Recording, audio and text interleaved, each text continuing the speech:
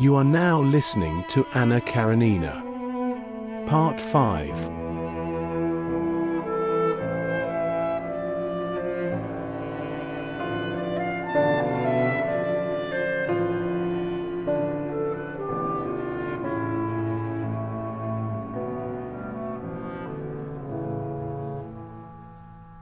Chapter 1.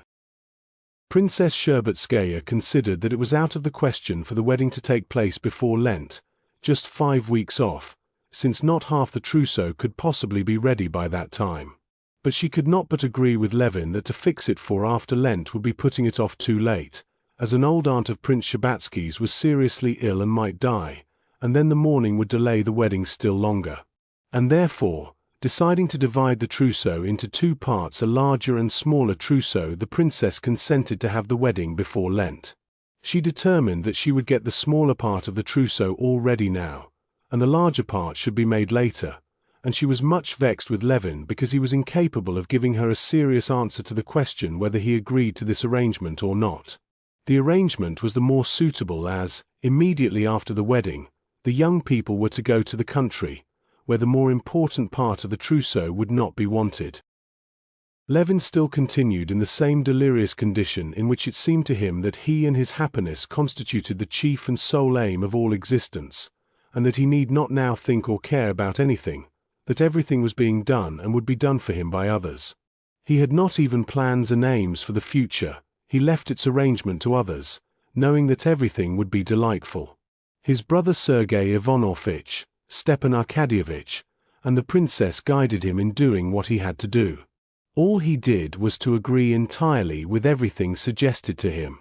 His brother raised money for him, the princess advised him to leave Moscow after the wedding. Stepan Arkadyevitch advised him to go abroad. He agreed to everything. Do what you choose, if it amuses you. I'm happy, and my happiness can be no greater and no less for anything you do, he thought. When he told Kitty of Stepan Arkadyevitch's advice that they should go abroad, he was much surprised that she did not agree to this, and had some definite requirements of her own in regard to their future. She knew Levin had work he loved in the country. She did not, as he saw, understand this work, she did not even care to understand it. But that did not prevent her from regarding it as a matter of great importance. And then she knew their home would be in the country, and she wanted to go, not abroad where she was not going to live, but to the place where their home would be. This definitely expressed purpose astonished Levin. But since he did not care either way, he immediately asked Stepan Arkadyevitch, as though it were his duty, to go down to the country and to arrange everything there to the best of his ability with the taste of which he had so much. But I say, Stepan Arkadyevitch said to him one day after he had come back from the country, where he had got everything ready for the young people's arrival, "Have you a certificate of having been at confession?" "No. But what of it?" "You can't be married without it." "Ay, cried Levin. "Why, I believe it's 9 years since I've taken the sacrament. I never thought of it." "You're a pretty fellow," said Stepan Arkadyevitch laughing, "and you call me a nihilist. But this won't do, you know. You must take the sacrament." "When?" "There are 4 days left now." Stepan Arkadyevitch arranged this also, and Levin had to go to confession. To Levin, as to any unbeliever who respects the beliefs of others, it was exceedingly disagreeable to be present at and take part in church ceremonies.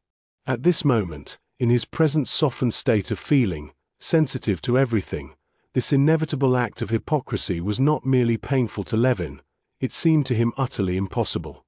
Now, in the heyday of his highest glory, his fullest flower, he would have to be a liar or a scoffer. He felt incapable of being either.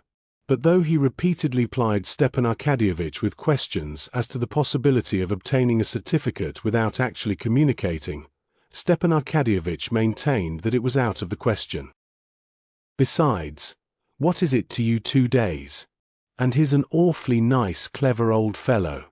He'll pull the tooth out for you so gently, you won't notice it. Standing at the first litany, Levin attempted to revive in himself his youthful recollections of the intense religious emotion he had passed through between the ages of 16 and 17. But he was at once convinced that it was utterly impossible to him. He attempted to look at it all as an empty custom, having no sort of meaning, like the custom of paying calls. But he felt that he could not do that either. Levin found himself, like the majority of his contemporaries, in the vaguest position in regard to religion. Believe he could not, and at the same time he had no firm conviction that it was all wrong. And consequently, not being able to believe in the significance of what he was doing nor to regard it with indifference as an empty formality, during the whole period of preparing for the sacrament he was conscious of a feeling of discomfort and shame at doing what he did not himself understand, and what, as an inner voice told him, was therefore false and wrong. During the service he would first listen to the prayers, trying to attach some meaning to them not discordant with his own views. Then, feeling that he could not understand and must condemn them, he tried not to listen to them, but to attend to the thoughts, observations, and memories which floated through his brain with extreme vividness during this idle time of standing in church. He had stood through the litany, the evening service and the midnight service, and the next day he got up earlier than usual, and without having tea went at 8 o'clock in the morning to the church for the morning service and the confession. There was no one in the church but a beggar soldier, 2 old women, and the church officials. A young deacon, whose long back showed in 2 distinct halves through his thin undercassock, met him, and at once going to a little table at the wall read the exhortation. During the reading, especially at the frequent and rapid repetition of the same words, "Lord, have mercy on us," which resounded with an echo, Levin felt that thought was shut and sealed up, and that it must not be touched or stirred now or confusion would be the result, and so standing behind the deacon he went on thinking of his own affairs, neither listening nor examining what was said. "It's wonderful what expression there is in her hand," he thought, remembering how they had been sitting the day before at a corner table. They had nothing to talk about, as was almost always the case at this time, and laying her hand on the table she kept opening and shutting it, and laughed herself as she watched her action. He remembered how he had kissed it and then had examined the lines on the pink palm. "Have mercy on us again," thought Levin, crossing himself, bowing, and looking at the supple spring of the deacon's back bowing before him. She took my hand then and examined the lines.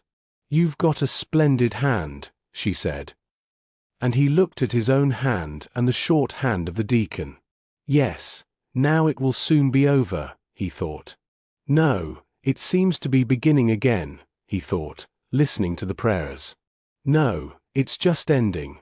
There he is bowing down to the ground. That's always at the end."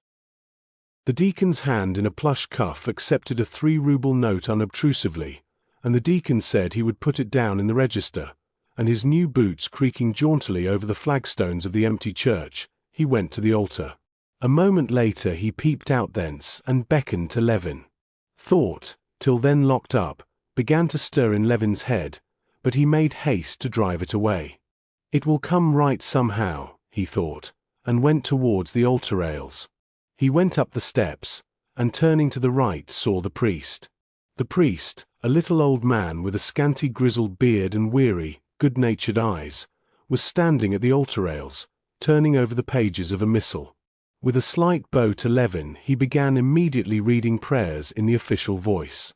When he had finished them he bowed down to the ground and turned, facing Levin. "Christ is present here unseen, receiving your confession," he said, pointing to the crucifix. "Do you believe in all the doctrines of the Holy Apostolic Church?" The priest went on, turning his eyes away from Levin's face and folding his hands under his stole. "I have doubted, I doubt everything," said Levin in a voice that jarred on himself, and he ceased speaking. The priest waited a few seconds to see if he would not say more, and closing his eyes he said quickly, with a broad, Vladimirsky accent, "Doubt is natural to the weakness of mankind, but we must pray that God in His mercy will strengthen us. What are your special sins?" he added, without the slightest interval, as though anxious not to waste time. "My chief sin is doubt. I have doubts of everything, and for the most part one am in doubt. Doubt is natural to the weakness of mankind. The priest repeated the same words. What do you doubt about principally? I doubt of everything. I sometimes even have doubts of the existence of God, Levin could not help saying, and he was horrified at the impropriety of what he was saying. But Levin's words did not, it seemed, make much impression on the priest. What sort of doubt can there be of the existence of God? He said hurriedly, with a just perceptible smile. Levin did not speak. What doubt can you have of the Creator when you behold his creation? The priest went on in the rapid customary jargon. Who has decked the heavenly firmament with its lights? Who has clothed the earth in its beauty? How explain it without the Creator? He said, looking inquiringly at Levin. Levin felt that it would be improper to enter upon a metaphysical discussion with the priest, and so he said in reply merely what was a direct answer to the question. I don't know, he said. You don't know. Then how can you doubt that God created all? The priest said, with good-humored perplexity. I don't understand it at all, said Levin, blushing, and feeling that his words were stupid, and that they could not be anything but stupid in such a position. Pray to God and beseech him. Even the Holy Fathers had doubts, and prayed to God to strengthen their faith. The devil has great power, and we must resist him. Pray to God, beseech him. Pray to God, he repeated hurriedly. The priest paused for some time, as though meditating. You're about, I hear, to marry the daughter of my parishioner and son in the spirit, Prince Shtcherbatsky? He resumed, with a smile. An excellent young lady. Yes, answered Levin, blushing for the priest. What does he want to ask me about this at confession for? He thought. And, as though answering his thought, the priest said to him, You are about to enter into holy matrimony, and God may bless you with offspring. Well, what sort of bringing up can you give your babes if you do not overcome the temptation of the devil, enticing you to infidelity? He said, with gentle reproachfulness. If you love your child as a good father, you will not desire only wealth, luxury, honor for your infant. You will be anxious for his salvation, his spiritual enlightenment with the light of truth. What answer will you make him when the innocent babe asks you, Papa, who made all that enchants me in this world, the earth, the waters, the sun, the flowers, the grass? Can you say to him, I don't know? You cannot but know, since the Lord God in his infinite mercy has revealed it to us. Or your child will ask you, What awaits me in the life beyond the tomb? What will you say to him when you know nothing? How will you answer him? Will you leave him to the allurements of the world and the devil? That's not right, he said, and he stopped, putting his head on one side and looking at Levin with his kindly, gentle eyes. Levin made no answer this time, not because he did not want to enter upon a discussion with the priest, but because, so far, no one had ever asked him such questions, and when his babes did ask him those questions, it would be time enough to think about answering them. You are entering upon a time of life, pursued the priest, when you must choose your path and keep to it. Pray to God that he may in his mercy aid you and have mercy on you, he concluded. Our Lord and God, Jesus Christ, in the abundance and riches of his loving kindness, forgives this child. And, finishing the prayer of absolution, the priest blessed him and dismissed him. On getting home that day, Levin had a delightful sense of relief at the awkward position being over and having been got through without his having to tell a lie. Apart from this, there remained a vague memory that what the kind, nice old fellow had said had not been at all so stupid as he had fancied at first, and that there was something in it that must be cleared up. Of course, not now, thought Levin, but some day later on. Levin felt more than ever now that there was something not clear and not clean in his soul, and that, in regard to religion, he was in the same position which he perceived so clearly and disliked in others, and for which he blamed his friend Sviazhsky. Levin spent that evening with his betrothed at Dolly's, and was in very high spirits. To explain to Stepan Arkadyevitch the state of excitement in which he found himself, he said that he was happy like a dog being trained to jump through a hoop, who, having at last caught the idea, and done what was required of him, whines and wags its tail, and jumps up to the table and the windows in its delight. Chapter 2. On the day of the wedding, according to the Russian custom, the princess and Darya Alexandrova insisted on strictly keeping all the customs. Levin did not see his betrothed, and dined at his hotel with 3 bachelor friends, casually brought together at his rooms. These were Sergei Ivanovitch Kartavasov, a university friend, now professor of natural science, whom Levin had met in the street and insisted on taking home with him, and Chirikov, his best man, a Moscow conciliation board judge, Levin's companion in his bear hunts. The dinner was a very merry one. Sergei Ivanovitch was in his happiest mood, and was much amused by Kartavasov's originality. Kartavasov, feeling his originality was appreciated and understood, made the most of it. Chirikov always gave a lively and good-humored support to conversation of any sort. "See, now," said Kartavasov, drawling his words from a habit acquired in the lecture room, "what a capable fellow was our friend Konstantin Dmitrievitch. I'm not speaking of present company, for his absent. At the time he left the university he was fond of science, took an interest in humanity. Now one half of his abilities is devoted to deceiving himself, and the other to justifying the deceit. A more determined enemy of matrimony than you I never saw," said Sergei Ivanovitch. "Oh, no, I'm not an enemy of matrimony. I'm in favor of division of labor. People who can do nothing else ought to rear people while the rest work for their happiness and enlightenment. That's how I look at it. To muddle up 2 trades is the error of the amateur. I'm not one of their number. How happy I shall be when I hear that you're in love," said Levin. "Please invite me to the wedding. I'm in love now." "Yes, with a cuttlefish. You know," Levin turned to his brother, "Mikhail Semyonovitch is writing a work on the digestive organs of the. Now, make a muddle of it. It doesn't matter what about. And the fact is, I certainly do love cuttlefish.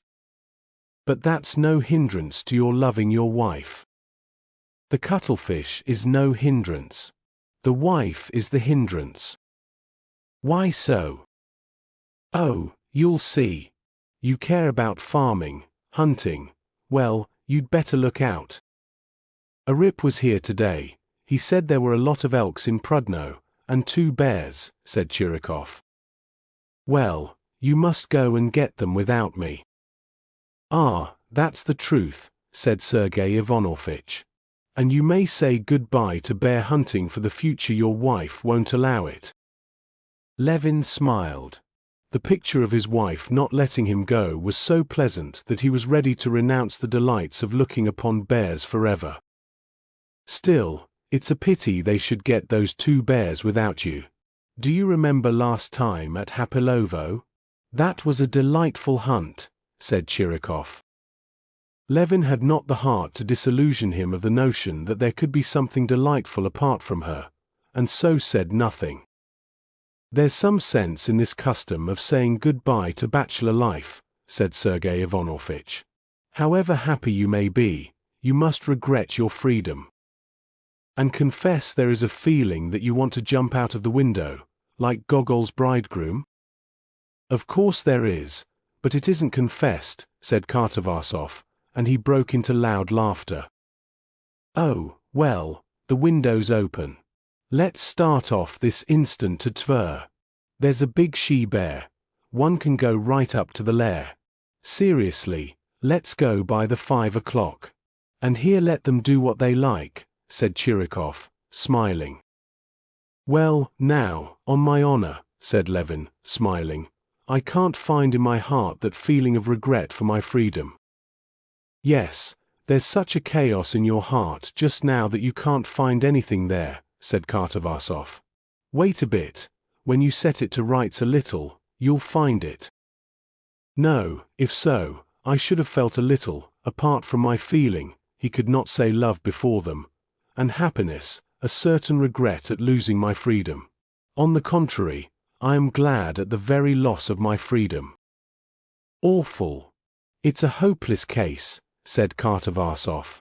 Well, let's drink to his recovery, or wish that 100th part of his dreams may be realized, and that would be happiness such as never has been seen on earth.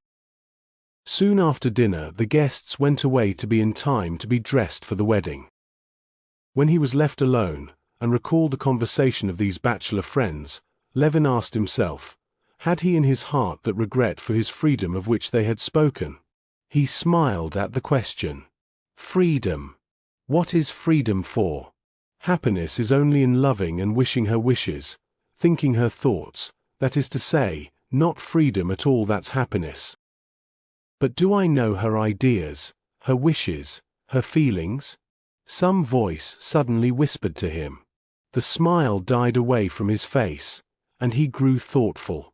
And suddenly a strange feeling came upon him. There came over him a dread and doubt of everything.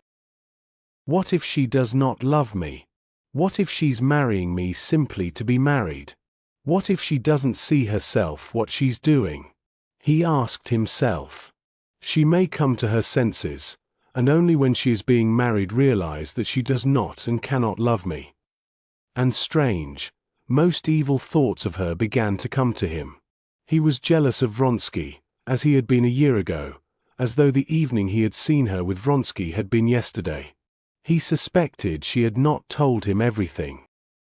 He jumped up quickly. No, this can't go on, he said to himself in despair. I'll go to her, I'll ask her, I'll say for the last time, we are free, and hadn't we better stay so? Anything's better than endless misery, disgrace, unfaithfulness. With despair in his heart and bitter anger against all men, against himself, against her, he went out of the hotel and drove to her house. He found her in one of the back rooms. She was sitting on a chest and making some arrangements with her maid, sorting over heaps of dresses of different colors, spread on the backs of chairs and on the floor. Ah, she cried, seeing him, and beaming with delight. Kostya! Konstantin Dmitrievich.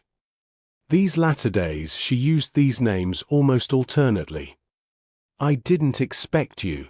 I'm going through my wardrobe to see what's for whom. Oh, that's very nice, he said gloomily, looking at the maid. You can go, Dunyasha, I'll call you presently, said Kitty. Kostya, what's the matter? She asked, definitely adopting this familiar name as soon as the maid had gone out. She noticed his strange face, agitated and gloomy, and a panic came over her. Kitty, I'm in torture. I can't suffer alone, he said with despair in his voice, standing before her and looking imploringly into her eyes. He saw already from her loving, truthful face that nothing could come of what he had meant to say, but yet he wanted her to reassure him herself. I've come to say that there's still time. This can all be stopped and set right. What? I don't understand. What is the matter? What I have said 1,000 times over, and can't help thinking. That I'm not worthy of you. You couldn't consent to marry me. Think a little. You've made a mistake. Think it over thoroughly. You can't love me. If. Better say so, he said, not looking at her. I shall be wretched. Let people say what they like, anything's better than misery. Far better now while there's still time. I don't understand, she answered, panic-stricken. You mean you want to give it up? Don't want it? Yes, if you don't love me. You're out of your mind, she cried, turning crimson with vexation. But his face was so piteous that she restrained her vexation, and flinging some clothes off an armchair, she sat down beside him. What are you thinking? Tell me all. I'm thinking you can't love me. What can you love me for? My God! What can I do? She said, and burst into tears. Oh, what have I done? He cried, and kneeling before her, he fell to kissing her hands. When the princess came into the room 5 minutes later, she found them completely reconciled. Kitty had not simply assured him that she loved him, but had gone so far in answer to his question, what she loved him for, as to explain what for. She told him that she loved him because she understood him completely, because she knew what he would like, and because everything he liked was good. And this seemed to him perfectly clear. When the princess came to them, they were sitting side by side on the chest, sorting the dresses and disputing over Kitty's wanting to give Dunyasha the brown dress she had been wearing when Levin proposed to her, while he insisted that that dress must never be given away, but Dunyasha must have the blue one. "How is it you don't see? She's a brunette, and it won't suit her. I've worked it all out." Hearing why he had come, the princess was half humorously, half seriously angry with him, and sent him home to dress and not to hinder Kitty's hairdressing, as Charles the hairdresser was just coming. "As it is, she's been eating nothing lately and is losing her looks, and then you must come and upset her with your nonsense," she said to him. "Get along with you, my dear." Levin, guilty and shamefaced, but pacified, went back to his hotel. His brother, Darya Alexandrova, and Stepan Arkadyevitch, all in full dress, were waiting for him to bless him with the holy picture. There was no time to lose. Darya Alexandrova had to drive home again to fetch her curled and pomaded son, who was to carry the holy pictures after the bride. Then a carriage had to be sent for the best man, and another that would take Sergei Ivanovitch away would have to be sent back. Altogether there were a great many most complicated matters to be considered and arranged. One thing was unmistakable, that there must be no delay, as it was already 6:30. Nothing special happened at the ceremony of benediction with the holy picture. Stepan Arkadyevitch stood in a comically solemn pose beside his wife, took the holy picture, and telling Levin to bow down to the ground, he blessed him with his kindly, ironical smile, and kissed him 3 times. Darya Alexandrova did the same, and immediately was in a hurry to get off, and again plunged into the intricate question of the destinations of the various carriages. "Come, I'll tell you how we'll manage. You drive in our carriage to fetch him, and Sergei Ivanovitch, if he'll be so good, will drive there and then send his carriage." "Of course, I shall be delighted. We'll come on directly with him. Are your things sent off?" said Stepan Arkadyevitch. "Yes," answered Levin, and he told Kuzma to put out his clothes for him to dress. Chapter 3. A crowd of people, principally women, was thronging round the church lighted up for the wedding. Those who had not succeeded in getting into the main entrance were crowding about the windows, pushing, wrangling, and peeping through the gratings. More than 20 carriages had already been drawn up in ranks along the street by the police. A police officer, regardless of the frost, stood at the entrance, gorgeous in his uniform. More carriages were continually driving up, and ladies wearing flowers and carrying their trains, and men taking off their helmets or black hats kept walking into the church. Inside the church both lustres were already lighted, and all the candles before the holy pictures. The gilt on the red ground of the holy picture stand, and the gilt relief on the pictures, and the silver of the lustres and candlesticks, and the stones of the floor, and the rugs, and the banners above in the choir, and the steps of the altar, and the old blackened books, and the cassocks and surplices all were flooded with light. On the right side of the warm church, in the crowd of frock coats and white ties, uniforms and broadcloth, velvet, satin, hair and flowers, bare shoulders and arms and long gloves, there was discreet but lively conversation that echoed strangely in the high cupola. Every time there was heard the creak of the opened door the conversation in the crowd died away, and everybody looked round expecting to see the bride and bridegroom come in. But the door had opened more than 10 times, and each time it was either a belated guest or guests, who joined the circle of the invited on the right, or a spectator, who had eluded or softened the police officer, and went to join the crowd of outsiders on the left. Both the guests and the outside public had by now passed through all the phases of anticipation. At first they imagined that the bride and bridegroom would arrive immediately, and attached no importance at all to their being late.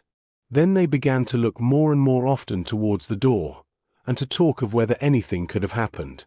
Then the long delay began to be positively discomforting, and relations and guests tried to look as if they were not thinking of the bridegroom but were engrossed in conversation.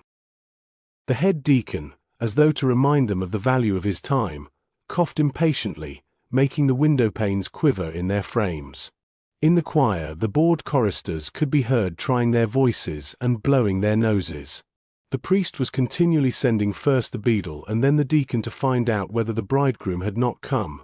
More and more often he went himself, in a lilac vestment and an embroidered sash, to the side door, expecting to see the bridegroom. At last one of the ladies, glancing at her watch, said, "It really is strange, though," and all the guests became uneasy and began loudly expressing their wonder and dissatisfaction. One of the bridegroom's best men went to find out what had happened. Kitty meanwhile had long ago been quite ready, and in her white dress and long veil and wreath of orange blossoms she was standing in the drawing-room of the Sherbatskys' house with her sister, Madame Lvova, who was her bridal mother. She was looking out of the window, and had been for over half an hour anxiously expecting to hear from the best man that her bridegroom was at the church. Levin meanwhile, in his trousers, but without his coat and waistcoat, was walking to and fro in his room at the hotel, continually putting his head out of the door and looking up and down the corridor. But in the corridor there was no sign of the person he was looking for, and he came back in despair, and frantically waving his hands addressed Stepan Arkadyevitch, who was smoking serenely. "Was ever a man in such a fearful fool's position?" he said. "Yes, it is stupid," Stepan Arkadyevitch assented, smiling soothingly. "But don't worry, it'll be brought directly." "No, what is to be done?" said Levin, with smothered fury. "And these fools of open waistcoats? Out of the question," he said, looking at the crumpled front of his shirt. "And what if the things have been taken on to the railway station?" he roared in desperation. "Then you must put on mine. I ought to have done so long ago, if at all. It's not nice to look ridiculous. Wait a bit. It will come round." The point was that when Levin asked for his evening suit, Kuzma, his old servant, had brought him the coat, waistcoat, and everything that was wanted. "But the shirt?" cried Levin. "You've got a shirt on," Kuzma answered, with a placid smile. Kuzma had not thought of leaving out a clean shirt, and on receiving instructions to pack up everything and send it round to the Sherbatskys' house, from which the young people were to set out the same evening, he had done so, packing everything but the dress suit. The shirt worn since the morning was crumpled and out of the question with the fashionable open waistcoat. It was a long way to send to the Sherbatskys. They sent out to buy a shirt. The servant came back. Everything was shut up. It was Sunday. They sent to Stepan Arkadyevitch's and brought a shirt. It was impossibly wide and short. They sent finally to the Sherbatskys to unpack the things. The bridegroom was expected at the church while he was pacing up and down his room like a wild beast in a cage, peeping out into the corridor, and with horror and despair recalling what absurd things he had said to Kitty and what she might be thinking now. At last the guilty Kuzma flew panting into the room with the shirt. "Only just in time. They were just lifting it into the van," said Kuzma. 3 minutes later Levin ran full speed into the corridor, not looking at his watch for fear of aggravating his sufferings. "You won't help matters like this," said Stepan Arkadyevitch with a smile, hurrying with more deliberation after him. "It will come round. It will come round. I tell you." Chapter 4. "They've come. Here he is." "Which one? Rather young, eh?" "Why, my dear soul, she looks more dead than alive," were the comments in the crowd, when Levin, meeting his bride in the entrance, walked with her into the church. Stepan Arkadyevitch told his wife the cause of the delay, and the guests were whispering it with smiles to one another. Levin saw nothing and no one. He did not take his eyes off his bride. Everyone said she had lost her looks dreadfully of late, and was not nearly so pretty on her wedding day as usual, but Levin did not think so. He looked at her hair done up high, with the long white veil and white flowers and the high, stand-up, scalloped collar, that in such a maidenly fashion hid her long neck at the sides and only showed it in front, her strikingly slender figure, and it seemed to him that she looked better than ever, not because these flowers, this veil, this gown from Paris added anything to her beauty, but because, in spite of the elaborate sumptuousness of her attire, the expression of her sweet face, of her eyes, of her lips was still her own characteristic expression of guileless truthfulness. "I was beginning to think you meant to run away," she said, and smiled to him. "It's so stupid. What happened to me? I'm ashamed to speak of it," he said, reddening, and he was obliged to turn to Sergei Ivanovitch, who came up to him. "This is a pretty story of yours about the shirt," said Sergei Ivanovitch, shaking his head and smiling. "Yes, yes," answered Levin, without an idea of what they were talking about. "Now, Kostya, you have to decide," said Stepan Arkadyevitch with an air of mock dismay, "a weighty question. You are at this moment just in the humor to appreciate all its gravity. They ask me, are they to light the candles that have been lighted before or candles that have never been lighted? It's a matter of 10 rubles, he added, relaxing his lips into a smile. I have decided, but I was afraid you might not agree. Levin saw it was a joke, but he could not smile. Well, how's it to be then? Unlighted or lighted candles? That's the question. Yes, yes, unlighted. Oh, I'm very glad. The question's decided, said Stepan Arkadyevitch, smiling. How silly men are, though, in this position, he said to Chirikov, when Levin, after looking absently at him, had moved back to his bride. Kitty, mind you're the first to step on the carpet, said Countess Nordston, coming up. You're a nice person, she said to Levin. Aren't you frightened, eh? Said Marya Dmitrievna, an old aunt. Are you cold? You're pale. Stop a minute, stoop down, said Kitty's sister, Madame Lvova, and with her plump, handsome arms she smilingly set straight the flowers on her head. Dolly came up, tried to say something, but could not speak, cried, and then laughed unnaturally. Kitty looked at all of them with the same absent eyes as Levin. Meanwhile the officiating clergy had got into their vestments, and the priest and deacon came out to the lectern, which stood in the forepart of the church. The priest turned to Levin saying something. Levin did not hear what the priest said. Take the bride's hand and lead her up, the best man said to Levin. It was a long while before Levin could make out what was expected of him. For a long time they tried to set him right and made him begin again because he kept taking Kitty by the wrong arm or with the wrong arm till he understood at last that what he had to do was, without changing his position, to take her right hand in his right hand. When at last he had taken the bride's hand in the correct way, the priest walked a few paces in front of them and stopped at the lectern. The crowd of friends and relations moved after them, with a buzz of talk and a rustle of skirts. Someone stooped down and pulled out the bride's train. The church became so still that the drops of wax could be heard falling from the candles. The little old priest in his ecclesiastical cap, with his long silver-grey locks of hair parted behind his ears, was fumbling with something at the lectern, putting out his little old hands from under the heavy silver vestment with the gold cross on the back of it. Stepan Arkadyevitch approached him cautiously, whispered something, and making a sign to Levin, walked back again. The priest lighted 2 candles, wreathed with flowers, and holding them sideways so that the wax dropped slowly from them he turned, facing the bridal pair. The priest was the same old man that had confessed Levin. He looked with weary and melancholy eyes at the bride and bridegroom, sighed, and putting his right hand out from his vestment, blessed the bridegroom with it, and also with a shade of solicitous tenderness laid the crossed fingers on the bowed head of Kitty. Then he gave them the candles, and taking the censer, moved slowly away from them. Can it be true? thought Levin, and he looked round at his bride. Looking down at her, he saw her face in profile, and from the scarcely perceptible quiver of her lips and eyelashes he knew she was aware of his eyes upon her.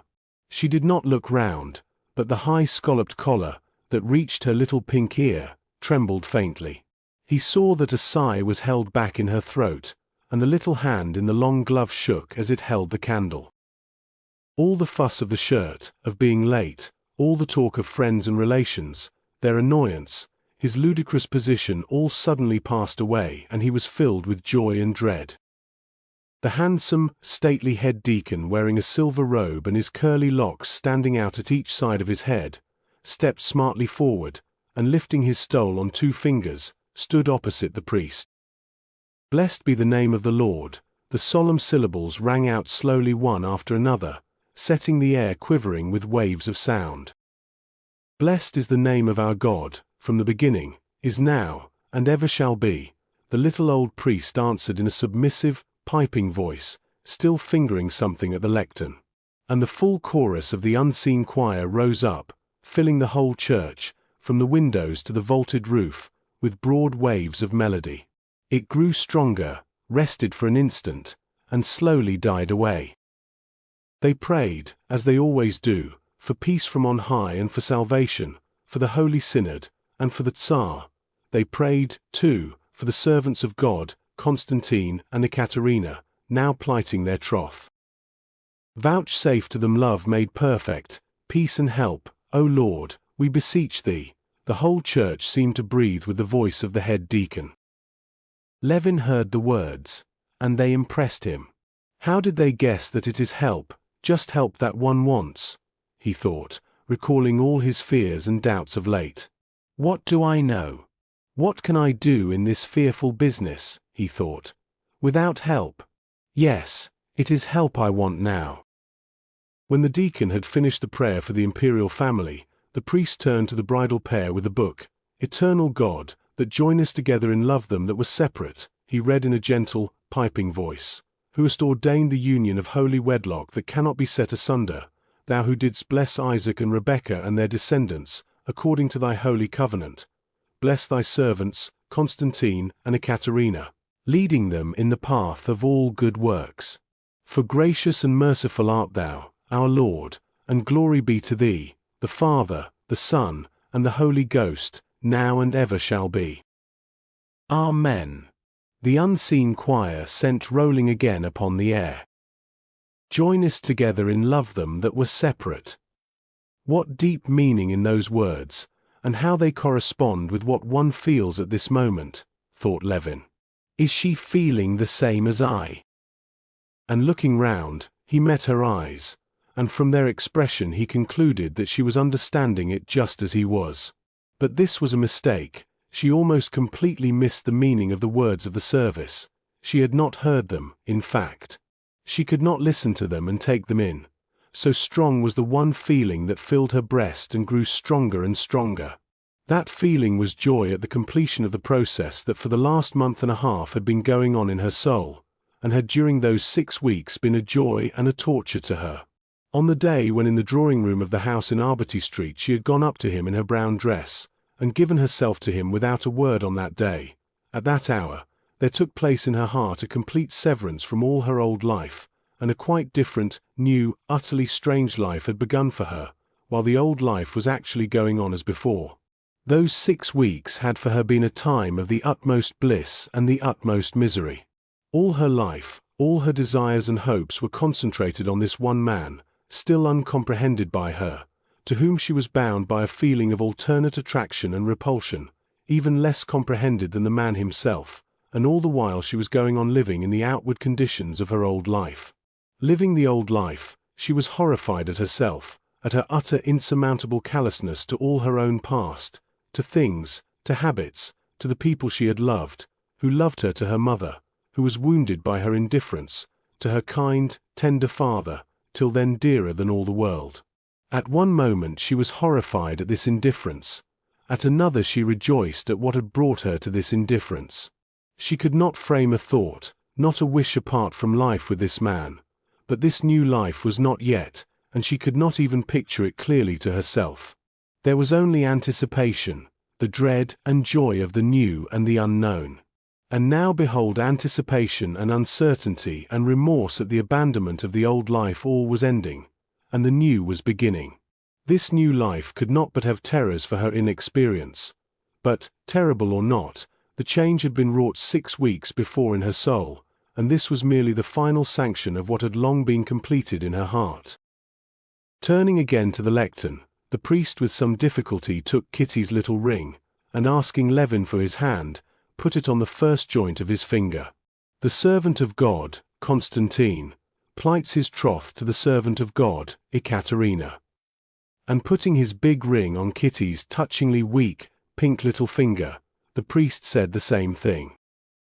And the bridal pair tried several times to understand what they had to do, and each time made some mistake and were corrected by the priest in a whisper. At last, having duly performed the ceremony, having signed the rings with the cross, the priest handed Kitty the big ring, and Levin the little one. Again they were puzzled, and passed the rings from hand to hand, still without doing what was expected. Dolly, Chirikov, and Stepan Arkadyevitch stepped forward to set them right. There was an interval of hesitation, whispering, and smiles, but the expression of solemn emotion on the faces of the betrothed pair did not change.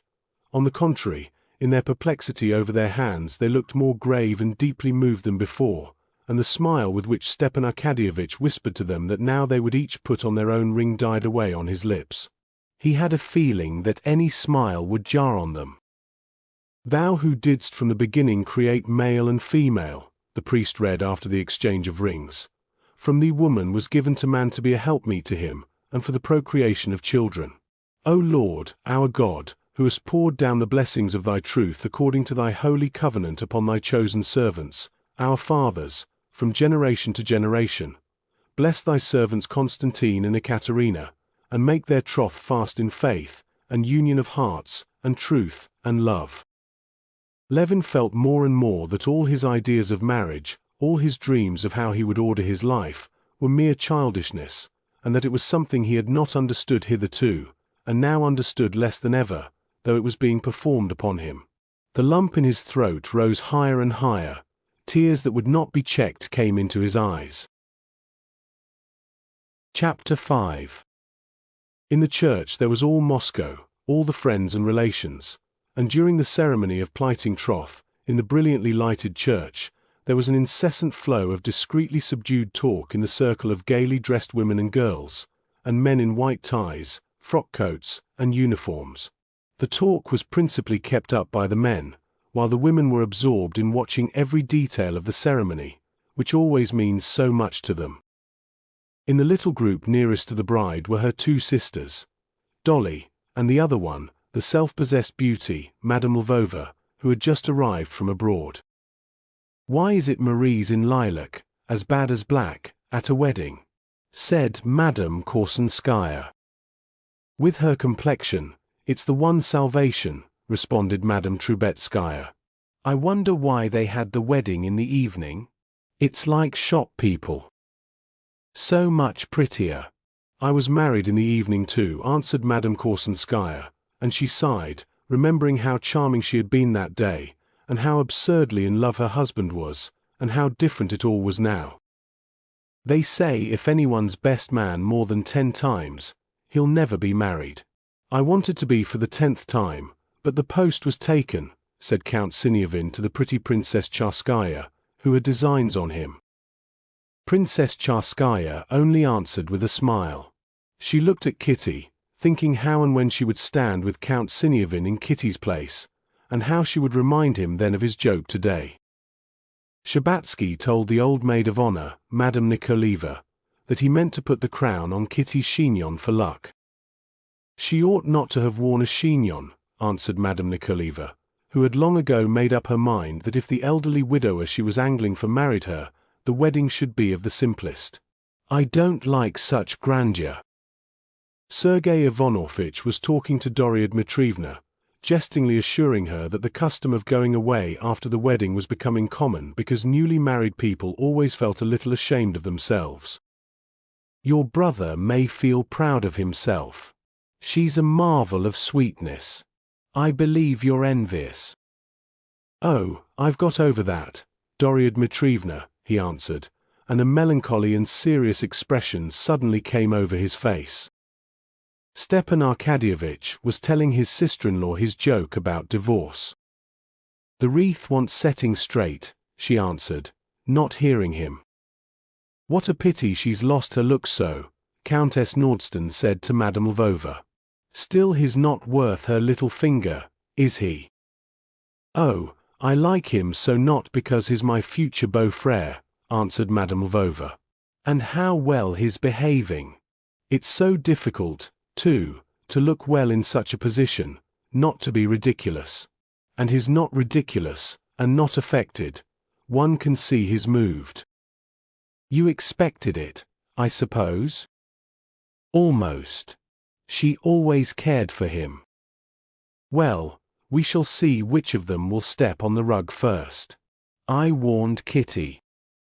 "It will make no difference," said Madame Lvova. "We're all obedient wives, it's in our family." "Oh, I stepped on the rug before Vasily on purpose. And you, Dolly?" Dolly stood beside them. She heard them, but she did not answer. She was deeply moved. The tears stood in her eyes, and she could not have spoken without crying. She was rejoicing over Kitty and Levin. Going back in thought to her own wedding, she glanced at the radiant figure of Stepan Arkadyevitch, forgot all the present, and remembered only her own innocent love. She recalled not herself only, but all her women friends and acquaintances. She thought of them on the one day of their triumph, when they had stood like Kitty under the wedding crown, with love and hope and dread in their hearts, renouncing the past, and stepping forward into the mysterious future. Among the brides that came back to her memory, she thought too of her darling Anna, of whose proposed divorce she had just been hearing. And she had stood just as innocent in orange flowers and bridal veil. And now, "It's terribly strange," she said to herself. It was not merely the sisters, the women friends and female relations of the bride who were following every detail of the ceremony. Women who were quite strangers, mere spectators, were watching it excitedly, holding their breath, in fear of losing a single movement or expression of the bride and bridegroom, and angrily not answering, often not hearing, the remarks of the callous men, who kept making joking or irrelevant observations. Why has she been crying? Is she being married against her will? Against her will to a fine fellow like that? A prince, isn't he? Is that her sister in the white satin?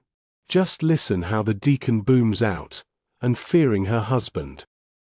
Are the choristers from Chudovo? No, from the synod. I asked the footman. He says he's going to take her home to his country place at once. Awfully rich, they say. That's why she's being married to him. No, they're a well-matched pair.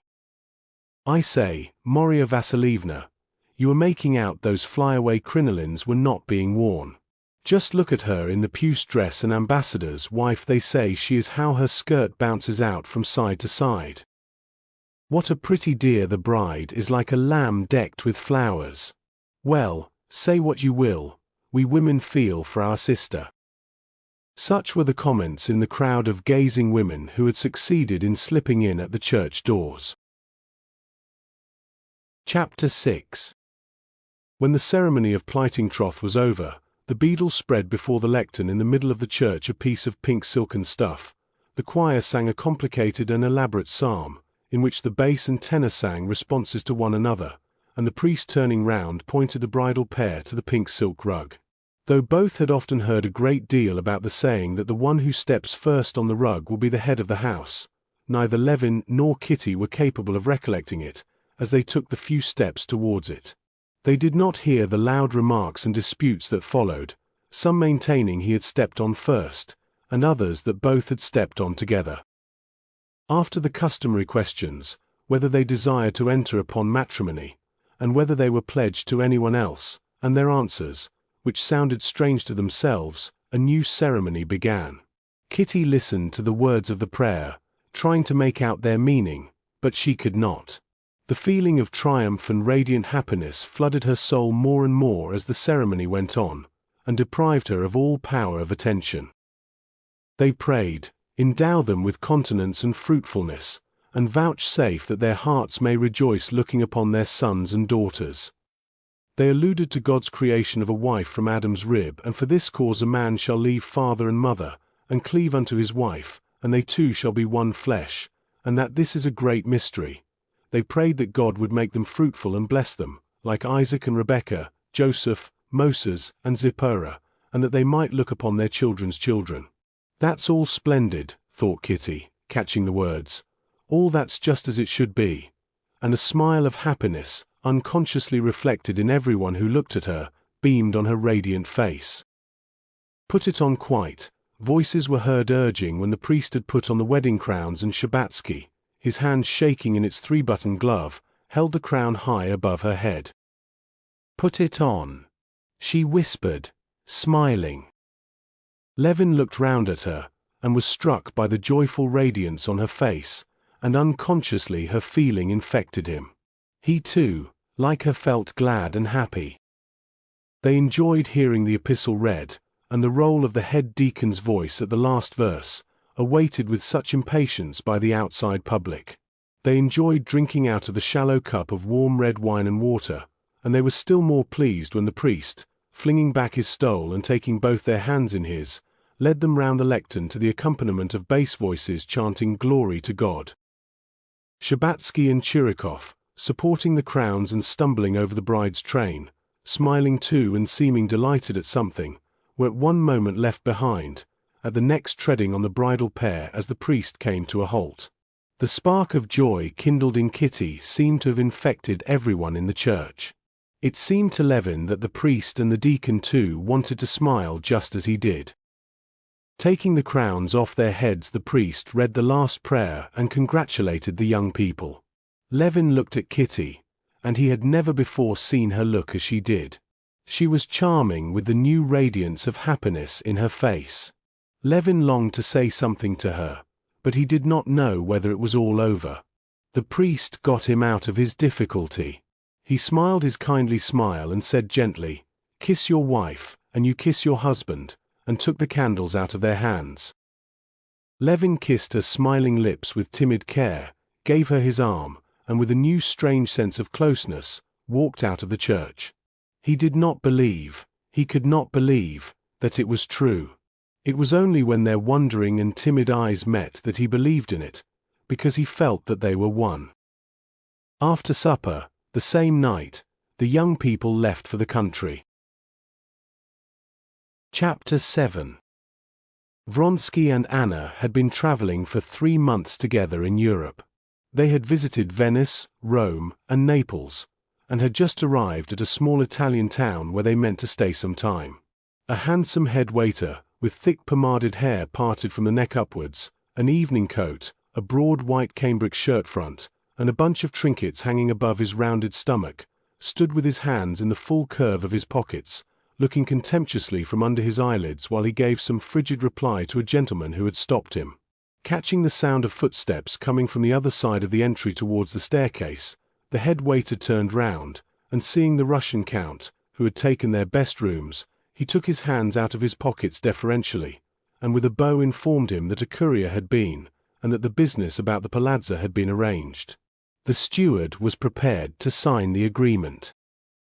"Ah, I'm glad to hear it," said Vronsky. "Is Madam at home or not?" "Madam has been out for a walk but has returned now," answered the waiter. Vronsky took off his soft, wide-brimmed hat and passed his handkerchief over his heated brow and hair, which had grown half over his ears, and was brushed back covering the bald patch on his head. And glancing casually at the gentleman, who still stood there gazing intently at him, he would have gone on. "This gentleman is a Russian, and was inquiring after you," said the head waiter. With mingled feelings of annoyance at never being able to get away from acquaintances anywhere, and longing to find some sort of diversion from the monotony of his life, Vronsky looked once more at the gentleman, who had retreated and stood still again, and at the same moment a light came into the eyes of both. "Golenishtchev. Vronsky." It really was Golenishtchev, a comrade of Vronsky's in the Corps of Pages.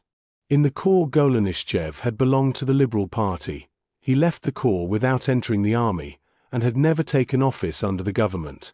Vronsky and he had gone completely different ways on leaving the Corps, and had only met once since. At that meeting, Vronsky perceived that Golenishtchev had taken up a sort of lofty, intellectually liberal line, and was consequently disposed to look down upon Vronsky's interests and calling in life. Hence Vronsky had met him with the chilling and haughty manner he so well knew how to assume, the meaning of which was, "You may like or dislike my way of life, that's a matter of the most perfect indifference to me. You will have to treat me with respect if you want to know me." Golenishtchev had been contemptuously indifferent to the tone taken by Vronsky. This second meeting might have been expected, one would have supposed, to estrange them still more. But now they beamed and exclaimed with delight on recognizing one another. Vronsky would never have expected to be so pleased to see Golenishtchev, but probably he was not himself aware how bored he was. He forgot the disagreeable impression of their last meeting, and with a face of frank delight held out his hand to his old comrade. The same expression of delight replaced the look of uneasiness on Golenishtchev's face. "How glad I am to meet you," said Vronsky, showing his strong white teeth in a friendly smile. "I heard the name Vronsky, but I didn't know which one. I'm very, very glad. Let's go in. Come, tell me what you're doing." "I've been living here for 2 years. I'm working." "Ah," said Vronsky, with sympathy, "let's go in." And with the habit common with Russians, instead of saying in Russian what he wanted to keep from the servants, he began to speak in French. "Do you know Madame Karenina? We are traveling together. I am going to see her now," he said in French, carefully scrutinizing Golenishtchev's face. "Ah, I did not know," though he did know, Golenishtchev answered carelessly. "Have you been here long?" he added. 4 days, Vronsky answered, once more scrutinizing his friend's face intently. "Yes, he's a decent fellow, and will look at the thing properly," Vronsky said to himself, catching the significance of Golenishtchev's face and the change of subject. "I can introduce him to Anna, he looks at it properly." During those 3 months that Vronsky had spent abroad with Anna, he had always on meeting new people asked himself how the new person would look at his relations with Anna, and for the most part, in men, he had met with the proper way of looking at it. But if he had been asked, and those who looked at it properly had been asked, exactly how they did look at it, both he and they would have been greatly puzzled to answer. In reality, those who in Vronsky's opinion had the proper view had no sort of view at all, but behaved in general as well-bred persons do behave in regard to all the complex and insoluble problems with which life is encompassed on all sides. They behaved with propriety, avoiding allusions and unpleasant questions. They assumed an air of fully comprehending the import and force of the situation, of accepting and even approving of it, but of considering it superfluous and uncalled for to put all this into words. Vronsky at once divined that Golenishtchev was of this class, and therefore was doubly pleased to see him. And in fact, Golenishtchev's manner to Madame Karenina, when he was taken to call on her, was all that Vronsky could have desired. Obviously, without the slightest effort, he steered clear of all subjects which might lead to embarrassment. He had never met Anna before, and was struck by her beauty, and still more by the frankness with which she accepted her position. She blushed when Vronsky brought in Golenishtchev, and he was extremely charmed by this childish blush overspreading her candid and handsome face. But what he liked particularly was the way in which at once, as though on purpose that there might be no misunderstanding with an outsider, she called Vronsky simply Alexei, and said they were moving into a house they had just taken, what was here called a palazzo. Golenishtchev liked this direct and simple attitude to her own position. Looking at Anna's manner of simple-hearted, spirited gaiety, and knowing Alexei Alexandrovitch and Vronsky, Golenishtchev fancied that he understood her perfectly. He fancied that he understood what she was utterly unable to understand, how it was that, having made her husband wretched, having abandoned him and her son and lost her good name, she yet felt full of spirits, gaiety, and happiness. "It's in the guidebook," said Golenishtchev, referring to the palazzo Vronsky had taken. "There's a first-rate Tintoretto there. One of his latest period. I tell you what, it's a lovely day, let's go and have another look at it," said Vronsky, addressing Anna. "I shall be very glad to. I'll go and put on my hat." "Would you say it's hot?"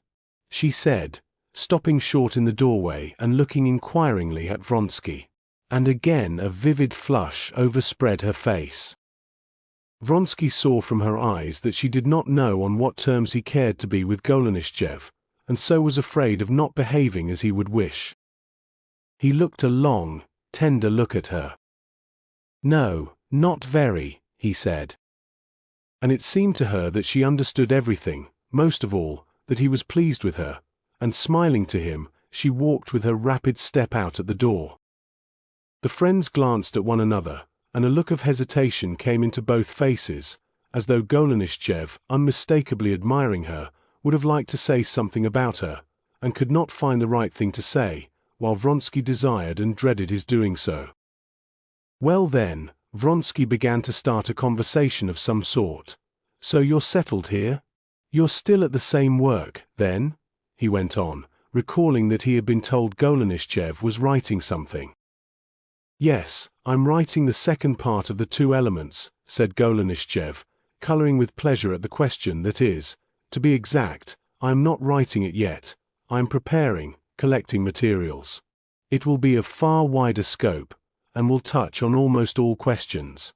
We in Russia refuse to see that we are the heirs of Byzantium," and he launched into a long and heated explanation of his views. Vronsky at the first moment felt embarrassed at not even knowing of the first part of the Two Elements, of which the author spoke as something well known. But as Golenishtchev began to lay down his opinions and Vronsky was able to follow them even without knowing the Two Elements, he listened to him with some interest, for Golenishtchev spoke well. But Vronsky was startled and annoyed by the nervous irascibility with which Golenishtchev talked of the subject that engrossed him. As he went on talking, his eyes glittered more and more angrily, he was more and more hurried in his replies to imaginary opponents, and his face grew more and more excited and worried. Remembering Golenishtchev, a thin, lively, good-natured and well-bred boy, always at the head of the class, Vronsky could not make out the reason of his irritability, and he did not like it. What he particularly disliked was that Golenishtchev, a man belonging to a good set, should put himself on a level with some scribbling fellows, with whom he was irritated and angry. Was it worth it? Vronsky disliked it, yet he felt that Golenishtchev was unhappy, and was sorry for him. Unhappiness, almost mental derangement, was visible on his mobile, rather handsome face, while without even noticing Anna's coming in, he went on hurriedly and hotly expressing his views. When Anna came in her hat and cape, and her lovely hand rapidly swinging her parasol, and stood beside him, it was with a feeling of relief that Vronsky broke away from the plaintive eyes of Golenishtchev which fastened persistently upon him, and with a fresh rush of love looked at his charming companion, full of life and happiness. Golenishtchev recovered himself with an effort, and at first was dejected and gloomy, but Anna, disposed to feel friendly with everyone as she was at that time, soon revived his spirits by her direct and lively manner. After trying various subjects of conversation, she got him upon painting, of which he talked very well, and she listened to him attentively. They walked to the house they had taken, and looked over it. "I am very glad of one thing," said Anna to Golenishtchev when they were on their way back. "Alexei will have a capital atelier. You must certainly take that room," she said to Vronsky in Russian, using the affectionately familiar form as though she saw that Golenishtchev would become intimate with them in their isolation, and that there was no need of reserve before him. "Do you paint?" said Golenishtchev, turning round quickly to Vronsky. "Yes, I used to study long ago, and now I have begun to do a little," said Vronsky, reddening.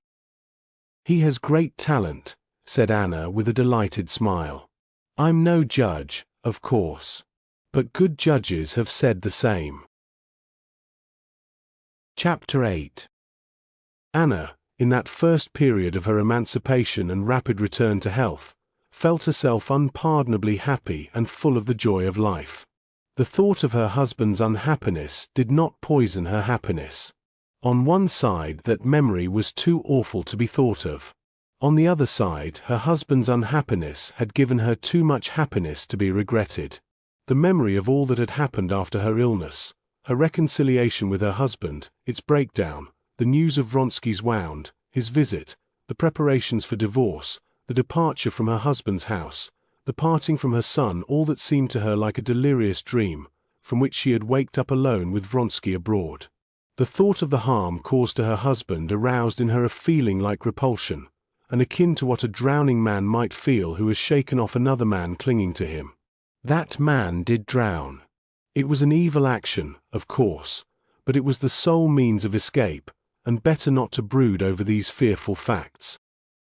One consolatory reflection upon her conduct had occurred to her at the first moment of the final rupture, and when now she recalled all the past, she remembered that one reflection. I have inevitably made that man wretched, she thought, but I don't want to profit by his misery. I too am suffering, and shall suffer. I am losing what I prized above everything. I am losing my good name and my son. I have done wrong, and so I don't want happiness, I don't want a divorce, and shall suffer from my shame and the separation from my child. But, however sincerely Anna had meant to suffer, she was not suffering. Shame there was not. With the tact of which both had such a large share, they had succeeded in avoiding Russian ladies abroad, and so had never placed themselves in a false position, and everywhere they had met people who pretended that they perfectly understood their position, far better indeed than they did themselves.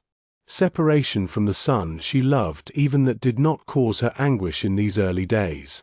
The baby girl, his child, was so sweet, and had so won Anna's heart, since she was all that was left her, that Anna rarely thought of her son.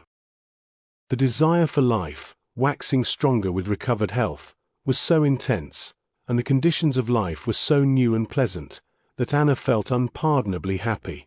The more she got to know Vronsky, the more she loved him. She loved him for himself, and for his love for her. Her complete ownership of him was a continual joy to her. His presence was always sweet to her. All the traits of his character, which she learned to know better and better, were unutterably dear to her. His appearance, changed by his civilian dress, was as fascinating to her as though she were some young girl in love. In everything he said, thought, and did, she saw something particularly noble and elevated. Her adoration of him alarmed her indeed. She sought and could not find in him anything not fine. She dared not show him her sense of her own insignificance beside him. It seemed to her that, knowing this, he might sooner cease to love her, and she dreaded nothing now so much as losing his love, though she had no grounds for fearing it. But she could not help being grateful to him for his attitude to her, and showing that she appreciated it. He, who had in her opinion such a marked aptitude for a political career, in which he would have been certain to play a leading part, he had sacrificed his ambition for her sake, and never betrayed the slightest regret. He was more lovingly respectful to her than ever, and the constant care that she should not feel the awkwardness of her position never deserted him for a single instant. He, so manly a man, never opposed her, had indeed, with her, no will of his own, and was anxious, it seemed, for nothing but to anticipate her wishes. And she could not but appreciate this, even though the very intensity of his solicitude for her, the atmosphere of care with which he surrounded her, sometimes weighed upon her.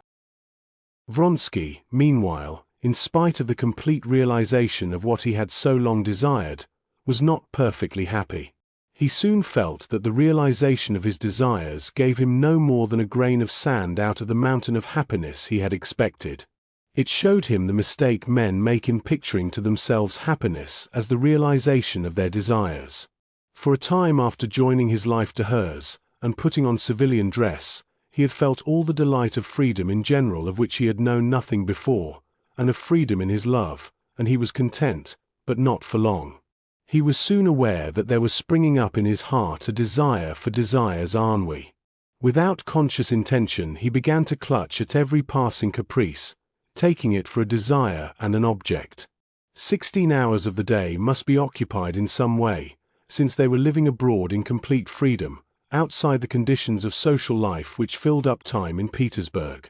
As for the amusements of bachelor existence, which had provided Vronsky with entertainment on previous tours abroad, they could not be thought of, since the sole attempt of the sort had led to a sudden attack of depression in Anna, quite out of proportion with the cause a late supper with bachelor friends. Relations with the society of the place, foreign and Russian, were equally out of the question owing to the irregularity of their position.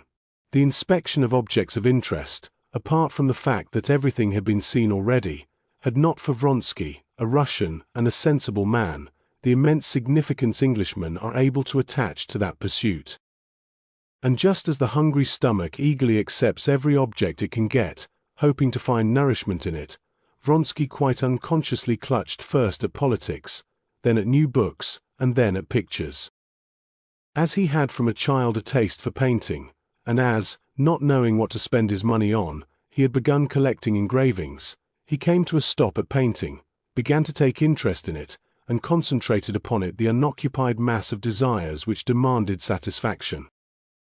He had a ready appreciation of art, and probably, with a taste for imitating art, he supposed himself to have the real thing essential for an artist, and after hesitating for some time which style of painting to select, religious, historical, realistic, or genre painting, he set to work to paint. He appreciated all kinds, and could have felt inspired by any one of them, but he had no conception of the possibility of knowing nothing at all of any school of painting, and of being inspired directly by what is within the soul, without caring whether what is painted will belong to any recognized school. Since he knew nothing of this, and drew his inspiration, not directly from life, but indirectly from life embodied in art, his inspiration came very quickly and easily, and as quickly and easily came his success in painting something very similar to the sort of painting he was trying to imitate. More than any other style he liked the French graceful and effective, and in that style he began to paint Anna's portrait in Italian costume, and the portrait seemed to him, and to everyone who saw it, extremely successful. Chapter 9. The old neglected palazzo, with its lofty carved ceilings and frescoes on the walls, with its floors of mosaic, with its heavy yellow stuff curtains on the windows, with its vases on pedestals, and its open fireplaces, its carved doors and gloomy reception rooms, hung with pictures. This palazzo did much, by its very appearance after they had moved into it, to confirm in Vronsky the agreeable illusion that he was not so much a Russian country gentleman, a retired army officer, as an enlightened amateur and patron of the arts, himself a modest artist who had renounced the world, his connections, and his ambition for the sake of the woman he loved. The pose chosen by Vronsky with their removal into the palazzo was completely successful, and having, through Golenishtchev, made acquaintance with a few interesting people, for a time he was satisfied. He painted studies from nature under the guidance of an Italian professor of painting, and studied medieval Italian life. Medieval Italian life so fascinated Vronsky that he even wore a hat and flung a cloak over his shoulder in the medieval style, which, indeed, was extremely becoming to him. "Here we live, and know nothing of what's going on," Vronsky said to Golenishtchev as he came to see him one morning. "Have you seen Mihailov's picture?" he said, handing him a Russian gazette he had received that morning, and pointing to an article on a Russian artist, living in the very same town, and just finishing a picture which had long been talked about, and had been bought beforehand. The article reproached the government and the academy for letting so remarkable an artist be left without encouragement and support. "I've seen it," answered Golenishtchev. "Of course, he's not without talent, but it's all in a wrong direction. It's all the Ivanov Strauss-Renaud attitude to Christ and to religious painting." "What is the subject of the picture?" asked Anna. "Christ before Pilate. Christ is represented as a Jew with all the realism of the new school." And the question of the subject of the picture having brought him to one of his favorite theories, Golenishtchev launched forth into a disquisition on it. "I can't understand how they can fall into such a gross mistake. Christ always has his definite embodiment in the art of the great masters. And therefore, if they want to depict, not God, but a revolutionist or a sage, let them take from history a Socrates, a Franklin, a Charlotte Corday, but not Christ. They take the very figure which cannot be taken for their art, and then. And is it true that this Mihailov is in such poverty? Asked Vronsky, thinking that, as a Russian Mecenas, it was his duty to assist the artist regardless of whether the picture were good or bad. I should say not. He's a remarkable portrait painter. Have you ever seen his portrait of Madame Vasilchikova? But I believe he doesn't care about painting any more portraits, and so very likely he is in want. I maintain that. Couldn't we ask him to paint a portrait of Anna Arkadyevna? Said Vronsky. Why mine? Said Anna. After yours, I don't want another portrait. Better have one of Annie, so she called her baby girl. Here she is, she added, looking out of the window at the handsome Italian nurse, who was carrying the child out into the garden, and immediately glancing unnoticed at Vronsky. The handsome nurse, from whom Vronsky was painting a head for his picture, was the one hidden grief in Anna's life. He painted with her as his model, admired her beauty and medievalism, and Anna dared not confess to herself that she was afraid of becoming jealous of this nurse, and was for that reason particularly gracious and condescending both to her and her little son.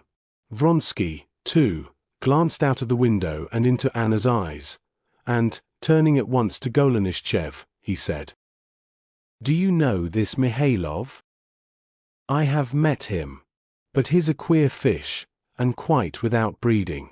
You know, one of those uncouth new people one's so often coming across nowadays, one of those freethinkers you know, who are reared d'emblée in theories of atheism, skepticism, and materialism." In former days, said Golenishtchev, not observing, or not willing to observe, that both Anna and Vronsky wanted to speak. In former days the freethinker was a man who had been brought up in ideas of religion, law, and morality, and only through conflict and struggle came to free thought. But now there has sprung up a new type of born freethinkers who grow up without even having heard of principles of morality or of religion, of the existence of authorities, who grow up directly in ideas of negation in everything, that is to say, savages. Well, he's of that class. He's the son, it appears, of some Moscow butler, and has never had any sort of bringing up. When he got into the academy and made his reputation he tried, as is no fool, to educate himself. And he turned to what seemed to him the very source of culture, the magazines. In old times, you see, a man who wanted to educate himself, a Frenchman, for instance, would have set to work to study all the classics and theologians and tragedians and historians and philosophers, and, you know, all the intellectual work that came in his way. But in our day he goes straight for the literature of negation, very quickly assimilates all the extracts of the science of negation, and he's ready. And that's not all. 20 years ago he would have found in that literature traces of conflict with authorities, with the creeds of the ages. He would have perceived from this conflict that there was something else. But now he comes at once upon a literature in which the old creeds do not even furnish matter for discussion, but it is stated baldly that there is nothing else: evolution, natural selection, struggle for existence, and that's all. In my article I tell you what, said Anna, who had for a long while been exchanging wary glances with Vronsky, and knew that he was not in the least interested in the education of this artist, but was simply absorbed by the idea of assisting him, and ordering a portrait of him. I tell you what, she said, resolutely interrupting Golenishtchev, who was still talking away, let's go and see him. Golenishtchev recovered his self-possession and readily agreed. But as the artist lived in a remote suburb, it was decided to take the carriage. An hour later Anna, with Golenishtchev by her side and Vronsky on the front seat of the carriage, facing them, drove up to a new ugly house in the remote suburb. On learning from the porter's wife, who came out to them, that Mihailov saw visitors at his studio, but that at that moment he was in his lodging only a couple of steps off, they sent her to him with their cards, asking permission to see his picture. Chapter 10. The artist Mihailov was, as always, at work when the cards of Count Vronsky and Golenishtchev were brought to him. In the morning he had been working in his studio at his big picture. On getting home he flew into a rage with his wife for not having managed to put off the landlady, who had been asking for money. "I've said it to you 20 times. Don't enter into details. You're fool enough at all times, and when you start explaining things in Italian you're a fool 3 times as foolish," he said after a long dispute. "Don't let it run so long, it's not my fault. If I had the money." "Leave me in peace, for God's sake," Mihailov shrieked, with tears in his voice, and, stopping his ears, he went off into his working room, the other side of a partition wall, and closed the door after him. "Idiotic woman," he said to himself, sat down to the table, and, opening a portfolio, he set to work at once with peculiar fervor at a sketch he had begun. Never did he work with such fervor and success as when things went ill with him, and especially when he quarreled with his wife. "Oh, damn them all," he thought as he went on working. He was making a sketch for the figure of a man in a violent rage. A sketch had been made before, but he was dissatisfied with it. No, that one was better. Where is it? He went back to his wife, and scowling, and not looking at her, asked his eldest little girl, where was that piece of paper he had given them? The paper with the discarded sketch on it was found, but it was dirty, and spotted with candle grease. Still, he took the sketch, laid it on his table, and, moving a little away, screwing up his eyes, he fell to gazing at it. All at once he smiled and gesticulated gleefully. "That's it. That's it," he said, and, at once picking up the pencil, he began rapidly drawing. The spot of tallow had given the man a new pose. He had sketched this new pose, when all at once he recalled the face of a shopkeeper of whom he had bought cigars, a vigorous face with a prominent chin, and he sketched this very face, this chin onto the figure of the man. He laughed aloud with delight.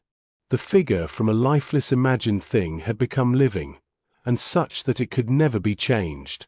That figure lived, and was clearly and unmistakably defined. The sketch might be corrected in accordance with the requirements of the figure. The legs, indeed, could and must be put differently, and the position of the left hand must be quite altered. The hair too might be thrown back. But in making these corrections he was not altering the figure but simply getting rid of what concealed the figure. He was, as it were, stripping off the wrappings which hindered it from being distinctly seen. Each new feature only brought out the whole figure in all its force and vigor, as it had suddenly come to him from the spot of tallow. He was carefully finishing the figure when the cards were brought him. "Coming, coming." He went in to his wife. "Come, Sasha, don't be cross," he said, smiling timidly and affectionately at her. "You were to blame. I was to blame. I'll make it all right." And having made peace with his wife, he put on an olive green overcoat with a velvet collar and a hat, and went towards his studio. The successful figure he had already forgotten. Now he was delighted and excited at the visit of these people of consequence, Russians, who had come in their carriage. Of his picture, the one that stood now on his easel, he had at the bottom of his heart one conviction that no one had ever painted a picture like it. He did not believe that his picture was better than all the pictures of Raphael, but he knew that what he tried to convey in that picture, no one ever had conveyed. This he knew positively, and had known a long while, ever since he had begun to paint it. But other people's criticisms, whatever they might be, had yet immense consequence in his eyes, and they agitated him to the depths of his soul. Any remark, the most insignificant, that showed that the critic saw even the tiniest part of what he saw in the picture, agitated him to the depths of his soul. He always attributed to his critics a more profound comprehension than he had himself, and always expected from them something he did not himself see in the picture. And often in their criticisms he fancied that he had found this. He walked rapidly to the door of his studio, and in spite of his excitement he was struck by the soft light on Anna's figure as she stood in the shade of the entrance listening to Golenishtchev, who was eagerly telling her something, while she evidently wanted to look round at the artist. He was himself unconscious how, as he approached them, He seized on this impression and absorbed it, as he had the chin of the shopkeeper who had sold him the cigars, and put it away somewhere to be brought out when he wanted it. The visitors, not agreeably impressed beforehand by Golenishtchev's account of the artist, were still less so by his personal appearance. Thick-set and of middle height, with nimble movements, with his brown hat, olive-green coat and narrow trousers, though wide trousers had been a long while in fashion, most of all, with the ordinariness of his broad face, and the combined expression of timidity and anxiety to keep up his dignity, Mihailov made an unpleasant impression.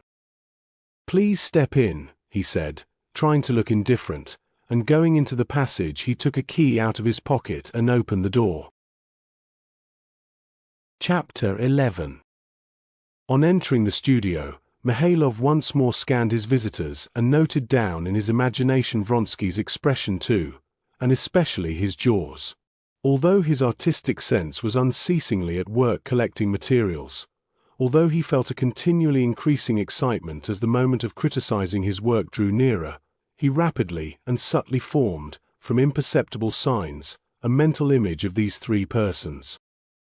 That fellow, Golenishtchev, was a Russian living here. Mihailov did not remember his surname nor where he had met him, nor what he had said to him. He only remembered his face as he remembered all the faces he had ever seen. But he remembered, too, that it was one of the faces laid by in his memory in the immense class of the falsely consequential and poor in expression. The abundant hair and very open forehead gave an appearance of consequence to the face, which had only one expression, a petty, childish, peevish expression, concentrated just above the bridge of the narrow nose.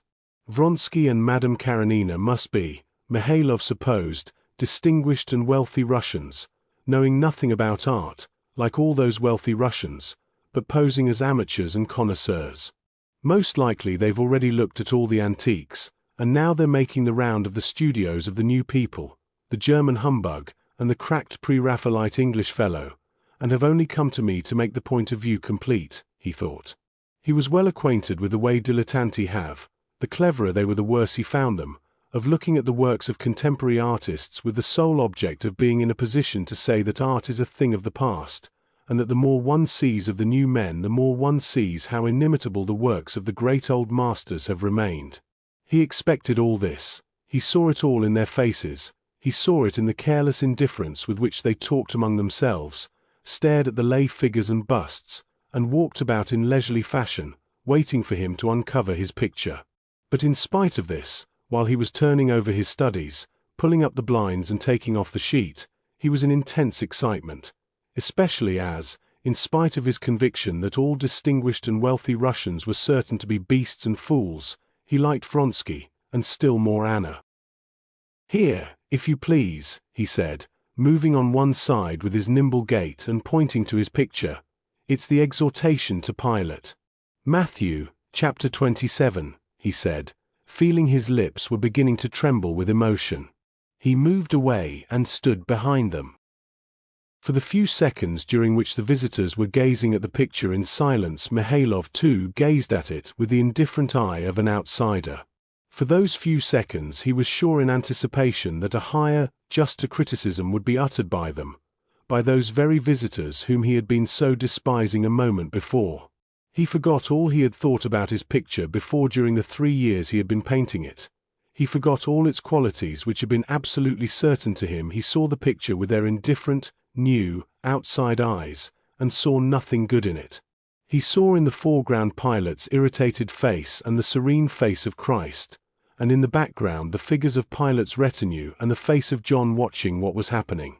Every face that, with such agony, such blunders and corrections had grown up within him with its special character, every face that had given him such torments and such raptures, and all these faces so many times transposed for the sake of the harmony of the whole, all the shades of color and tones that he had attained with such labor, all of this together seemed to him now, looking at it with their eyes, the merest vulgarity, something that had been done 1,000 times over. The face dearest to him, the face of Christ, the center of the picture, which had given him such ecstasy as it unfolded itself to him, was utterly lost to him when he glanced at the picture with their eyes. He saw a well-painted, no, not even that he distinctly saw now a mass of defects, repetition of those endless Christs of Titian, Raphael, Rubens, and the same soldiers and Pilate. It was all common, poor, and stale, and positively badly painted, weak and unequal.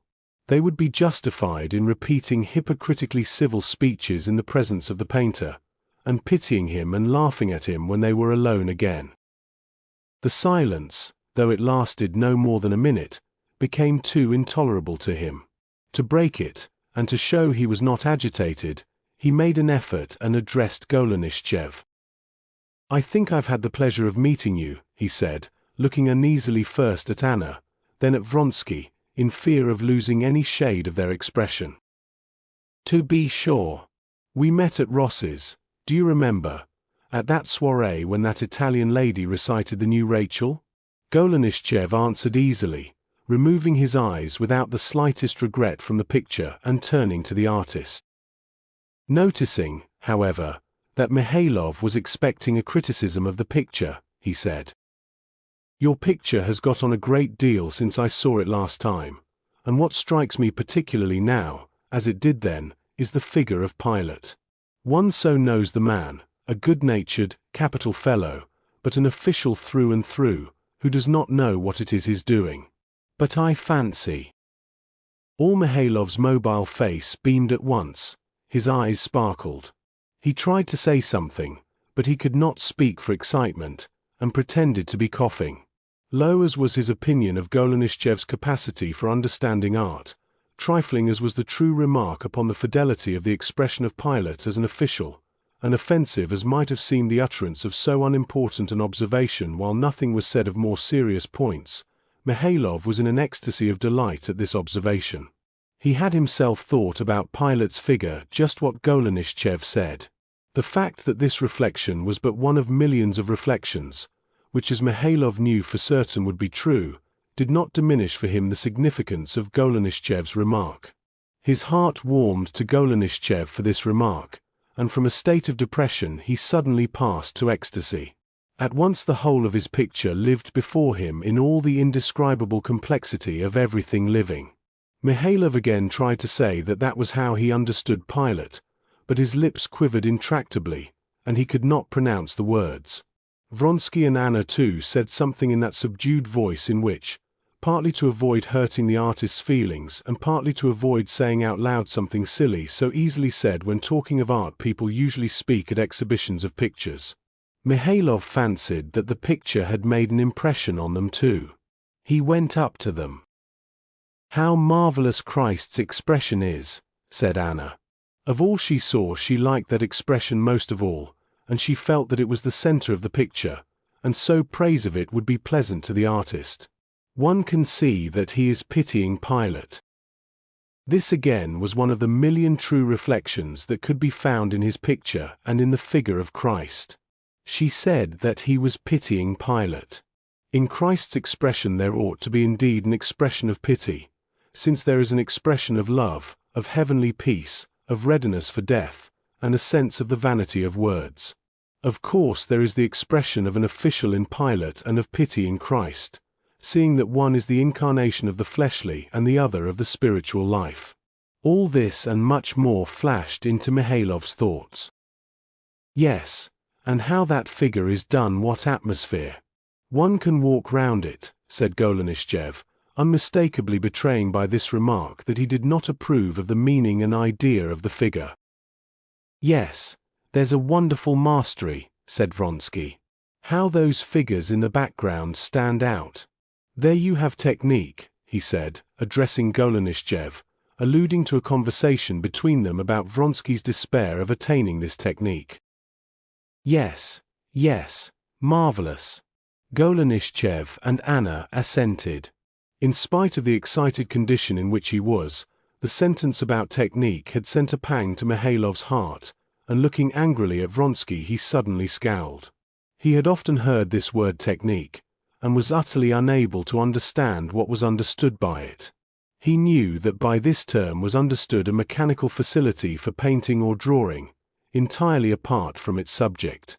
He had noticed often that even in actual praise technique was opposed to essential quality, as though one could paint well something that was bad.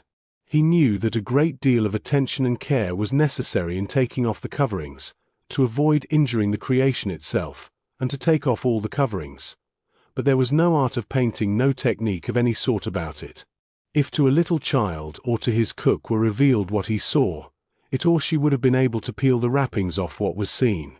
And the most experienced and adroit painter could not by mere mechanical facility paint anything if the lines of the subject were not revealed to him first. Besides, he saw that if it came to talking about technique, it was impossible to praise him for it. In all he had painted and repainted he saw faults that hurt his eyes, coming from want of care in taking off the wrappings, faults he could not correct now without spoiling the whole. And in almost all the figures and faces he saw, too, remnants of the wrappings not perfectly removed that spoiled the picture. One thing might be said, if you will allow me to make the remark, observed Golenishtchev. Oh, I shall be delighted, I beg you, said Mihailov with a forced smile. That is, that you make him the man-god, and not the god-man. But I know that was what you meant to do. I cannot paint a Christ that is not in my heart, said Mihailov gloomily. Yes, but in that case, if you will allow me to say what I think. Your picture is so fine that my observation cannot detract from it, and, besides, it is only my personal opinion. With you it is different. Your very motive is different. But let us take Ivanov. I imagine that if Christ is brought down to the level of an historical character, it would have been better for Ivanov to select some other historical subject, fresh, untouched. But if this is the greatest subject presented to art? If one looked one would find others. But the point is that art cannot suffer doubt and discussion. And before the picture of Ivanov the question arises for the believer and the unbeliever alike, is it God, or is it not God? And the unity of the impression is destroyed. Why so? I think that for educated people, said Mihailov, the question cannot exist. Golenishtchev did not agree with this, and confounded Mihailov by his support of his first idea of the unity of the impression being essential to art. Mihailov was greatly perturbed, but he could say nothing in defense of his own idea. Chapter 12. Anna and Vronsky had long been exchanging glances, regretting their friend's flow of cleverness. At last Vronsky, without waiting for the artist, walked away to another small picture. Oh, how exquisite! What a lovely thing! A gem! How exquisite! They cried with one voice. What is it they're so pleased with? Thought Mihailov. He had positively forgotten that picture he had painted 3 years ago. He had forgotten all the agonies and the ecstasies he had lived through with that picture when for several months it had been the one thought haunting him day and night. He had forgotten, as he always forgot, the pictures he had finished. He did not even like to look at it, and had only brought it out because he was expecting an Englishman who wanted to buy it. Oh, that's only an old study, he said. How fine, said Golenishtchev, he too, with unmistakable sincerity, falling under the spell of the picture. 2 boys were angling in the shade of a willow tree. The elder had just dropped in the hook, and was carefully pulling the float from behind a bush, entirely absorbed in what he was doing. The other, a little younger, was lying in the grass leaning on his elbows, with his tangled, flaxen head in his hands, staring at the water with his dreamy blue eyes. What was he thinking of? The enthusiasm over this picture stirred some of the old feeling for it in Mihailov, but he feared and disliked this waste of feeling for things past, and so, even though this praise was grateful to him, he tried to draw his visitors away to a third picture. But Vronsky asked whether the picture was for sale. To Mihailov at that moment, excited by visitors, it was extremely distasteful to speak of money matters. It is put up there to be sold, he answered, scowling gloomily. When the visitors had gone, Mihailov sat down opposite the picture of Pilate and Christ, and in his mind went over what had been said, and what, though not said, had been implied by those visitors. And, strange to say, what had had such weight with him, while they were there and while he mentally put himself at their point of view, suddenly lost all importance for him. He began to look at his picture with all his own full artist vision, and was soon in that mood of conviction of the perfectibility, and so of the significance, of his picture, a conviction essential to the most intense fervor, excluding all other interests in which alone he could work. Christ's foreshortened leg was not right, though. He took his palette and began to work. As he corrected the leg, he looked continually at the figure of John in the background, which his visitors had not even noticed, but which he knew was beyond perfection. When he had finished the leg, he wanted to touch that figure, but he felt too much excited for it. He was equally unable to work when he was cold and when he was too much affected and saw everything too much. There was only one stage in the transition from coldness to inspiration, at which work was possible. Today he was too much agitated. He would have covered the picture, but he stopped, holding the cloth in his hand, and, smiling blissfully, gazed a long while at the figure of John. At last, as it were regretfully tearing himself away, he dropped the cloth, and, exhausted but happy, went home. Vronsky, Anna, and Golenishtchev, on their way home, were particularly lively and cheerful. They talked of Mihailov and his pictures. The word talent, by which they meant an inborn, almost physical, aptitude apart from brain and heart, and in which they tried to find an expression for all the artist had gained from life, recurred particularly often in their talk, as though it were necessary for them to sum up what they had no conception of, though they wanted to talk of it. They said that there was no denying his talent, but that his talent could not develop for want of education, the common defect of our Russian artists. But the picture of the boys had imprinted itself on their memories, and they were continually coming back to it. What an exquisite thing! How he has succeeded in it, and how simply!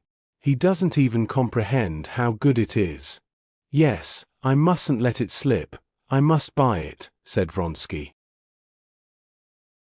Chapter 13. Mihailov sold Vronsky his picture, and agreed to paint a portrait of Anna. On the day fixed he came and began the work.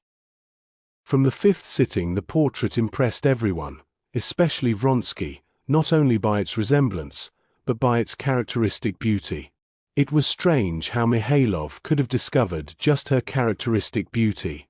One needs to know and love her as I have loved her to discover the very sweetest expression of her soul, Vronsky thought, though it was only from this portrait that he had himself learned this sweetest expression of her soul. But the expression was so true that he, and others too, fancied they had long known it. I have been struggling on for ever so long without doing anything, he said of his own portrait of her, and he just looked and painted it. That's where technique comes in. That will come, was the consoling reassurance given him by Golenishtchev, in whose view Vronsky had both talent, and what was most important, culture, giving him a wider outlook on art. Golenishtchev's faith in Vronsky's talent was propped up by his own need of Vronsky's sympathy and approval for his own articles and ideas, and he felt that the praise and support must be mutual. In another man's house, and especially in Vronsky's palazzo, Mihailov was quite a different man from what he was in his studio. He behaved with hostile courtesy, as though he were afraid of coming closer to people he did not respect. He called Vronsky Your Excellency, and notwithstanding Anna's and Vronsky's invitations, he would never stay to dinner, nor come except for the sittings. Anna was even more friendly to him than to other people, and was very grateful for her portrait. Vronsky was more than cordial with him, and was obviously interested to know the artist's opinion of his picture. Golenishtchev never let slip an opportunity of instilling sound ideas about art into Mihailov. But Mihailov remained equally chilly to all of them. Anna was aware from his eyes that he liked looking at her, but he avoided conversation with her. Vronsky's talk about his painting he met with stubborn silence, and he was as stubbornly silent when he was shown Vronsky's picture. He was unmistakably bored by Golenishtchev's conversation, and he did not attempt to oppose him. Altogether Mihailov, with his reserved and disagreeable, as it were, hostile attitude, was quite disliked by them as they got to know him better, and they were glad when the sittings were over, and they were left with a magnificent portrait in their possession, and he gave up coming. Golenishtchev was the first to give expression to an idea that had occurred to all of them, which was that Mihailov was simply jealous of Vronsky. Not envious, let us say, since he has talent, but it annoys him that a wealthy man of the highest society, and a count, too, you know they all detest a title, can, without any particular trouble, do as well, if not better, than he who has devoted all his life to it. And more than all, it's a question of culture, which he is without. Vronsky defended Mihailov, but at the bottom of his heart he believed it, because in his view a man of a different, lower world would be sure to be envious. Anna's portrait, the same subject painted from nature both by him and by Mihailov, ought to have shown Vronsky the difference between him and Mihailov, but he did not see it.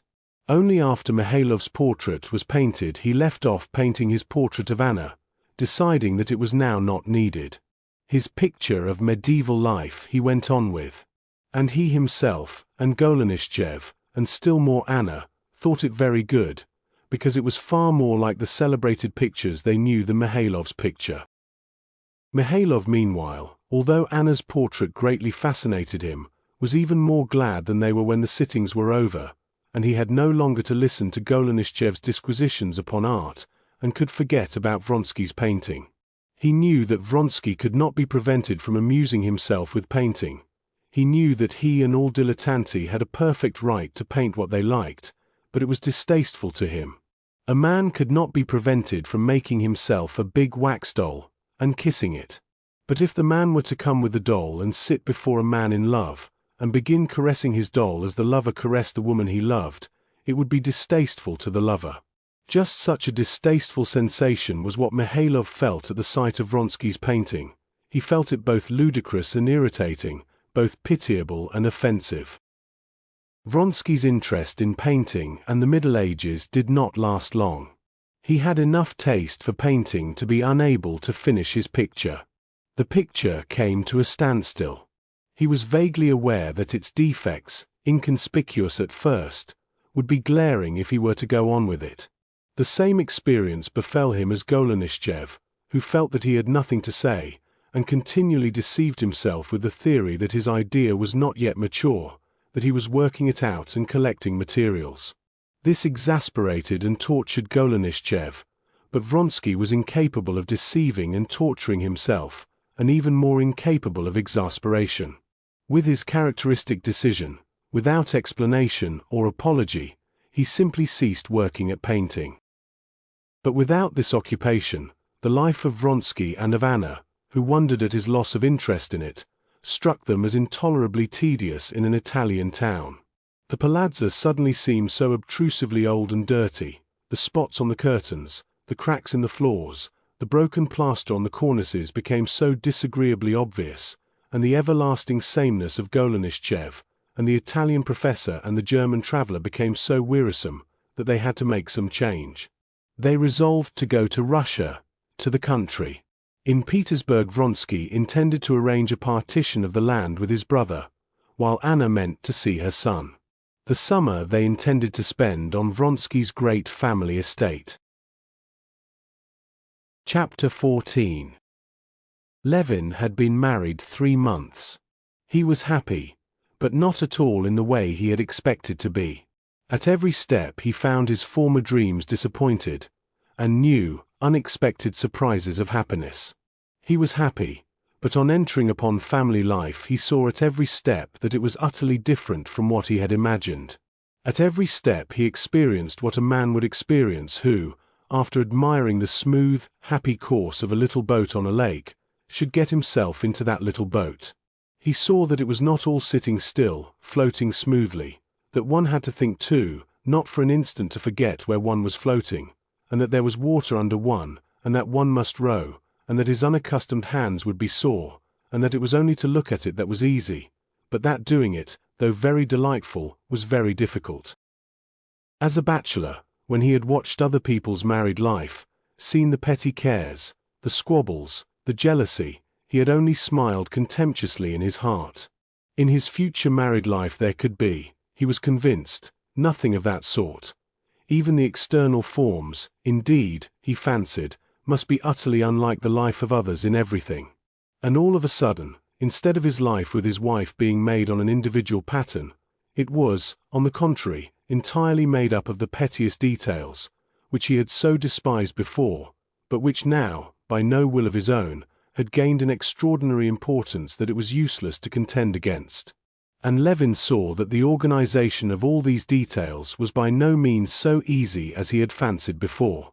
Although Levin believed himself to have the most exact conceptions of domestic life, unconsciously, like all men, he pictured domestic life as the happiest enjoyment of love, with nothing to hinder and no petty cares to distract. He ought, as he conceived the position, to do his work, and to find repose from it in the happiness of love. She ought to be beloved, and nothing more. But, like all men, he forgot that she too would want work. And he was surprised that she, his poetic, exquisite Kitty, could, not merely in the first weeks, but even in the first days of their married life, think, remember, and busy herself about tablecloths and furniture, about mattresses for visitors, about a tray, about the cook, and the dinner, and so on. While they were still engaged, he had been struck by the definiteness with which she had declined the tour abroad and decided to go into the country, as though she knew of something she wanted, and could still think of something outside her love.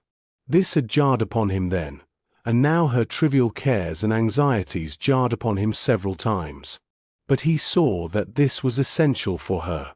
And, loving her as he did, though he did not understand the reason of them, and jeered at these domestic pursuits, he could not help admiring them.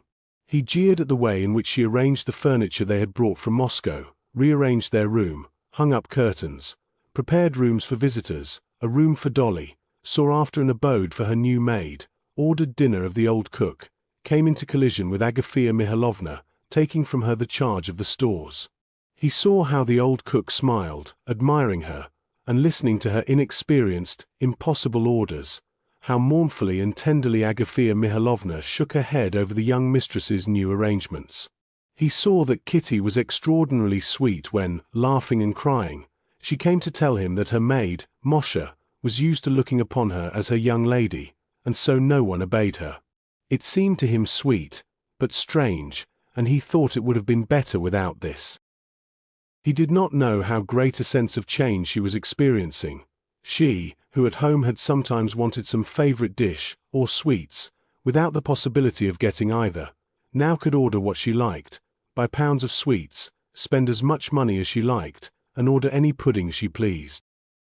She was dreaming with delight now of Dolly's coming to them with her children, especially because she would order for the children their favorite puddings and Dolly would appreciate all her new housekeeping. She did not know herself why and wherefore, but the arranging of her house had an irresistible attraction for her. Instinctively feeling the approach of spring, and knowing that there would be days of rough weather too, she built her nest as best she could, and was in haste at the same time to build it and to learn how to do it. This care for domestic details in Kitty, so opposed to Levin's ideal of exalted happiness, was at first one of the disappointments, and this sweet care of her household, the aim of which he did not understand, but could not help loving, was one of the new happy surprises. Another disappointment and happy surprise came in their quarrels. Levin could never have conceived that between him and his wife any relations could arise other than tender, respectful and loving, and all at once in the very early days they quarreled, so that she said he did not care for her, that he cared for no one but himself, burst into tears, and wrung her arms. This first quarrel arose from Levin's having gone out to a new farmhouse and having been away half an hour too long, because he had tried to get home by a short cut and had lost his way. He drove home thinking of nothing but her, of her love, of his own happiness, and the nearer he drew to home, the warmer was his tenderness for her. He ran into the room with the same feeling, with an even stronger feeling than he had had when he reached the Sherbatskys' house to make his offer. And suddenly he was met by a lowering expression he had never seen in her. He would have kissed her. She pushed him away. "What is it?" "You've been enjoying yourself," she began, trying to be calm and spiteful.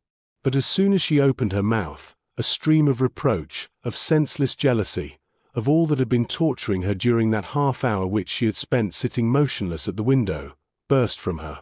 It was only then, for the first time, that he clearly understood what he had not understood when he led her out of the church after the wedding. He felt now that he was not simply close to her, but that he did not know where he ended and she began. He felt this from the agonizing sensation of division that he experienced at that instant. He was offended for the first instant, but the very same second he felt that he could not be offended by her, that she was himself. He felt for the first moment as a man feels when, having suddenly received a violent blow from behind, he turns round, angry and eager to avenge himself, to look for his antagonist, and finds that it is he himself who has accidentally struck himself, that there is no one to be angry with, and that he must put up with and try to soothe the pain. Never afterwards did he feel it with such intensity, but this first time he could not for a long while get over it. His natural feeling urged him to defend himself, to prove to her she was wrong, but to prove her wrong would mean irritating her still more and making the rupture greater that was the cause of all his suffering. One habitual feeling impelled him to get rid of the blame and to pass it on to her. Another feeling, even stronger, impelled him as quickly as possible to smooth over the rupture without letting it grow greater. To remain under such undeserved reproach was wretched, but to make her suffer by justifying himself was worse still. Like a man half awake in an agony of pain, he wanted to tear out, to fling away the aching place, and coming to his senses, he felt that the aching place was himself. He could do nothing but try to help the aching place to bear it, and this he tried to do. They made peace. She, recognizing that she was wrong, though she did not say so, became tenderer to him, and they experienced new, redoubled happiness in their love. But that did not prevent such quarrels from happening again, and exceedingly often too, on the most unexpected and trivial grounds. These quarrels frequently arose from the fact that they did not yet know what was of importance to each other, and that all this early period they were both often in a bad temper. When one was in a good temper, and the other in a bad temper, the peace was not broken. But when both happened to be in an ill humor, quarrels sprang up from such incomprehensibly trifling causes that they could never remember afterwards what they had quarreled about. It is true that when they were both in a good temper their enjoyment of life was redoubled. But still this first period of their married life was a difficult time for them. During all this early time they had a peculiarly vivid sense of tension, as it were, a tugging in opposite directions of the chain by which they were bound. Altogether their honeymoon, that is to say, the month after their wedding from which from tradition Levin expected so much, was not merely not a time of sweetness, but remained in the memories of both as the bitterest and most humiliating period in their lives. They both alike tried in later life to blot out from their memories all the monstrous, shameful incidents of that morbid period, when both were rarely in a normal frame of mind, both were rarely quite themselves. It was only in the third month of their married life, after their return from Moscow, where they had been staying for a month, that their life began to go more smoothly. Chapter 15. They had just come back from Moscow, and were glad to be alone. He was sitting at the writing table in his study, writing. She, wearing the dark lilac dress she had worn during the first days of their married life, and put on again today, a dress particularly remembered and loved by him, was sitting on the sofa, the same old-fashioned leather sofa which had always stood in the study in Levin's father's and grandfather's days. She was sewing at broderie anglaise. He thought and wrote, never losing the happy consciousness of her presence. His work, both on the land and on the book, in which the principles of the new land system were to be laid down, had not been abandoned. But just as formerly these pursuits and ideas had seemed to him petty and trivial in comparison with the darkness that overspread all life, now they seemed as unimportant and petty in comparison with the life that lay before him suffused with the brilliant light of happiness. He went on with his work, but he felt now that the center of gravity of his attention had passed to something else, and that consequently he looked at his work quite differently and more clearly. Formerly this work had been for him an escape from life. Formerly he had felt that without this work his life would be too gloomy. Now these pursuits were necessary for him that life might not be too uniformly bright.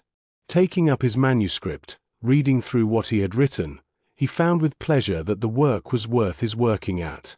Many of his old ideas seemed to him superfluous and extreme, but many blanks became distinct to him when he reviewed the whole thing in his memory. He was writing now a new chapter on the causes of the present disastrous condition of agriculture in Russia.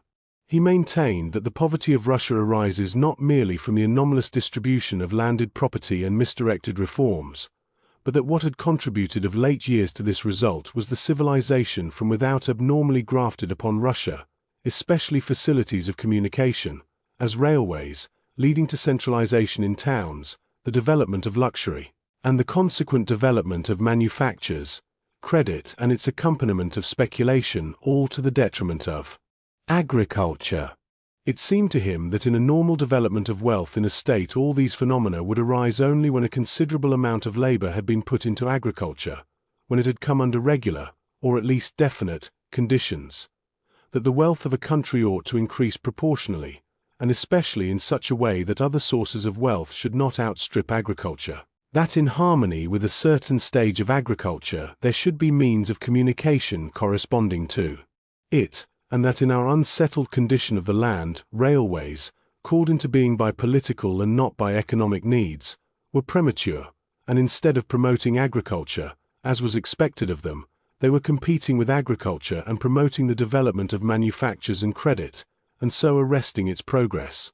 And that just as the one-sided and premature development of one organ in an animal would hinder its general development, so in the general development of wealth in Russia, credit, facilities of communication, manufacturing activity, indubitably necessary in Europe, where they had arisen in their proper time, had with us only done harm, by throwing into the background the chief question calling for settlement, the question of the organization of agriculture.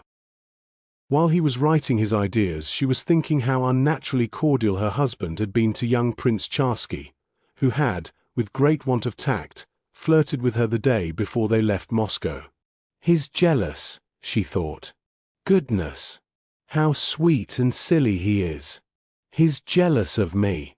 If he knew that I think no more of them than of Pyotr the cook," she thought, looking at his head and red neck with a feeling of possession strange to herself. "Though it's a pity to take him from his work, but he has plenty of time. I must look at his face. Will he feel I'm looking at him? I wish he'd turn round. I'll will him too." And she opened her eyes wide, as though to intensify the influence of her gaze. "Yes, they draw away all the sap and give a false appearance of prosperity," he muttered, stopping to write, and, feeling that she was looking at him and smiling, he looked round. "Well?" he queried, smiling, and getting up. He looked round, she thought. "It's nothing, I wanted you to look round," she said, watching him, and trying to guess whether he was vexed at being interrupted or not. "How happy we are alone together. I am, that is," he said, going up to her with a radiant smile of happiness. "I'm just as happy. I'll never go anywhere, especially not to Moscow." "And what were you thinking about?" I was thinking." No, go along, go on writing. Don't break off," she said, pursing up her lips. "And I must cut out these little holes now, do you see?" She took up her scissors and began cutting them out. "No, tell me, what was it?" he said, sitting down beside her and watching the tiny scissors moving round. "Oh, what was I thinking about? I was thinking about Moscow, about the back of your head. Why should I, of all people, have such happiness? It's unnatural, too good," he said, kissing her hand. "I feel quite the opposite. The better things are, the more natural it seems to me." "And you've got a little curl loose," he said, carefully turning her head round. "A little curl, oh yes. No, we are busy at our work." Work did not progress further, and they darted apart from one another like culprits when Kuzma came in to announce that tea was ready. "Have they come from the town?" Levin asked Kuzma. "They've just come. They're unpacking the things."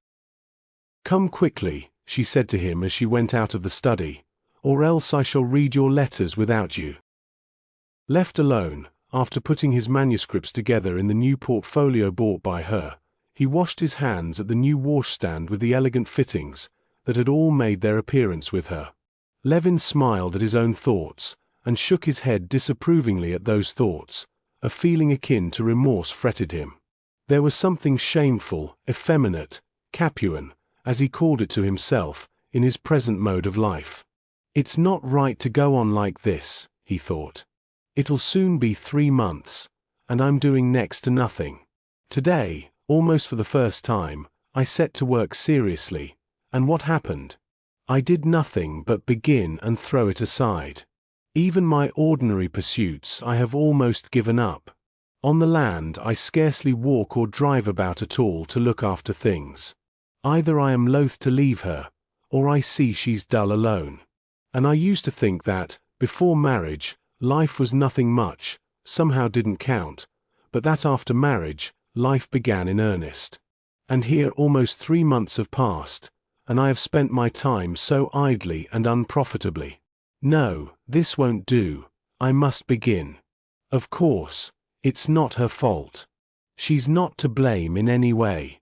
I ought myself to be firmer, to maintain my masculine independence of action, or else I shall get into such ways, and she'll get used to them too. Of course she's not to blame, he told himself. But it is hard for anyone who is dissatisfied not to blame someone else, and especially the person nearest of all to him, for the ground of his dissatisfaction.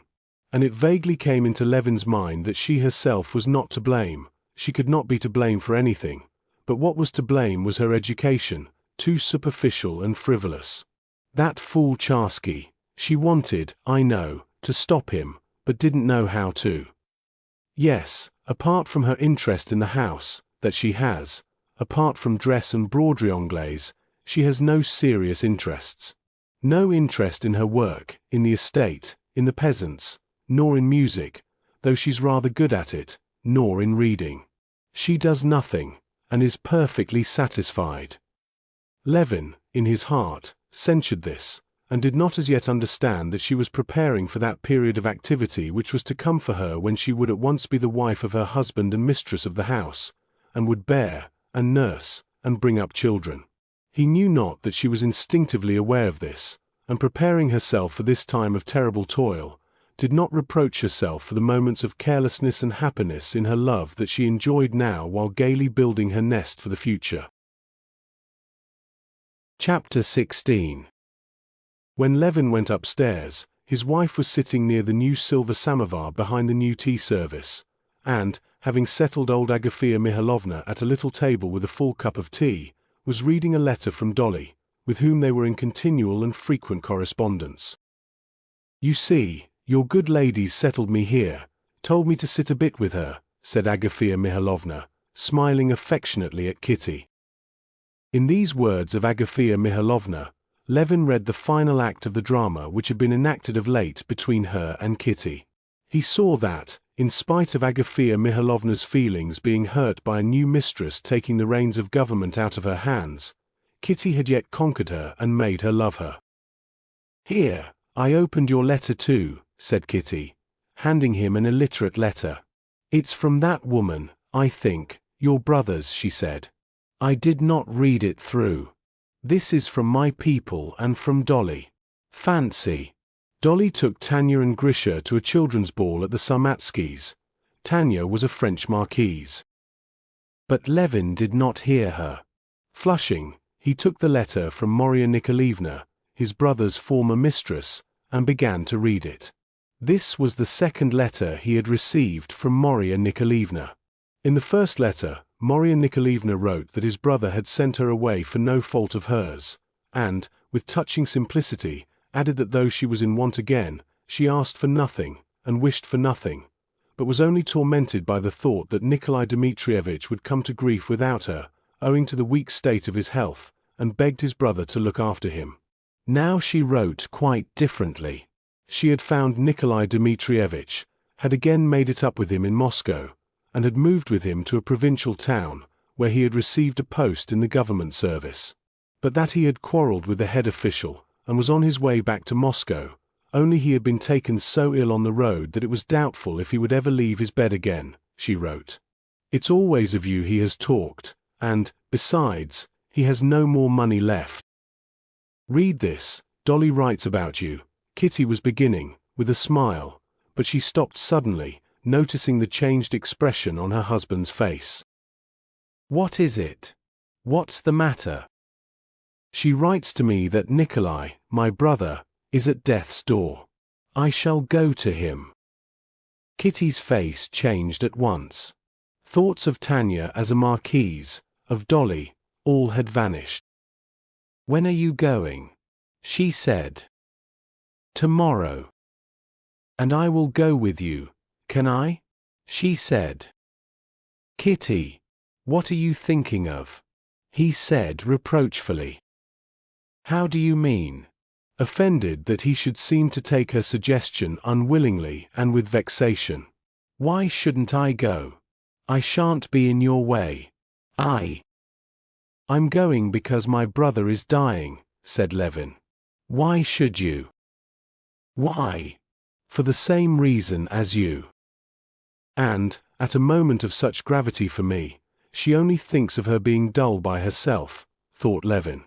And this lack of candor in a matter of such gravity infuriated him. It's out of the question, he said sternly. Agafea Mihailovna, seeing that it was coming to a quarrel, gently put down her cup and withdrew. Kitty did not even notice her. The tone in which her husband had said the last words wounded her, especially because he evidently did not believe what she had said. I tell you, that if you go, I shall come with you, I shall certainly come, she said hastily and wrathfully. Why out of the question? Why do you say it's out of the question? Because it'll be going God knows where, by all sorts of roads and to all sorts of hotels. You would be a hindrance to me, said Levin, trying to be cool. Not at all. I don't want anything. Where you can go, I can. Well, for one thing then, because this woman's there whom you can't meet.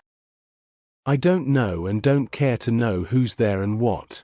I know that my husband's brother is dying and my husband is going to him, and I go with my husband too. Kitty, don't get angry. But just think a little. This is a matter of such importance that I can't bear to think that you should bring in a feeling of weakness, of dislike to being left alone.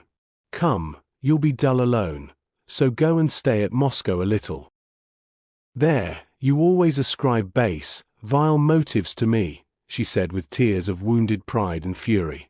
I didn't mean, it wasn't weakness, it wasn't. I feel that it's my duty to be with my husband when he's in trouble, but you try on purpose to hurt me, you try on purpose not to understand. No, this is awful.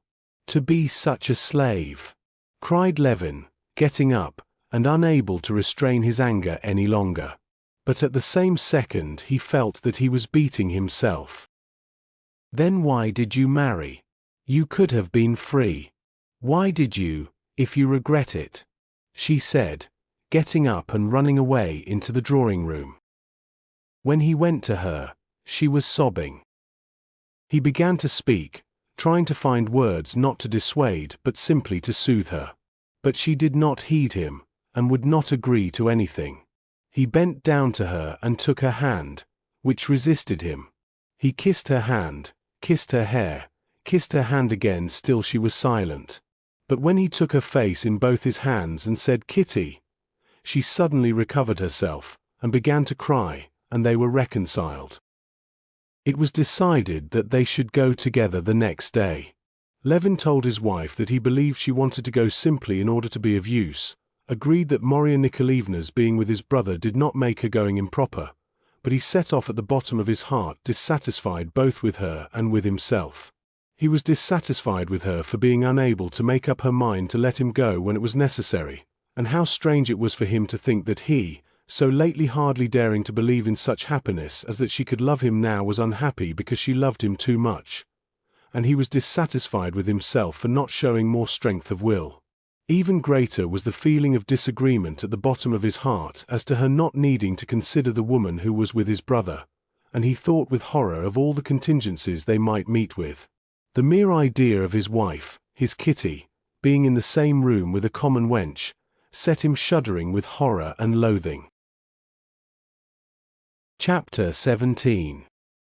The hotel of the provincial town where Nikolai Levin was lying ill was one of those provincial hotels which are constructed on the newest model of modern improvements, with the best intentions of cleanliness, comfort, and even elegance, but owing to the public that patronizes them, are with astounding rapidity transformed into filthy taverns with a pretension of modern improvement that only makes them worse than the old-fashioned, honestly filthy hotels. This hotel had already reached that stage, and the soldier in a filthy uniform smoking in the entry, supposed to stand for a hall porter, and the cast-iron, slippery, dark, and disagreeable staircase, and the free and easy waiter in a filthy frock coat, and the common dining room with a dusty bouquet of wax flowers adorning the table, and filth, dust, and disorder everywhere, and at the same time the sort of modern up-to-date self-complacent railway uneasiness of this hotel, aroused a most painful feeling in Levin after their fresh young life, especially because the impression of falsity made by the hotel was so out of keeping with what awaited them. As is invariably the case, after they had been asked at what price they wanted rooms, it appeared that there was not one decent room for them. One decent room had been taken by the inspector of railroads, another by a lawyer from Moscow, a third by Princess Astafeva from the country. There remained only one filthy room, next to which they promised that another should be empty by the evening.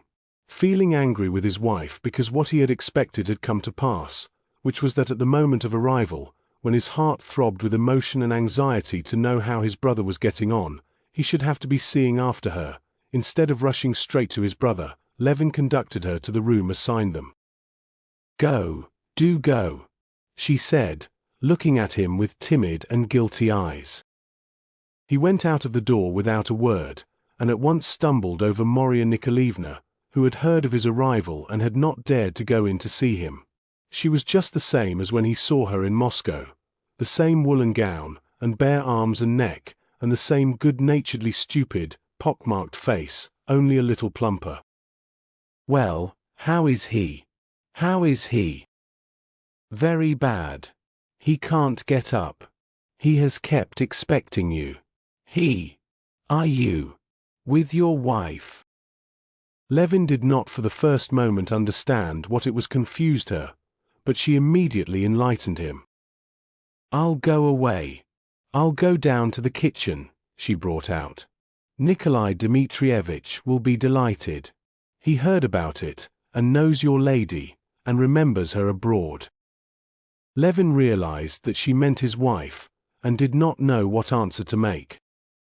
Come along to him," he said. But as soon as he moved, the door of his room opened and Kitty peeped out. Levin crimsoned both from shame and anger with his wife, who had put herself and him in such a difficult position, but Marya Nikolaevna crimsoned still more. She positively shrank together and flushed to the point of tears, and clutching the ends of her apron in both hands, twisted them in her red fingers without knowing what to say and what to do. For the first instant Levin saw an expression of eager curiosity in the eyes with which Kitty looked at this awful woman, so incomprehensible to her, but it lasted only a single instant. "Well, how is he?" She turned to her husband and then to her. "But one can't go on talking in the passage like this," Levin said, looking angrily at a gentleman who walked jauntily at that instant across the corridor, as though about his affairs. "Well then, come in," said Kitty, turning to Marya Nikolaevna, who had recovered herself, but noticing her husband's face of dismay. "Or go on, go, and then come for me," she said, and went back into the room. Levin went to his brother's room. He had not in the least expected what he saw and felt in his brother's room. He had expected to find him in the same state of self-deception which he had heard was so frequent with the consumptive, and which had struck him so much during his brother's visit in the autumn. He had expected to find the physical signs of the approach of death more marked, greater weakness, greater emaciation, but still almost the same condition of things. He had expected himself to feel the same distress at the loss of the brother he loved and the same horror in face of death as he had felt then, only in a greater degree. And he had prepared himself for this, but he found something utterly different. In a little dirty room with the painted panels of its walls filthy with spittle, and conversation audible through the thin partition from the next room, in a stifling atmosphere saturated with impurities, on a bedstead moved away from the wall, there lay covered with a quilt, a body. One arm of this body was above the quilt, and the wrist, huge as a rake handle, was attached, inconceivably it seemed, to the thin, long bone of the arm smooth from the beginning to the middle. The head lay sideways on the pillow. Levin could see the scanty locks wet with sweat on the temples and tense, transparent-looking forehead. It cannot be that that fearful body was my brother Nikolai, thought Levin. But he went closer, saw the face, and doubt became impossible. In spite of the terrible change in the face, Levin had only to glance at those eager eyes raised at his approach, only to catch the faint movement of the mouth under the sticky mustache, to realize the terrible truth that this death-like body was his living brother. The glittering eyes looked sternly and reproachfully at his brother as he drew near. And immediately this glance established a living relationship between living men. Levin immediately felt the reproach in the eyes fixed on him, and felt remorse at his own happiness. When Constantine took him by the hand, Nikolai smiled. The smile was faint, scarcely perceptible, and in spite of the smile the stern expression of the eyes was unchanged.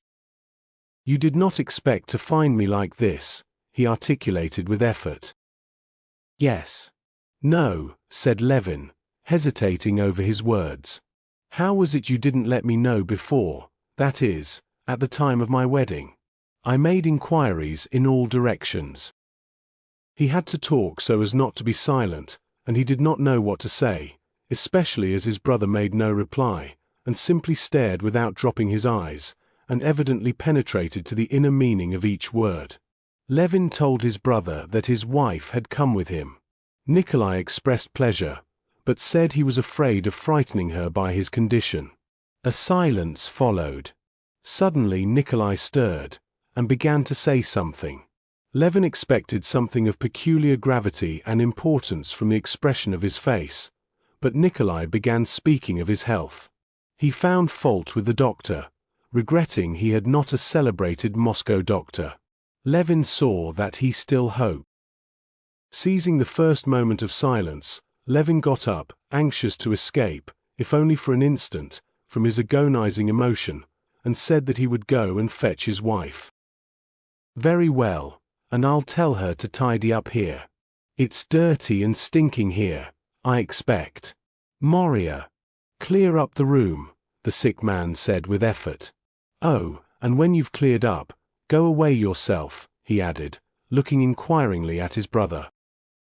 Levin made no answer. Going out into the corridor, he stopped short.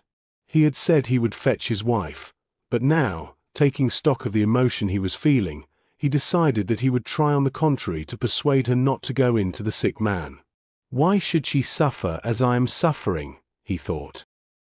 "Well, how is he?" Kitty asked with a frightened face. "Oh, it's awful, it's awful. What did you come for?" said Levin. Kitty was silent for a few seconds, looking timidly and ruefully at her husband. Then she went up and took him by the elbow with both hands. "Kostya, take me to him, it will be easier for us to bear it together. You only take me to him, please, and go away," she said. "You must understand that for me to see you, and not to see him, is far more painful. There I might be a help to you and to him. Please, let me," she besought her husband, as though the happiness of her life depended on it. Levin was obliged to agree, and regaining his composure, and completely forgetting about Marya Nikolaevna by now, he went again into his brother with Kitty. Stepping lightly, and continually glancing at her husband, showing him a valorous and sympathetic face, Kitty went into the sick room, and, turning without haste, noiselessly closed the door. With inaudible steps she went quickly to the sick man's bedside, and going up so that he had not to turn his head, she immediately clasped in her fresh young hand the skeleton of his huge hand, pressed it, and began speaking with that soft eagerness, sympathetic and not jarring, which is peculiar to women. "We have met, though we were not acquainted, at Soden," she said. "You never thought I was to be your sister. You would not have recognized me?" he said, with a radiant smile at her entrance. "Yes, I should. What a good thing you let us know. Not a day has passed that Kostya has not mentioned you, and been anxious." But the sick man's interest did not last long. Before she had finished speaking, there had come back into his face the stern, reproachful expression of the dying man's envy of the living. "I am afraid you are not quite comfortable here," she said, turning away from his fixed stare, and looking about the room. "We must ask about another room," she said to her husband, "so that we might be nearer." Chapter 18. Levin could not look calmly at his brother.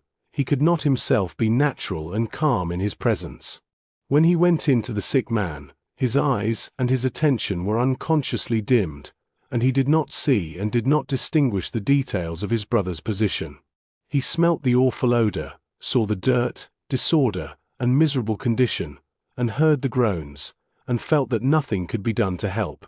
It never entered his head to analyze the details of the sick man's situation, to consider how that body was lying under the quilt, how those emaciated legs and thighs and spine were lying huddled up, and whether they could not be made more comfortable, whether anything could not be done to make things, if not better, at least less bad. It made his blood run cold when he began to think of all these details. He was absolutely convinced that nothing could be done to prolong his brother's life or to relieve his suffering. But a sense of his regarding all aid as out of the question was felt by the sick man, and exasperated him. And this made it still more painful for Levin. To be in the sick room was agony to him, not to be there still worse. And he was continually, on various pretexts, going out of the room, and coming in again, because he was unable to remain alone. But Kitty thought, and felt, and acted quite differently. On seeing the sick man, she pitied him. And pity in her womanly heart did not arouse at all that feeling of horror and loathing that it aroused in her husband, but a desire to act, to find out all the details of his state, and to remedy them. And since she had not the slightest doubt that it was her duty to help him, she had no doubt either that it was possible, and immediately set to work. The very details, the mere thought of which reduced her husband to terror, immediately engaged her attention.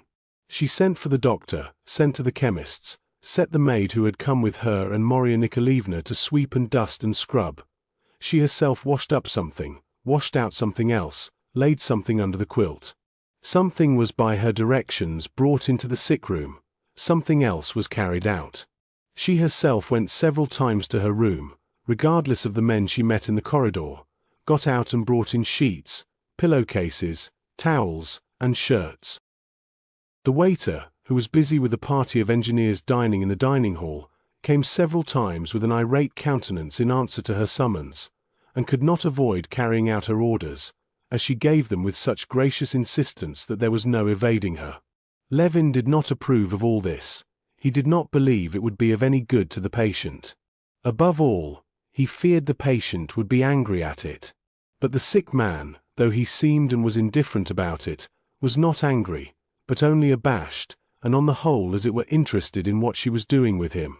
Coming back from the doctor to whom Kitty had sent him, Levin, on opening the door, came upon the sick man at the instant when, by Kitty's directions, they were changing his linen. The long white ridge of his spine, with the huge, prominent shoulder blades and jutting ribs and vertebrae, was bare, and Marya Nikolaevna and the waiter were struggling with the sleeve of the night shirt, and could not get the long, limp arm into it. Kitty, hurriedly closing the door after Levin, was not looking that way, but the sick man groaned, and she moved rapidly towards him. "Make haste," she said. "Oh, don't you come," said the sick man angrily. "I'll do it myself." "What say? queried Marya Nikolaevna. But Kitty heard and saw he was ashamed and uncomfortable at being naked before her. I'm not looking, she said, putting the arm in. Marya Nikolaevna, you come this side, you do it, she added. Please go for me, there's a little bottle in my small bag, she said, turning to her husband. You know, in the side pocket. Bring it, please, and meanwhile they'll finish clearing up here. Returning with the bottle, Levin found the sick man settled comfortably and everything about him completely changed.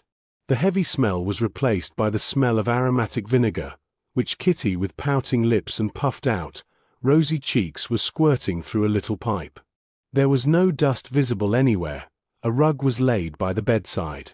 On the table stood medicine bottles and decanters tidily arranged, and the linen needed was folded up there, and Kitty's broderie anglaise.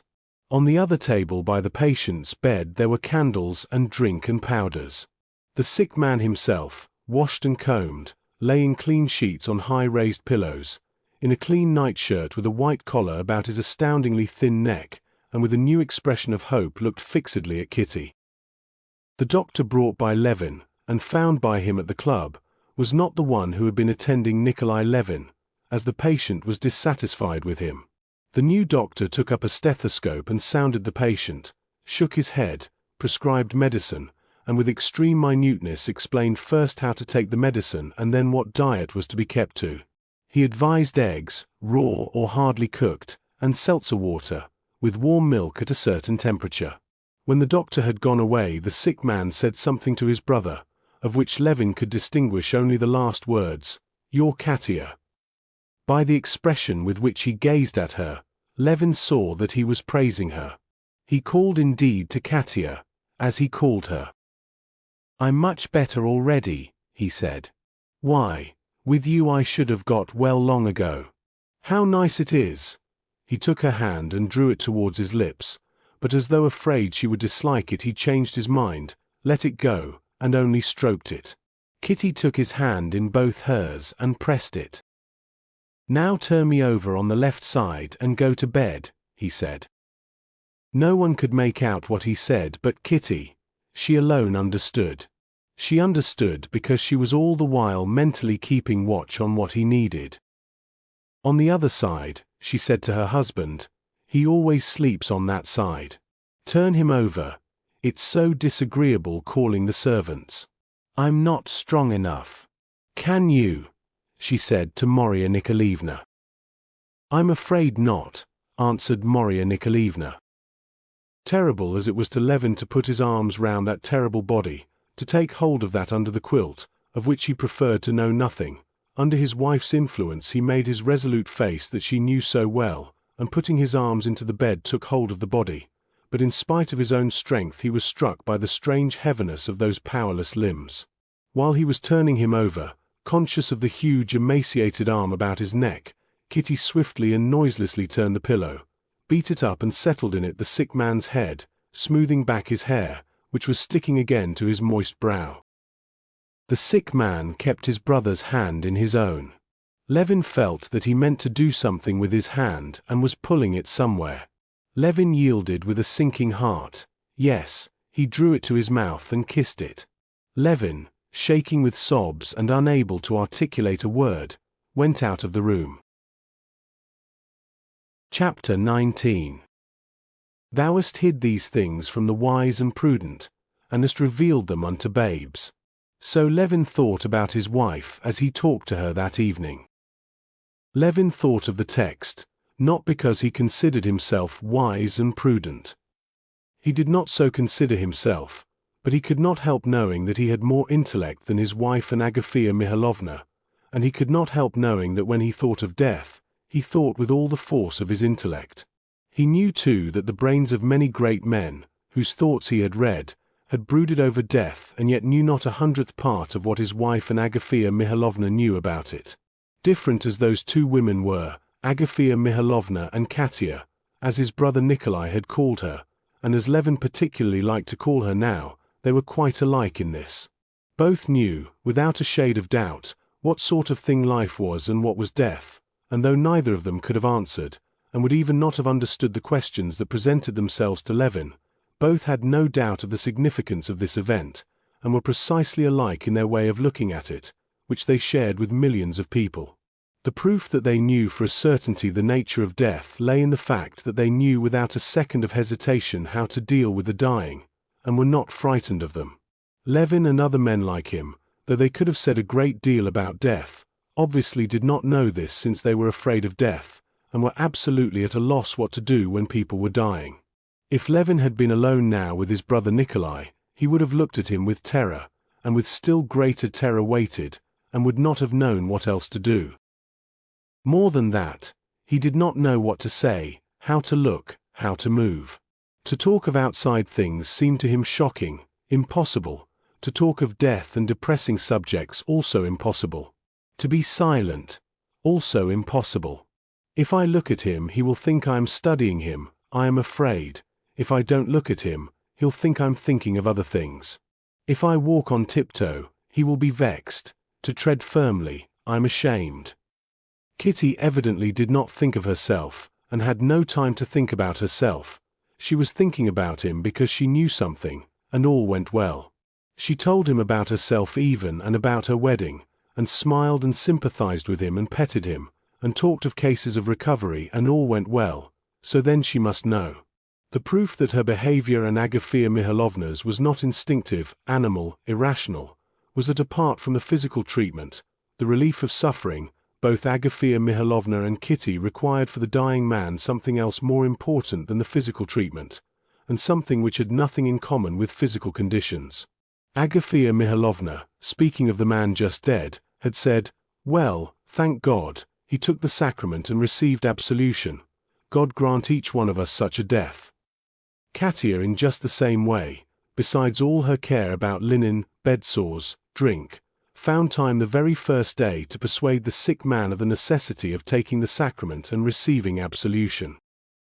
On getting back from the sick room to their own 2 rooms for the night, Levin sat with hanging head, not knowing what to do. Not to speak of supper, of preparing for bed, of considering what they were going to do, he could not even talk to his wife. He was ashamed to. Kitty, on the contrary, was more active than usual. She was even livelier than usual. She ordered supper to be brought, herself unpacked their things, and herself helped to make the beds, and did not even forget to sprinkle them with Persian powder. She showed that alertness, that swiftness of reflection which comes out in men before a battle, in conflict, in the dangerous and decisive moments of life, those moments when a man shows once and for all his value, and that all his past has not been wasted but has been a preparation for these moments. Everything went rapidly in her hands, and before it was 12 o'clock all their things were arranged cleanly and tidily in her rooms, in such a way that the hotel rooms seemed like home. The beds were made, brushes, combs, looking-glasses were put out, table napkins were spread. Levin felt that it was unpardonable to eat, to sleep, to talk even now, and it seemed to him that every movement he made was unseemly. She arranged the brushes, but she did it all so that there was nothing shocking in it. They could neither of them eat, however, and for a long while they could not sleep, and did not even go to bed. "I am very glad I persuaded him to receive extreme unction tomorrow," she said, sitting in her dressing jacket before her folding looking-glass, combing her soft, fragrant hair with a fine comb. "I have never seen it, but I know, Mamma has told me, there are prayers said for recovery." "Do you suppose he can possibly recover?" said Levin, watching a slender tress at the back of her round little head that was continually hidden when she passed the comb through the front. "I asked the doctor. He said he couldn't live more than 3 days. But can they be sure? I'm very glad, anyway, that I persuaded him," she said, looking askance at her husband through her hair. "Anything is possible," she added with that peculiar, rather sly expression that was always in her face when she spoke of religion. Since their conversation about religion when they were engaged, neither of them had ever started a discussion of the subject, but she performed all the ceremonies of going to church, saying her prayers, and so on, always with the unvarying conviction that this ought to be so. In spite of his assertion to the contrary, she was firmly persuaded that he was as much a Christian as she, and indeed a far better one, and all that he said about it was simply one of his absurd masculine freaks, just as he would say about her broderie anglaise that good people patch holes, but that she cut them on purpose, and so on. Yes, you see, this woman, Marya Nikolaevna, did not know how to manage all this, said Levin. And I must own I'm very, very glad you came. You are such purity that. He took her hand and did not kiss it. To kiss her hand in such closeness to death seemed to him improper. He merely squeezed it with a penitent air, looking at her brightening eyes. It would have been miserable for you to be alone, she said, and lifting her hands which hid her cheeks flushing with pleasure, twisted her coil of hair on the nape of her neck and pinned it there. No, she went on, she did not know how. Luckily, I learned a lot at Soden. Surely there are not people there so ill? Worse. What's so awful to me is that I can't see him as he was when he was young. You would not believe how charming he was as a youth, but I did not understand him then. I can quite believe it. How I feel that we might have been friends, she said, and, distressed at what she had said, she looked round at her husband, and tears came into her eyes. Yes, might have been, he said mournfully.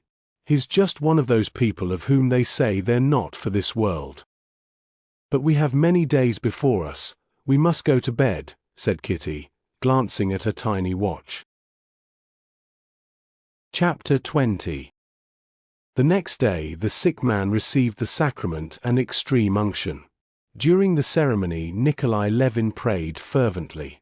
His great eyes, fastened on the holy image that was set out on a card table covered with a colored napkin, expressed such passionate prayer and hope that it was awful to Levin to see it. Levin knew that this passionate prayer and hope would only make him feel more bitterly parting from the life he so loved.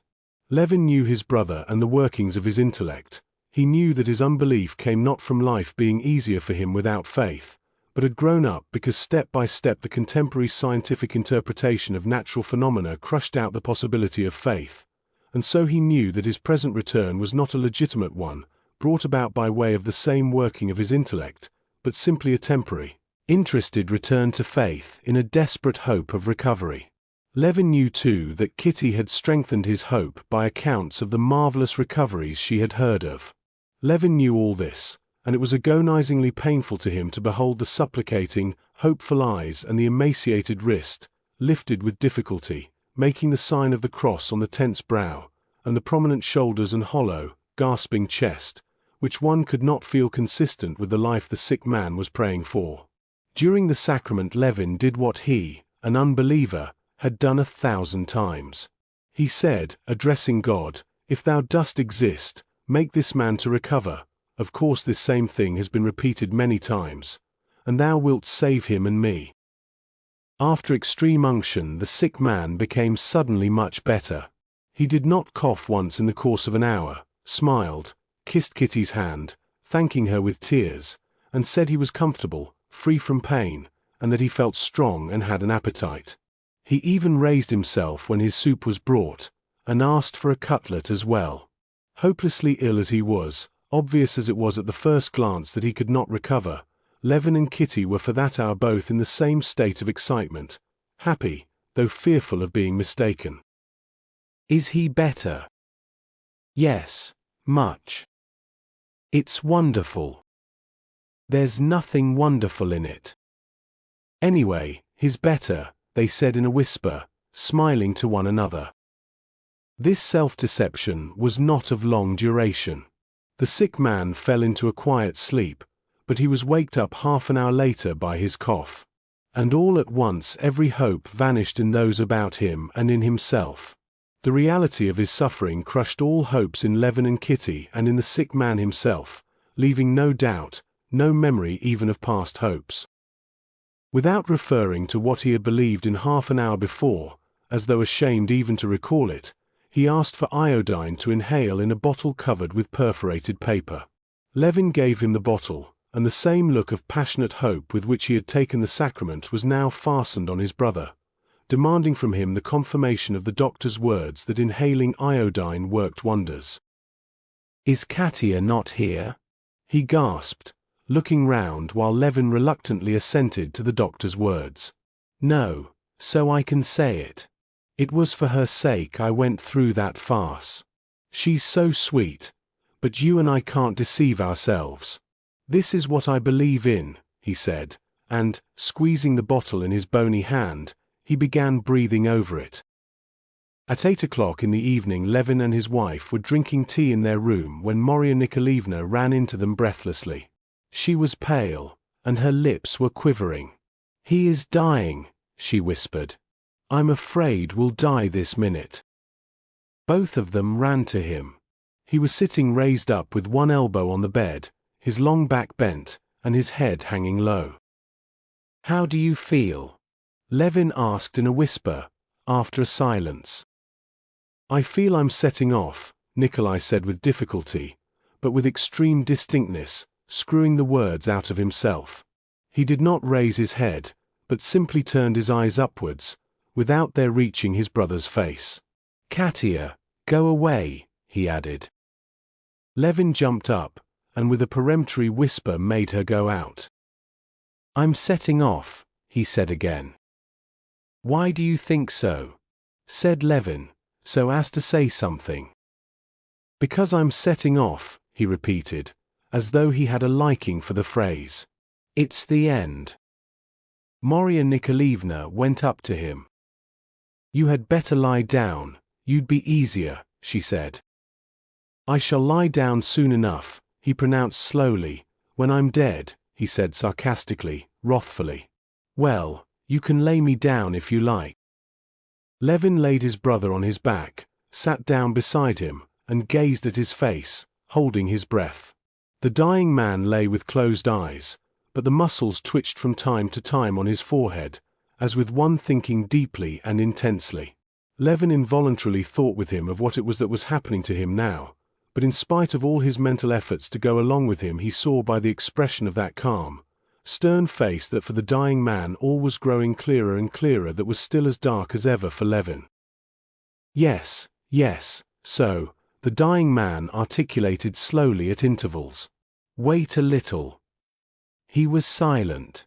Right, he pronounced all at once reassuringly, as though all were solved for him. Oh Lord! He murmured, and sighed deeply. Marya Nikolaevna felt his feet. They're getting cold, she whispered. For a long while, a very long while it seemed to Levin, the sick man lay motionless. But he was still alive, and from time to time he sighed. Levin by now was exhausted from mental strain. He felt that, with no mental effort, could he understand what it was that was right. He could not even think of the problem of death itself, but with no will of his own thoughts kept coming to him of what he had to do next. Closing the dead man's eyes, dressing him, ordering the coffin. And, strange to say, he felt utterly cold, and was not conscious of sorrow nor of loss, less still of pity for his brother. If he had any feeling for his brother at that moment, it was envy for the knowledge the dying man had now that he could not have. A long time more he sat over him so, continually expecting the end. But the end did not come. The door opened and Kitty appeared. Levin got up to stop her. But at the moment he was getting up, he caught the sound of the dying man stirring. Don't go away, said Nikolai and held out his hand. Levin gave him his, and angrily waved to his wife to go away. With the dying man's hand in his hand, he sat for half an hour, another hour. He did not think of death at all now. He wondered what Kitty was doing, who lived in the next room, whether the doctor lived in a house of his own. He longed for food and for sleep. He cautiously drew away his hand and felt the feet. The feet were cold, but the sick man was still breathing. Levin tried again to move away on tiptoe, but the sick man stirred again and said, "Don't go." The dawn came. The sick man's condition was unchanged. Levin stealthily withdrew his hand, and without looking at the dying man, went off to his own room and went to sleep. When he woke up, instead of news of his brother's death which he expected, he learned that the sick man had returned to his earlier condition. He had begun sitting up again, coughing, had begun eating again, talking again, and again had ceased to talk of death, again had begun to express hope of his recovery, and had become more irritable and more gloomy than ever. No one, neither his brother nor Kitty, could soothe him. He was angry with everyone, and said nasty things to everyone, reproached everyone for his sufferings, and insisted that they should get him a celebrated doctor from Moscow. To all inquiries made him as to how he felt, he made the same answer with an expression of vindictive reproachfulness: "I'm suffering horribly, intolerably." The sick man was suffering more and more, especially from bedsores, which it was impossible now to remedy, and grew more and more angry with everyone about him, blaming them for everything, and especially for not having brought him a doctor from Moscow. Kitty tried in every possible way to relieve him, to soothe him, but it was all in vain, and Levin saw that she herself was exhausted both physically and morally, though she would not admit it. The sense of death, which had been evoked in all by his taking leave of life on the night when he had sent for his brother, was broken up. Everyone knew that he must inevitably die soon, that he was half dead already. Everyone wished for nothing but that he should die as soon as possible, and everyone, concealing this, gave him medicines, tried to find remedies and doctors, and deceived him and themselves and each other. All this was faucid, disgusting, irreverent deceit. And owing to the bent of his character, and because he loved the dying man more than anyone else did, Levin was most painfully conscious of this deceit. Levin, who had long been possessed by the idea of reconciling his brothers, at least in face of death, had written to his brother, Sergei Ivanovitch, and having received an answer from him, he read this letter to the sick man. Sergei Ivanovitch wrote that he could not come himself, and in touching terms he begged his brother's forgiveness. The sick man said nothing. "What am I to write to him?" said Levin. "I hope you are not angry with him." "No, not the least," Nikolai answered, vexed at the question. "Tell him to send me a doctor." 3 more days of agony followed. The sick man was still in the same condition. The sense of longing for his death was felt by everyone now at the mere sight of him, by the waiters and the hotel keeper and all the people staying in the hotel, and the doctor and Marya Nikolaevna and Levin and Kitty.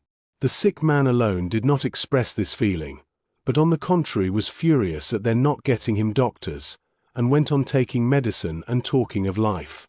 Only at rare moments, when the opium gave him an instant's relief from the never-ceasing pain, he would sometimes, half asleep, utter what was ever more intense in his heart than in all the others: "Oh, if it were only the end!" Or, "When will it be over?" His sufferings, steadily growing more intense, did their work and prepared him for death. There was no position in which he was not in pain, there was not a minute in which he was unconscious of it, not a limb, not a part of his body that did not ache and cause him agony. Even the memories, the impressions, the thoughts of this body awakened in him now the same aversion as the body itself. The sight of other people, their remarks, his own reminiscences, everything was for him a source of agony. Those about him felt this, and instinctively did not allow themselves to move freely, to talk, to express their wishes before him. All his life was merged in the one feeling of suffering and desire to be rid of it. There was evidently coming over him that revulsion that would make him look upon death as the goal of his desires, as happiness.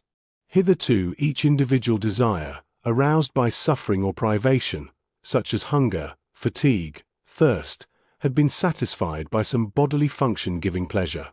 But now no physical craving or suffering received relief, and the effort to relieve them only caused fresh suffering.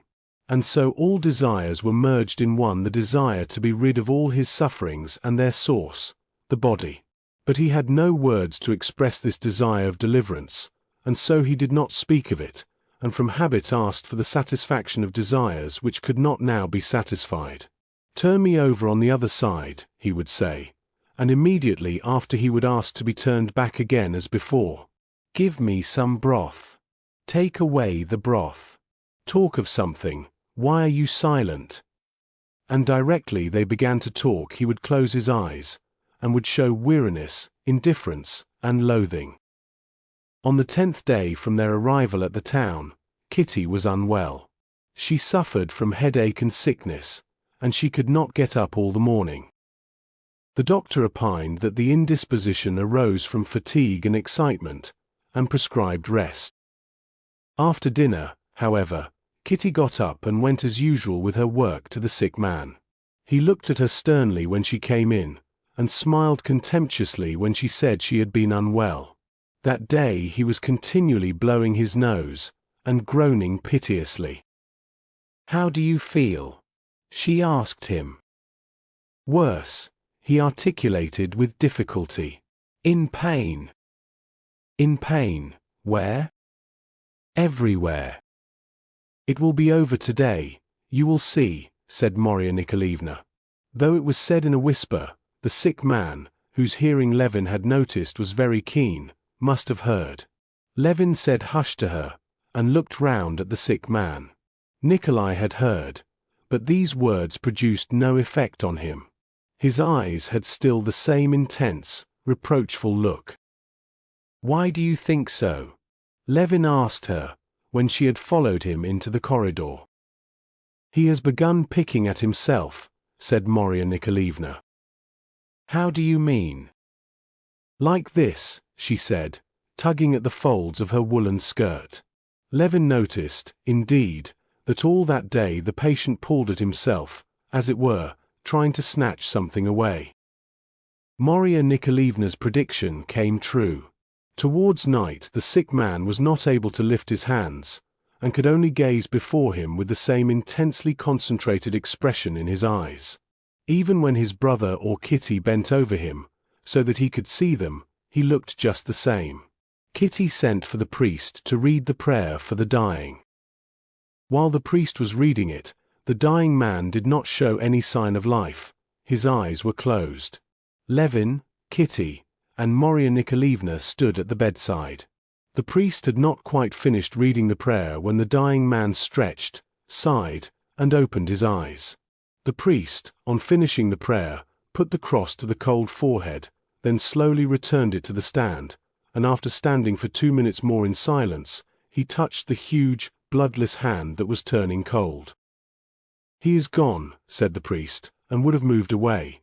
But suddenly there was a faint stir in the mustaches of the dead man that seemed glued together, and quite distinctly in the hush they heard from the bottom of the chest the sharply defined sounds. "Not quite. Soon."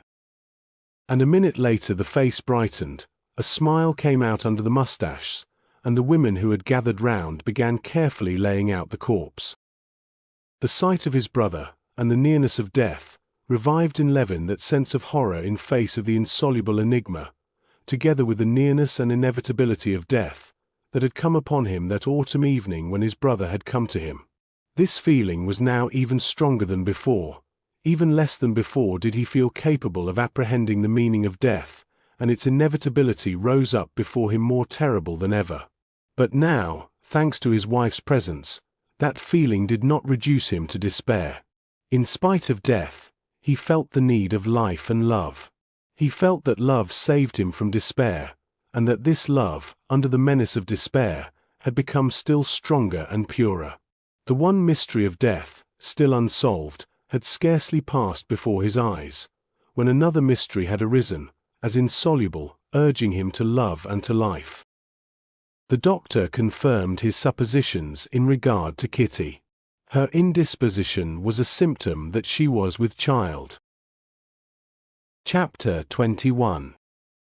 From the moment when Alexey Alexandrovitch understood from his interviews with Betsy and with Stepan Arkadyevitch that all that was expected of him was to leave his wife in peace, without burdening her with his presence, and that his wife herself desired this, he felt so distraught that he could come to no decision of himself. He did not know himself what he wanted now, and putting himself in the hands of those who were so pleased to interest themselves in his affairs, he met everything with unqualified assent. It was only when Anna had left his house, and the English governess sent to ask him whether she should dine with him or separately, that for the first time he clearly comprehended his position, and was appalled by it. Most difficult of all in this position was the fact that he could not in any way connect and reconcile his past with what was now. It was not the past when he had lived happily with his wife that troubled him. The transition from that past to a knowledge of his wife's unfaithfulness he had lived through miserably already. That state was painful, but he could understand it. If his wife had then, on declaring to him her unfaithfulness, left him, he would have been wounded, unhappy. But he would not have been in the hopeless position incomprehensible to himself in which he felt himself now. He could not now reconcile his immediate past, his tenderness, his love for his sick wife, and for the other man's child with what was now the case. That is, with the fact that, as it were, in return for all this he now found himself alone, put to shame, a laughingstock, needed by no one, and despised by everyone. For the first 2 days after his wife's departure, Alexey Alexandrovich received applicants for assistance, and his chief secretary drove to the committee and went down to dinner in the dining room as usual. Without giving himself a reason for what he was doing, he strained every nerve of his being for those 2 days, simply to preserve an appearance of composure, and even of indifference. Answering inquiries about the disposition of Anna Arkadyevna's rooms and belongings, he had exercised immense self-control to appear like a man in whose eyes what had occurred was not unforeseen nor out of the ordinary course of events, and he attained his aim. No one could have detected in him signs of despair. But on the 2nd day after her departure, when Corney gave him a bill from a fashionable draper's shop, which Anna had forgotten to pay, and announced that the clerk from the shop was waiting, Alexey Alexandrovich told him to show the clerk up. "Excuse me, Your Excellency, for venturing to trouble you. But if you direct us to apply to Her Excellency, would you graciously oblige us with her address?" Alexey Alexandrovich pondered, as it seemed to the clerk, and all at once, turning round, he sat down at the table. Letting his head sink into his hands, he sat for a long while in that position, several times attempted to speak and stopped short. Corney, perceiving his master's emotion, asked the clerk to call another time. Left alone, Alexey Alexandrovich recognized that he had not the strength to keep up the line of firmness and composure any longer. He gave orders for the carriage that was awaiting him to be taken back, and for no one to be admitted, and he did not go down to dinner. He felt that he could not endure the weight of universal contempt and exasperation, which he had distinctly seen in the face of the clerk and of Corney, and of everyone, without exception, whom he had met during those 2 days. He felt that he could not turn aside from himself the hatred of men, because that hatred did not come from his being bad. In that case he could have tried to be better, but from his being shamefully and repulsively unhappy. He knew that for this, for the very fact that his heart was torn with grief, they would be merciless to him. He felt that men would crush him as dogs strangle a torn dog yelping with pain. He knew that his sole means of security against people was to hide his wounds from them, and instinctively he tried to do this for 2 days, but now he felt incapable of keeping up the unequal struggle. His despair was even intensified by the consciousness that he was utterly alone in his sorrow. In all Petersburg there was not a human being to whom he could express what he was feeling, who would feel for him, not as a high official, not as a member of society, but simply as a suffering man. Indeed, he had not such a one in the whole world. Alexey Alexandrovich grew up an orphan. There were 2 brothers. They did not remember their father, and their mother died when Alexey Alexandrovich was 10 years old. The property was a small one. Their uncle, Karenina, a government official of high standing, at one time a favorite of the late Tsar, had brought them up. On completing his high school and university courses with medals, Alexey Alexandrovich had, with his uncle's aid, immediately started in a prominent position in the service, and from that time forward he had devoted himself exclusively to political ambition. In the high school and the university, and afterwards in the service, Alexey Alexandrovich had never formed a close friendship with anyone. His brother had been the person nearest to his heart, but he had a post in the Ministry of Foreign Affairs, and was always abroad, where he had died shortly after Alexey Alexandrovich's marriage. While he was governor of a province, Anna's aunt, a wealthy provincial lady, had thrown him middle-aged as he was, though young for a governor, with her niece, and had succeeded in putting him in such a position that he had either to declare himself or to leave the town. Alexey Alexandrovich was not long in hesitation. There were at the time as many reasons for the step as against it, and there was no overbalancing consideration to outweigh his invariable rule of abstaining when in doubt. But Anna's aunt had through a common acquaintance insinuated that he had already compromised the girl, and that he was in honor bound to make her an offer. He made the offer, and concentrated on his betrothed and his wife all the feeling of which he was capable. The attachment he felt to Anna precluded in his heart every need of intimate relations with others. And now among all his acquaintances he had not one friend. He had plenty of so-called connections, but no friendships. Alexey Alexandrovich had plenty of people whom he could invite to dinner, to whose sympathy he could appeal in any public affair he was concerned about, whose interest he could reckon upon for anyone he wished to help, with whom he could candidly discuss other people's business and affairs of state. But his relations with these people were confined to one clearly defined channel, and had a certain routine from which it was impossible to depart. There was one man, a comrade of his at the university, with whom he had made friends later, and with whom he could have spoken of a personal sorrow. But this friend had a post in the Department of Education in a remote part of Russia. Of the people in Petersburg, the most intimate and most possible were his chief secretary and his doctor.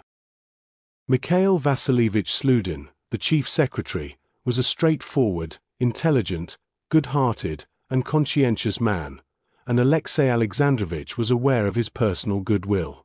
But their 5 years of official work together seemed to have put a barrier between them that cut off warmer relations.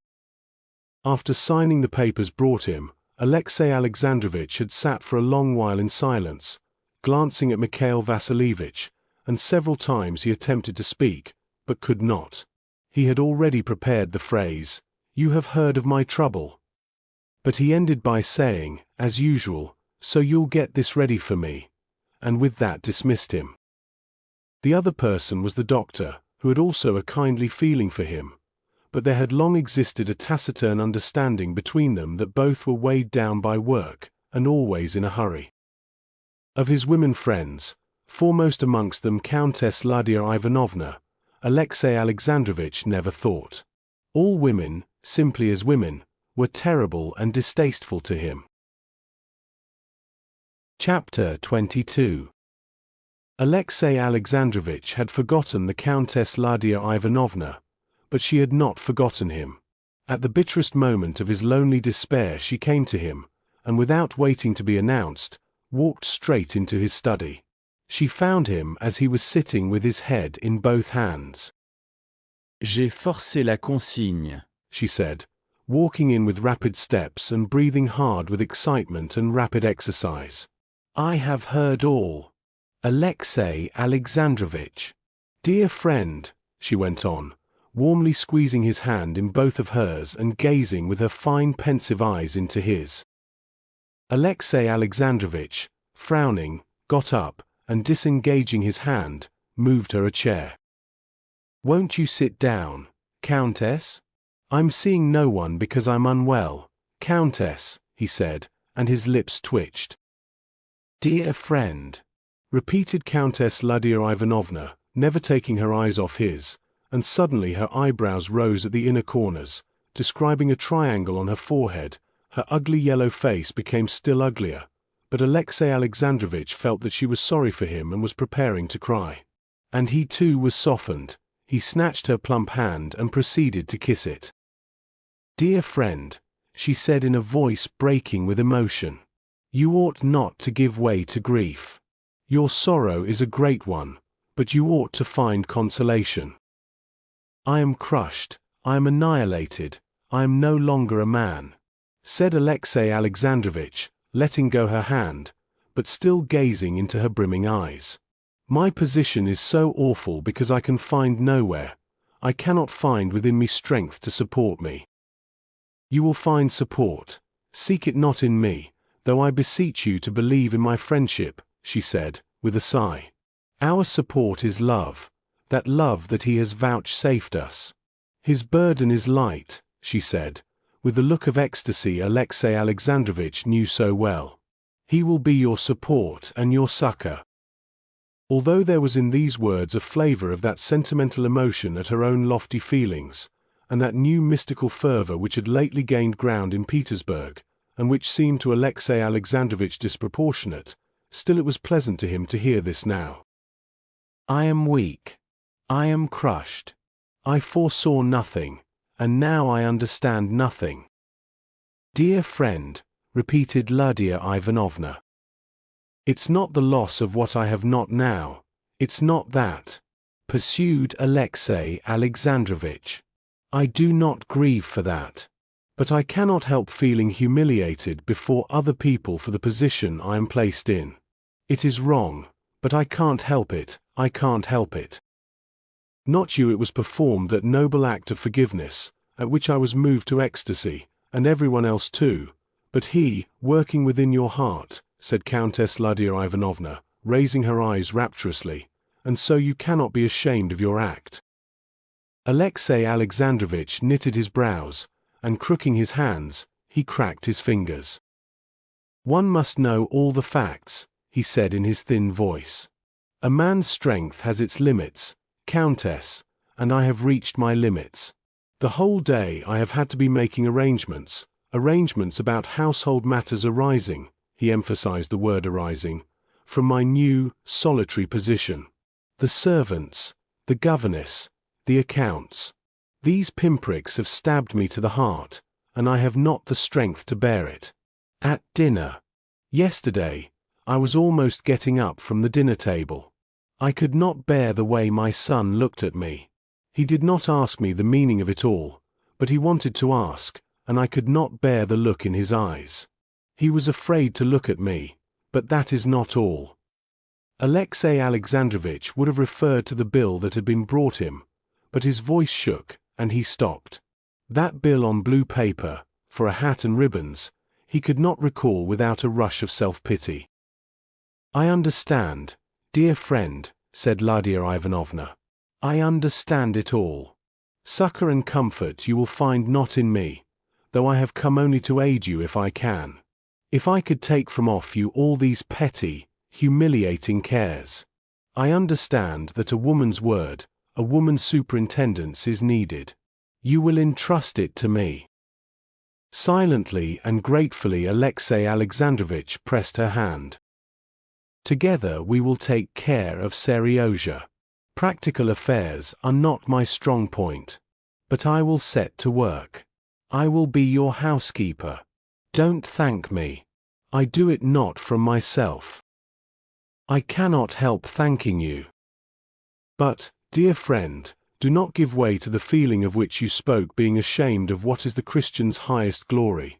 He who humbles himself shall be exalted. And you cannot thank me. You must thank him, and pray to him for succor. In him alone we find peace, consolation, salvation, and love, she said, and turning her eyes heavenwards, she began praying, as Alexey Alexandrovitch gathered from her silence. Alexey Alexandrovitch listened to her now, and those expressions which had seemed to him, if not distasteful, at least exaggerated, now seemed to him natural and consolatory. Alexey Alexandrovitch had disliked this new enthusiastic fervor. He was a believer, who was interested in religion primarily in its political aspect, and the new doctrine which ventured upon several new interpretations, just because it paved the way to discussion and analysis, was in principle disagreeable to him. He had hitherto taken up a cold and even antagonistic attitude to this new doctrine, and with Countess Lydia Ivanovna, who had been carried away by it, he had never argued, but by silence had assiduously parried her attempts to provoke him into argument. Now for the first time he heard her words with pleasure, and did not inwardly oppose them. I am very, very grateful to you, both for your deeds and for your words, he said, when she had finished praying. Countess Lydia Ivanovna once more pressed both her friend's hands. Now I will enter upon my duties, she said with a smile after a pause, as she wiped away the traces of tears. I am going to Seryozha. Only in the last extremity shall I apply to you. And she got up and went out. Countess Lydia Ivanovna went into Seryozha's part of the house, and dropping tears on the scared child's cheeks, She told him that his father was a saint and his mother was dead. Countess Lydia Ivanovna kept her promise.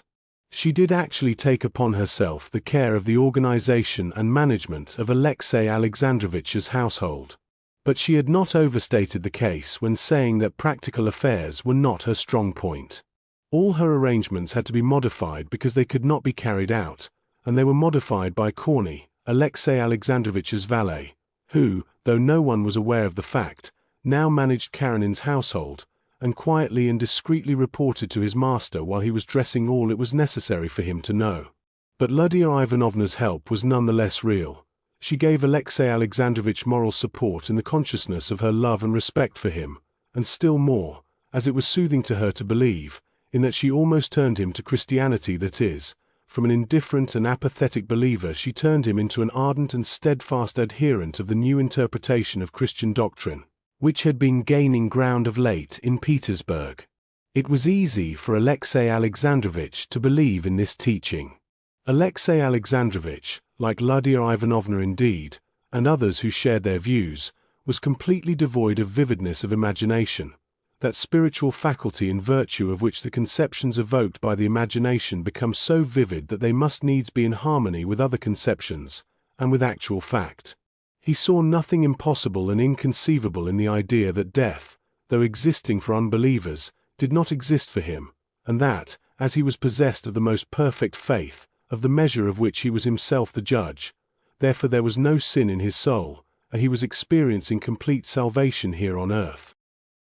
It is true that the erroneousness and shallowness of this conception of his faith was dimly perceptible to Alexey Alexandrovich, and he knew that when, without the slightest idea that his forgiveness was the action of a higher power, he had surrendered directly to the feeling of forgiveness, he had felt more happiness than now when he was thinking every instant that Christ was in his heart, and that in signing official papers he was doing his will. But for Alexey Alexandrovich it was a necessity to think in that way. It was such a necessity for him in his humiliation to have some elevated standpoint, however imaginary, from which, looked down upon by all, he could look down on others, that he clung, as to his one salvation, to his delusion of salvation. Chapter 23.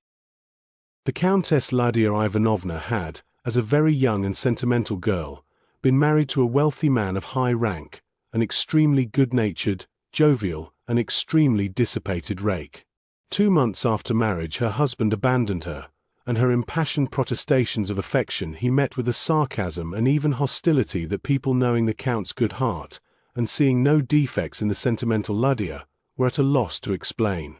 Though they were divorced and lived apart, yet whenever the husband met the wife, he invariably behaved to her with the same malignant irony, the cause of which was incomprehensible.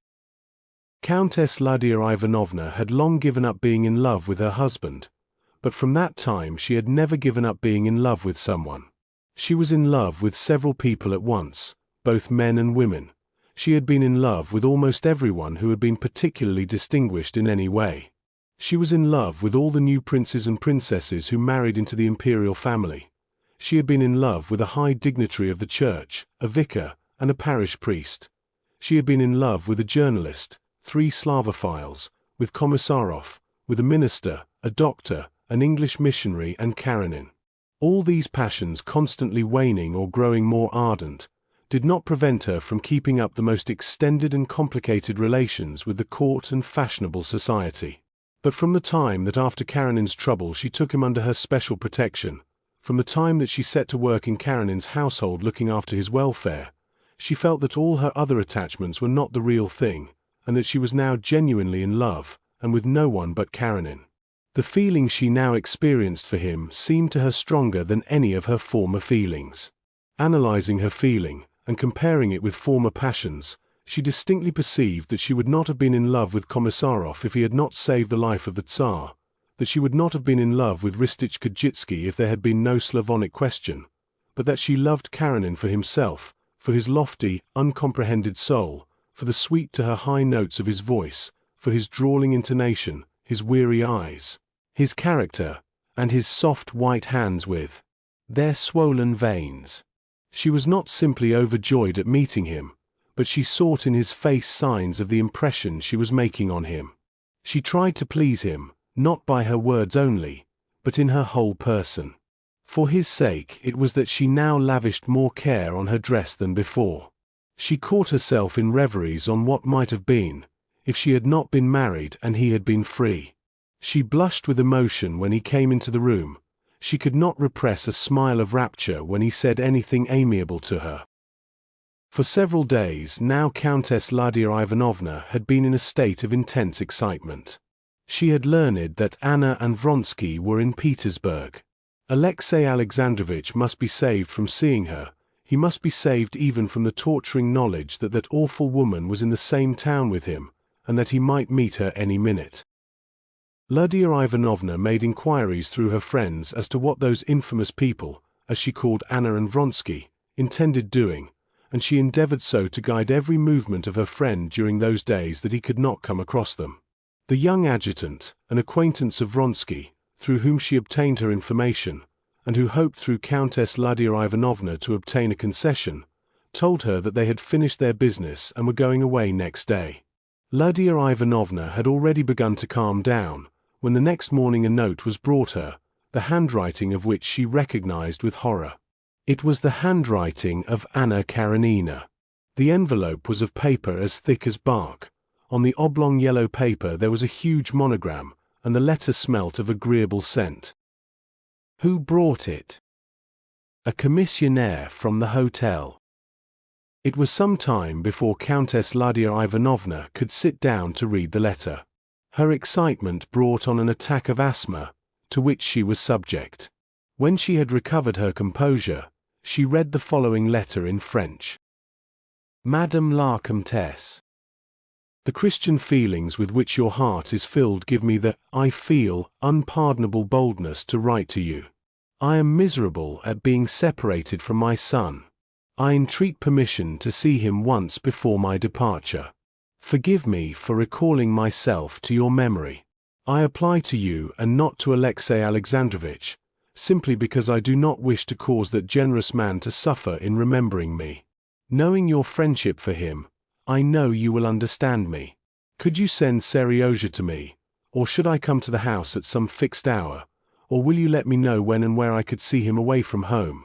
I do not anticipate a refusal, knowing the magnanimity of him with whom it rests. You cannot conceive the craving I have to see him, and so cannot conceive the gratitude your help will arouse in me. Anna. Everything in this letter exasperated Countess Lydia Ivanovna, its contents and the allusion to magnanimity, and especially its free and easy as she considered tone.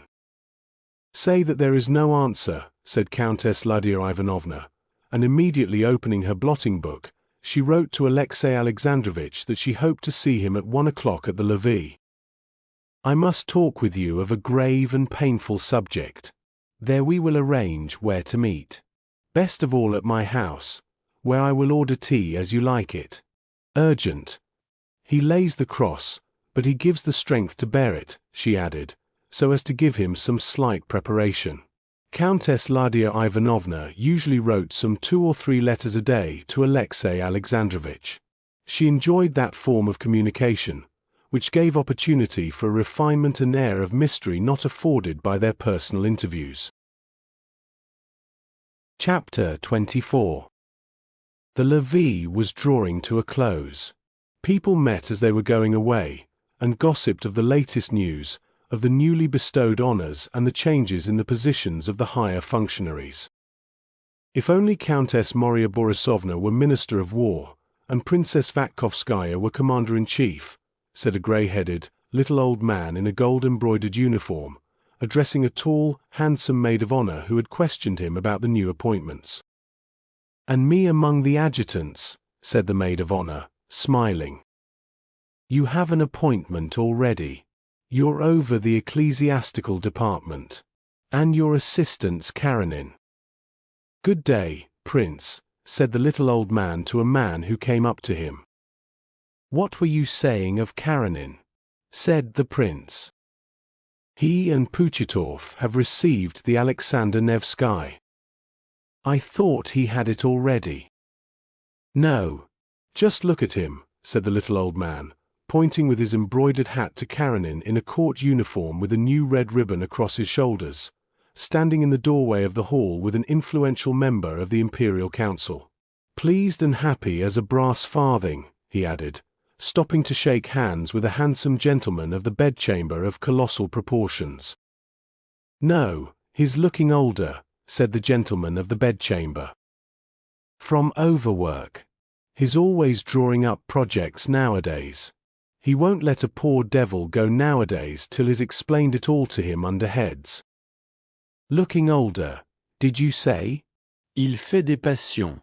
I believe Countess Lydia Ivanovna's jealous now of his wife. Oh, come now. Please don't say any harm of Countess Lydia Ivanovna. Why, is there any harm in her being in love with Karenina? But is it true Madame Karenina's here? Well, not here in the palace, but in Petersburg. I met her yesterday with Alexei Vronsky, bras dessus, bras dessous, in the Morsky. C'est un homme qui n'a pas. The gentleman of the bedchamber was beginning, but he stopped to make room, bowing, for a member of the imperial family to pass. Thus people talked incessantly of Alexei Alexandrovich, finding fault with him and laughing at him, while he, blocking up the way of the member of the Imperial Council he had captured, was explaining to him point by point his new financial project, never interrupting his discourse for an instant for fear he should escape. Almost at the same time that his wife left Alexei Alexandrovich, there had come to him that bitterest moment in the life of an official, the moment when his upward career comes to a full stop. This full stop had arrived and everyone perceived it, but Alexei Alexandrovich himself was not yet aware that his career was over.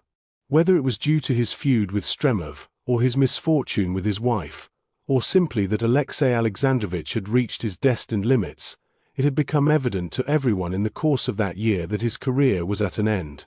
He still filled a position of consequence, he sat on many commissions and committees, but he was a man whose day was over, and from whom nothing was expected. Whatever he said, whatever he proposed, was heard as though it was something long familiar, and the very thing that was not needed. But Alexei Alexandrovich was not aware of this, and, on the contrary, being cut off from direct participation in governmental activity, he saw more clearly than ever the errors and defects in the action of others, and thought it his duty to point out means for their correction. Shortly after his separation from his wife, he began writing his first note on the new judicial procedure, the first of the endless series of notes he was destined to write in the future. Alexei Alexandrovich did not merely fail to observe his hopeless position in the official world, he was not merely free from anxiety on this head, he was positively more satisfied than ever with his own activity. He that is unmarried careth for the things that belong to the Lord, how he may please the Lord, but he that is married careth for the things that are of the world, how he may please his wife, says the Apostle Paul, and Alexei Alexandrovich, who was now guided in every action by Scripture, often recalled this text. It seemed to him that ever since he had been left without a wife, he had in these very projects of reform been serving the Lord more zealously than before. The unmistakable impatience of the member of the council trying to get away from him did not trouble Alexei Alexandrovich. He gave up his exposition only when the member of the council, seizing his chance when one of the imperial family was passing, slipped away from him. Left alone, Alexei Alexandrovich looked down, collecting his thoughts, then looked casually about him and walked towards the door, where he hoped to meet Countess Lydia Ivanovna. And how strong they all are, how sound physically, thought Alexei Alexandrovich, looking at the powerfully built gentleman of the bedchamber with his well-combed, perfumed whiskers, and at the red neck of the prince, pinched by his tight uniform. He had to pass them on his way. Truly is it said that all the world is evil, he thought, with another sidelong glance at the calves of the gentleman of the bedchamber. Moving forward deliberately, Alexei Alexandrovich bowed with his customary air of weariness and dignity to the gentleman who had been talking about him, and looking towards the door, his eyes sought Countess Lydia Ivanovna. Ah, Alexei Alexandrovich, said the little old man, with a malicious light in his eyes, at the moment when Karenina was on a level with them, and was nodding with a frigid gesture. I haven't congratulated you yet, said the old man, pointing to his newly received ribbon. Thank you, answered Alexey Alexandrovich. What an exquisite day today, he added, laying emphasis in his peculiar way on the word exquisite. That they laughed at him he was well aware, but he did not expect anything but hostility from them. He was used to that by now. Catching sight of the yellow shoulders of Lydia Ivanovna jutting out above her corset, and her fine pensive eyes bidding him to her, Alexey Alexandrovich smiled, revealing untarnished white teeth, and went towards her. Lydia Ivanovna's dress had cost her great pains, as indeed all her dresses had done of late. Her aim in dress was now quite the reverse of that she had pursued 30 years before. Then her desire had been to adorn herself with something, and the more adorned the better.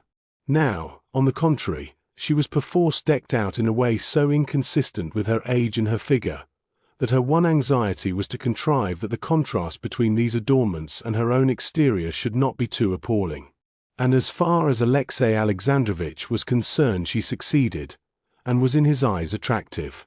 For him she was the one island not only of goodwill to him, but of love in the midst of the sea of hostility and jeering that surrounded him. Passing through rows of ironical eyes, he was drawn as naturally to her loving glance as a plant to the sun. "I congratulate you," she said to him, her eyes on his ribbon. Suppressing a smile of pleasure, he shrugged his shoulders, closing his eyes, as though to say that that could not be a source of joy to him. Countess Lydia Ivanovna was very well aware that it was one of his chief sources of satisfaction, though he never admitted it. "How is our angel?" said Countess Lydia Ivanovna, meaning Seryozha. "I can't say I was quite pleased with him," said Alexey Alexandrovich, raising his eyebrows and opening his eyes. "And Sitnikov is not satisfied with him." Sitnikov was the tutor to whom Seryozha's secular education had been entrusted. As I have mentioned to you, there's a sort of coldness in him towards the most important questions which ought to touch the heart of every man and every child. Alexey Alexandrovich began expounding his views on the sole question that interested him besides the service, the education of his son. When Alexey Alexandrovich, with Lydia Ivanovna's help, had been brought back anew to life and activity, he felt it his duty to undertake the education of the son left on his hands. Having never before taken any interest in educational questions, Alexey Alexandrovich devoted some time to the theoretical study of the subject. After reading several books on anthropology, education, and didactics, Alexey Alexandrovich drew up a plan of education, and engaging the best tutor in Petersburg to superintend it, he set to work, and the subject continually absorbed him. "Yes, but the heart. I see in him his father's heart, and with such a heart a child cannot go far wrong," said Lydia Ivanovna with enthusiasm. "Yes, perhaps. As for me, I do my duty. It's all I can do." "You're coming to me," said Countess Lydia Ivanovna, after a pause. "We have to speak of a subject painful for you. I would give anything to have spared you certain memories, but others are not of the same mind. I have received a letter from her. She is here in Petersburg." Alexey Alexandrovich shuddered at the allusion to his wife, but immediately his face assumed the death-like rigidity which expressed utter helplessness in the matter. "I was expecting it," he said. Countess Lydia Ivanovna looked at him ecstatically, and tears of rapture at the greatness of his soul came into her eyes. Chapter 25. When Alexey Alexandrovich came into the Countess Lydia Ivanovna's snug little boudoir, decorated with old china and hung with portraits, the lady herself had not yet made her appearance. She was changing her dress. A cloth was laid on a round table, and on it stood a china tea service and a silver spirit lamp and tea kettle. Alexey Alexandrovich looked idly about at the endless familiar portraits which adorned the room, and sitting down to the table, he opened a New Testament lying upon it. The rustle of the Countess's silk skirt drew his attention off. "Well now, we can sit quietly," said Countess Lydia Ivanovna, slipping hurriedly with an agitated smile between the table and the sofa, and talk over our tea. After some words of preparation, Countess Lydia Ivanovna, breathing hard and flushing crimson, gave into Alexey Alexandrovich's hands the letter she had received. After reading the letter, he sat a long while in silence. "I don't think I have the right to refuse her," he said, timidly lifting his eyes. "Dear friend, you never see evil in anyone. On the contrary, I see that all is evil. But whether it is just..." His face showed irresolution, and a seeking for counsel, support, and guidance in a matter he did not understand. "No," Countess Lydia Ivanovna interrupted him, "there are limits to everything. I can understand immorality," she said, not quite truthfully, since she never could understand that which leads women to immorality. "But I don't understand cruelty." "To whom?" "To you. How can she stay in the town where you are?" "No, the longer one lives the more one learns. And I'm learning to understand your loftiness and her baseness." "Who is to throw a stone?" said Alexey Alexandrovich, unmistakably pleased with the part he had to play. "I have forgiven all, and so I cannot deprive her of what is exacted by love in her by her love for her son." "But is that love, my friend? Is it sincere? Admitting that you have forgiven, that you forgive, have we the right to work on the feelings of that angel? He looks on her as dead. He prays for her, and beseeches God to have mercy on her sins. And it is better so. But now what will he think?" "I had not thought of that," said Alexey Alexandrovich, evidently agreeing. Countess Lydia Ivanovna hid her face in her hands and was silent. She was praying. "If you ask my advice," she said, having finished her prayer and uncovered her face, "I do not advise you to do this. Do you suppose I don't see how you are suffering, how this has torn open your wounds? But supposing that, as always, you don't think of yourself, what can it lead to? To fresh suffering for you, to torture for the child. If there were a trace of humanity left in her, she ought not to wish for it herself. No, I have no hesitation in saying I advise not, and if you will entrust it to me, I will write to her." And Alexey Alexandrovich consented, and Countess Lydia Ivanovna sent the following letter in French. "Dear Madam, to be reminded of you might have results for your son in leading to questions on his part which could not be answered without implanting in the child's soul a spirit of censure towards what should be for him sacred, and therefore I beg you to interpret your husband's refusal in the spirit of Christian love. I pray to Almighty God to have mercy on you. Countess Lydia." This letter attained the secret object which Countess Lydia Ivanovna had concealed from herself. It wounded Anna to the quick. For his part, Alexey Alexandrovich, on returning home from Lydia Ivanovna's, could not all that day concentrate himself on his usual pursuits, and find that spiritual peace of one saved and believing which he had felt of late. The thought of his wife, who had so greatly sinned against him, and towards whom he had been so saintly, as Countess Lydia Ivanovna had so justly told him, ought not to have troubled him. But he was not easy. He could not understand the book he was reading. He could not drive away harassing recollections of his relations with her, of the mistake which, as it now seemed, he had made in regard to her. The memory of how he had received her confession of infidelity on their way home from the races, especially that he had insisted only on the observance of external decorum, and had not sent a challenge, tortured him like a remorse. He was tortured too by the thought of the letter he had written her, and most of all, his forgiveness, which nobody wanted, and his care of the other man's child made his heart burn with shame and remorse.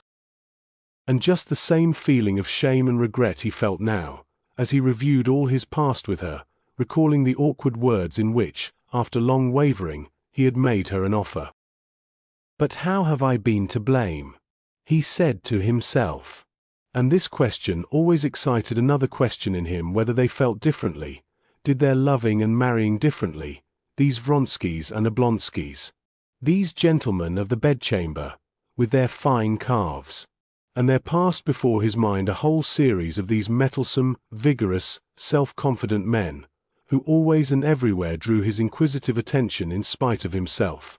He tried to dispel these thoughts. He tried to persuade himself that he was not living for this transient life, but for the life of eternity, and that there was peace and love in his heart. But the fact that he had in this transient, trivial life made, as it seemed to him, a few trivial mistakes tortured him as though the eternal salvation in which he believed had no existence. But this temptation did not last long, and soon there was re-established once more in Alexey Alexandrovitch's soul the peace and the elevation by virtue of which he could forget what he did not want to remember. Chapter 26. "Well, Kapitanich," said Seryozha, coming back rosy and good-humored from his walk the day before his birthday, and giving his overcoat to the tall old hall porter, who smiled down at the little person from the height of his long figure. "Well, has the bandaged clerk been here today? Did Papa see him?" "He saw him. The minute the chief secretary came out, I announced him," said the hall porter with a good-humored wink. "Here, I'll take it off." "Seryozha," said the tutor, stopping in the doorway leading to the inner rooms. "Take it off yourself." But Seryozha, though he heard his tutor's feeble voice, did not pay attention to it.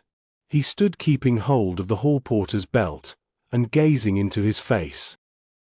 "Well, and did Papa do what he wanted for him?" The hall porter nodded his head affirmatively. The clerk with his face tied up, who had already been 7 times to ask some favor of Alexey Alexandrovitch, interested both Seryozha and the hall porter.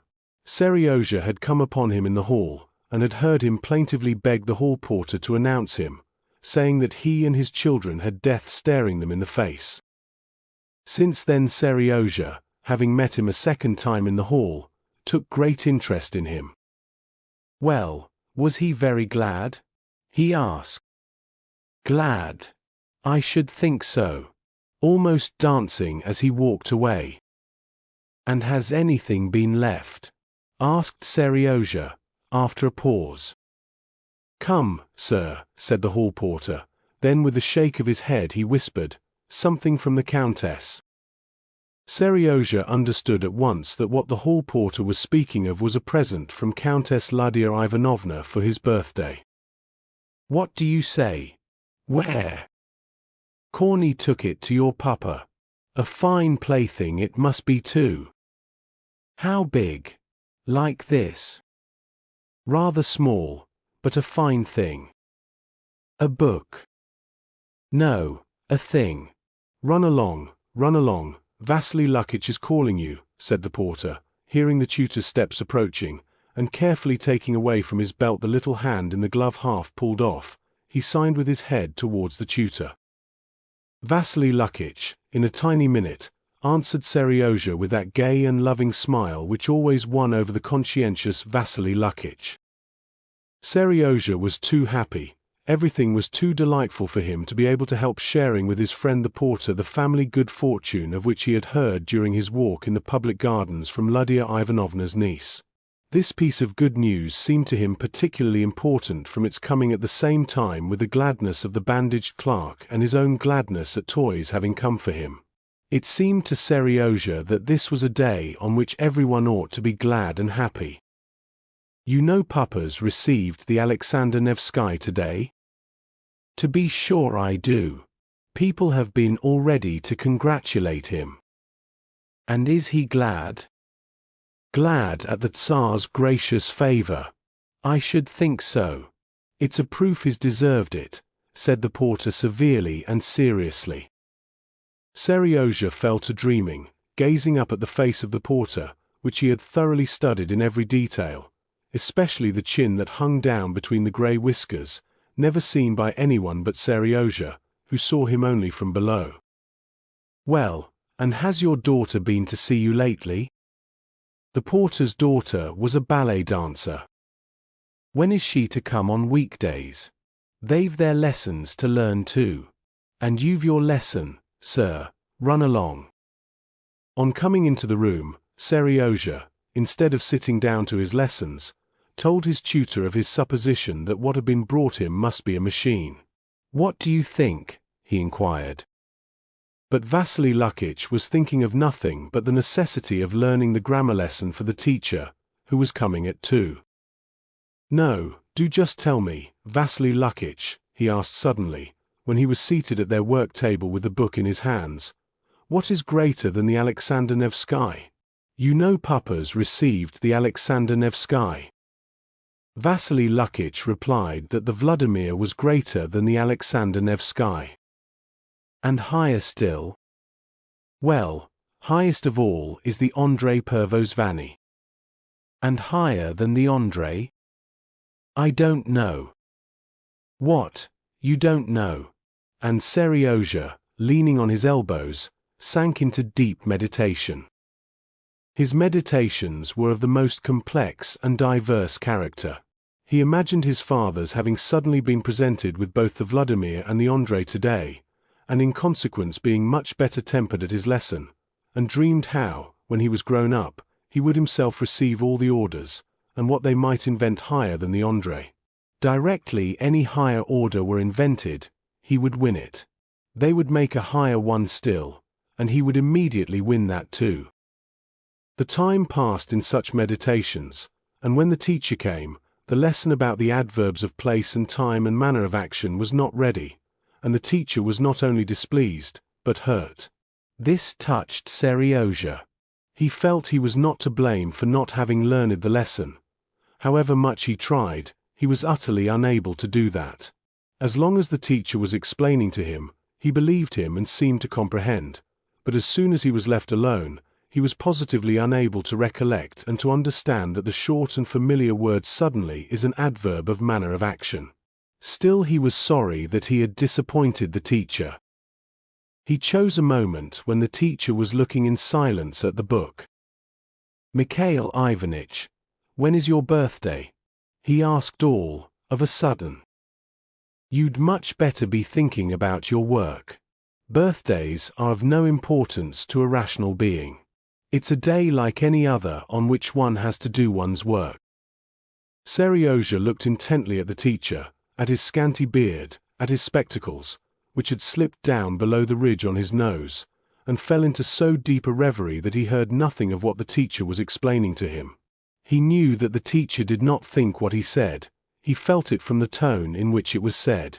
But why have they all agreed to speak just in the same manner, always the dreariest and most useless stuff? Why does he keep me off? Why doesn't he love me? He asked himself mournfully, and could not think of an answer. Chapter 27. After the lesson with the grammar teacher came his father's lesson. While waiting for his father, Seryozha sat at the table playing with a penknife, and fell to dreaming. Among Seryozha's favorite occupations was searching for his mother during his walks. He did not believe in death generally, and in her death in particular, in spite of what Lydia Ivanovna had told him and his father had confirmed, and it was just because of that, and after he had been told she was dead, that he had begun looking for her when out for a walk. Every woman of full, graceful figure with dark hair was his mother. At the sight of such a woman, such a feeling of tenderness was stirred within him that his breath failed him, and tears came into his eyes. And he was on the tiptoe of expectation that she would come up to him, would lift her veil.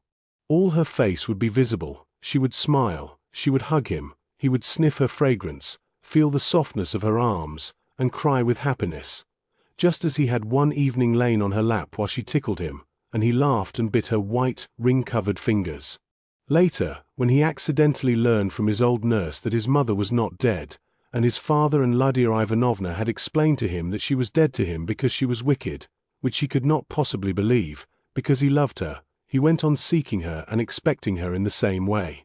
That day in the public gardens there had been a lady in a lilac veil, whom he had watched with a throbbing heart, believing it to be she as she came towards them along the path. The lady had not come up to them, but had disappeared somewhere. That day, more intensely than ever, Seryozha felt a rush of love for her, and now, waiting for his father, he forgot everything, and cut all round the edge of the table with his penknife, staring straight before him with sparkling eyes and dreaming of her. Here is your papa, said Vasily Lukich, rousing him. Seryozha jumped up and went up to his father, and kissing his hand, looked at him intently, trying to discover signs of his joy at receiving the Alexander Nevsky. Did you have a nice walk? Said Alexey Alexandrovich, sitting down in his easy chair, pulling the volume of the Old Testament to him and opening it. Although Alexey Alexandrovich had more than once told Seryozha that every Christian ought to know scripture history thoroughly, he often referred to the Bible himself during the lesson, and Seryozha observed this. Yes, it was very nice indeed, Papa, said Seryozha, sitting sideways on his chair and rocking it, which was forbidden. I saw Nadinka. Nadinka was a niece of Lydia Ivanovna's who was being brought up in her house. She told me you'd been given a new star. Are you glad, Papa? First of all, don't rock your chair, please, said Alexey Alexandrovich. And secondly, it's not the reward that's precious, but the work itself. And I could have wished you understood that. If you now are going to work, to study in order to win a reward, then the work will seem hard to you. But when you work, Alexey Alexandrovich, as he spoke, thought of how he had been sustained by a sense of duty through the wearisome labor of the morning, consisting of signing 180 papers. Loving your work, you will find your reward in it. Seryozha's eyes, that had been shining with gaiety and tenderness, grew dull and dropped before his father's gaze. This was the same long-familiar tone his father always took with him, and Seryozha had learned by now to fall in with it. His father always talked to him, so Seryozha felt as though he were addressing some boy of his own imagination, one of those boys that exist in books, utterly unlike himself. And Seryozha always tried with his father to act being the storybook boy. You understand that, I hope? Said his father. Yes, Papa, answered Seryozha, acting the part of the imaginary boy. The lesson consisted of learning by heart several verses out of the Gospel and the repetition of the beginning of the Old Testament. The verses from the Gospel Seryozha knew fairly well, but at the moment when he was saying them he became so absorbed in watching the sharply protruding, bony knobbiness of his father's forehead, that he lost the thread, and he transposed the end of one verse and the beginning of another. So it was evident to Alexey Alexandrovich that he did not understand what he was saying, and that irritated him. He frowned, and began explaining what Seryozha had heard many times before and never could remember, because he understood it too well, just as that suddenly is an adverb of manner of action. Seryozha looked with scared eyes at his father, and could think of nothing but whether his father would make him repeat what he had said, as he sometimes did. And this thought so alarmed Seryozha that he now understood nothing. But his father did not make him repeat it, and passed on to the lesson out of the Old Testament. Seryozha recounted the events themselves well enough, but when he had to answer questions as to what certain events prefigured, he knew nothing, though he had already been punished over this lesson. The passage at which he was utterly unable to say anything, and began fidgeting and cutting the table and swinging his chair, was where he had to repeat the patriarchs before the flood. He did not know one of them, except Enoch, who had been taken up alive to heaven. Last time he had remembered their names, but now he had forgotten them utterly, chiefly because Enoch was the personage he liked best in the whole of the Old Testament, and Enoch's translation to heaven was connected in his mind with a whole long train of thought, in which he became absorbed now while he gazed with fascinated eyes at his father's watch chain and a half-unbuttoned button on his waistcoat. In death, of which they talked to him so often, Seryozha disbelieved entirely. He did not believe that those he loved could die, above all that he himself would die. That was to him something utterly inconceivable and impossible. But he had been told that all men die. He had asked people, indeed, whom he trusted, and they too had confirmed it. His old nurse, too, said the same, though reluctantly. But Enoch had not died, and so it followed that everyone did not die. And why cannot anyone else so serve God and be taken alive to heaven? Thought Seryozha. Bad people, that is those Seryozha did not like, they might die, but the good might all be like Enoch. Well, what are the names of the patriarchs? Enoch, Enos. But you have said that already. This is bad, Seryozha, very bad. If you don't try to learn what is more necessary than anything for a Christian, said his father, getting up, whatever can interest you. I am displeased with you, and Pyotr Ignatitch, this was the most important of his teachers, is displeased with you. I shall have to punish you. His father and his teacher were both displeased with Seryozha, and he certainly did learn his lessons very badly. But still it could not be said he was a stupid boy. On the contrary, he was far cleverer than the boys his teacher held up as examples to Seryozha. In his father's opinion, he did not want to learn what he was taught. In reality he could not learn that.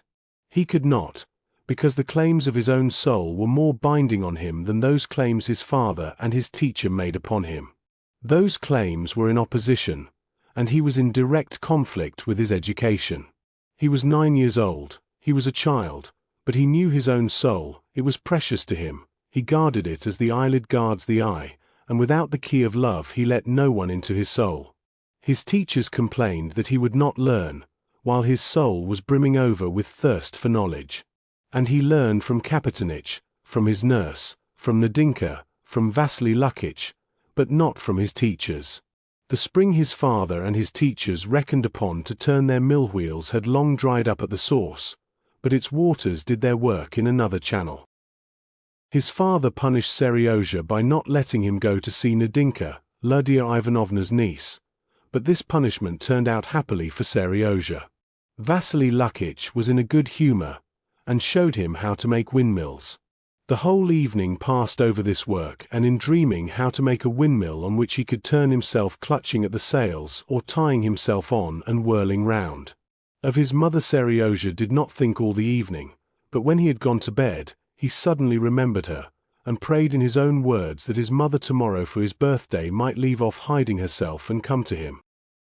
Vasily Lukitch, do you know what I prayed for tonight extra besides the regular things? That you might learn your lessons better. No. Toys? No. You'll never guess. A splendid thing. But it's a secret. When it comes to pass I'll tell you. Can't you guess? No, I can't guess. You tell me, said Vasily Lukitch with a smile, which was rare with him. Come, lie down, I'm putting out the candle. Without the candle I can see better what I see and what I prayed for. There. I was almost telling the secret, said Seryozha, laughing gaily. When the candle was taken away, Seryozha heard and felt his mother. She stood over him, and with loving eyes caressed him. But then came windmills, a knife, everything began to be mixed up, and he fell asleep. Chapter 28. On arriving in Petersburg, Vronsky and Anna stayed at one of the best hotels. Vronsky apart in a lower story, Anna above with her child, its nurse, and her maid, in a large suite of 4 rooms. On the day of his arrival Vronsky went to his brother's. There he found his mother, who had come from Moscow on business. His mother and sister-in-law greeted him as usual. They asked him about his stay abroad, and talked of their common acquaintances, but did not let drop a single word in allusion to his connection with Anna. His brother came the next morning to see Vronsky, and of his own accord asked him about her, and Alexei Vronsky told him directly that he looked upon his connection with Madame Karenina as marriage, that he hoped to arrange a divorce, and then to marry her, and until then he considered her as much a wife as any other wife, and he begged him to tell their mother and his wife so. If the world disapproves, I don't care, said Vronsky. But if my relations want to be on terms of relationship with me, they will have to be on the same terms with my wife. The elder brother, who had always a respect for his younger brother's judgment, could not well tell whether he was right or not till the world had decided the question. For his part he had nothing against it, and with Alexei he went up to see Anna. Before his brother, as before everyone, Vronsky addressed Anna with a certain formality, treating her as he might a very intimate friend, but it was understood that his brother knew their real relations, and they talked about Anna's going to Vronsky's estate. In spite of all his social experience, Vronsky was, in consequence of the new position in which he was placed, laboring under a strange misapprehension. One would have thought he must have understood that society was closed for him and Anna, but now some vague ideas had sprung up in his brain that this was only the case in old-fashioned days, and that now, with the rapidity of modern progress, he had unconsciously become by now a partisan of every sort of progress. The views of society had changed, and that the question whether they would be received in society was not a foregone conclusion.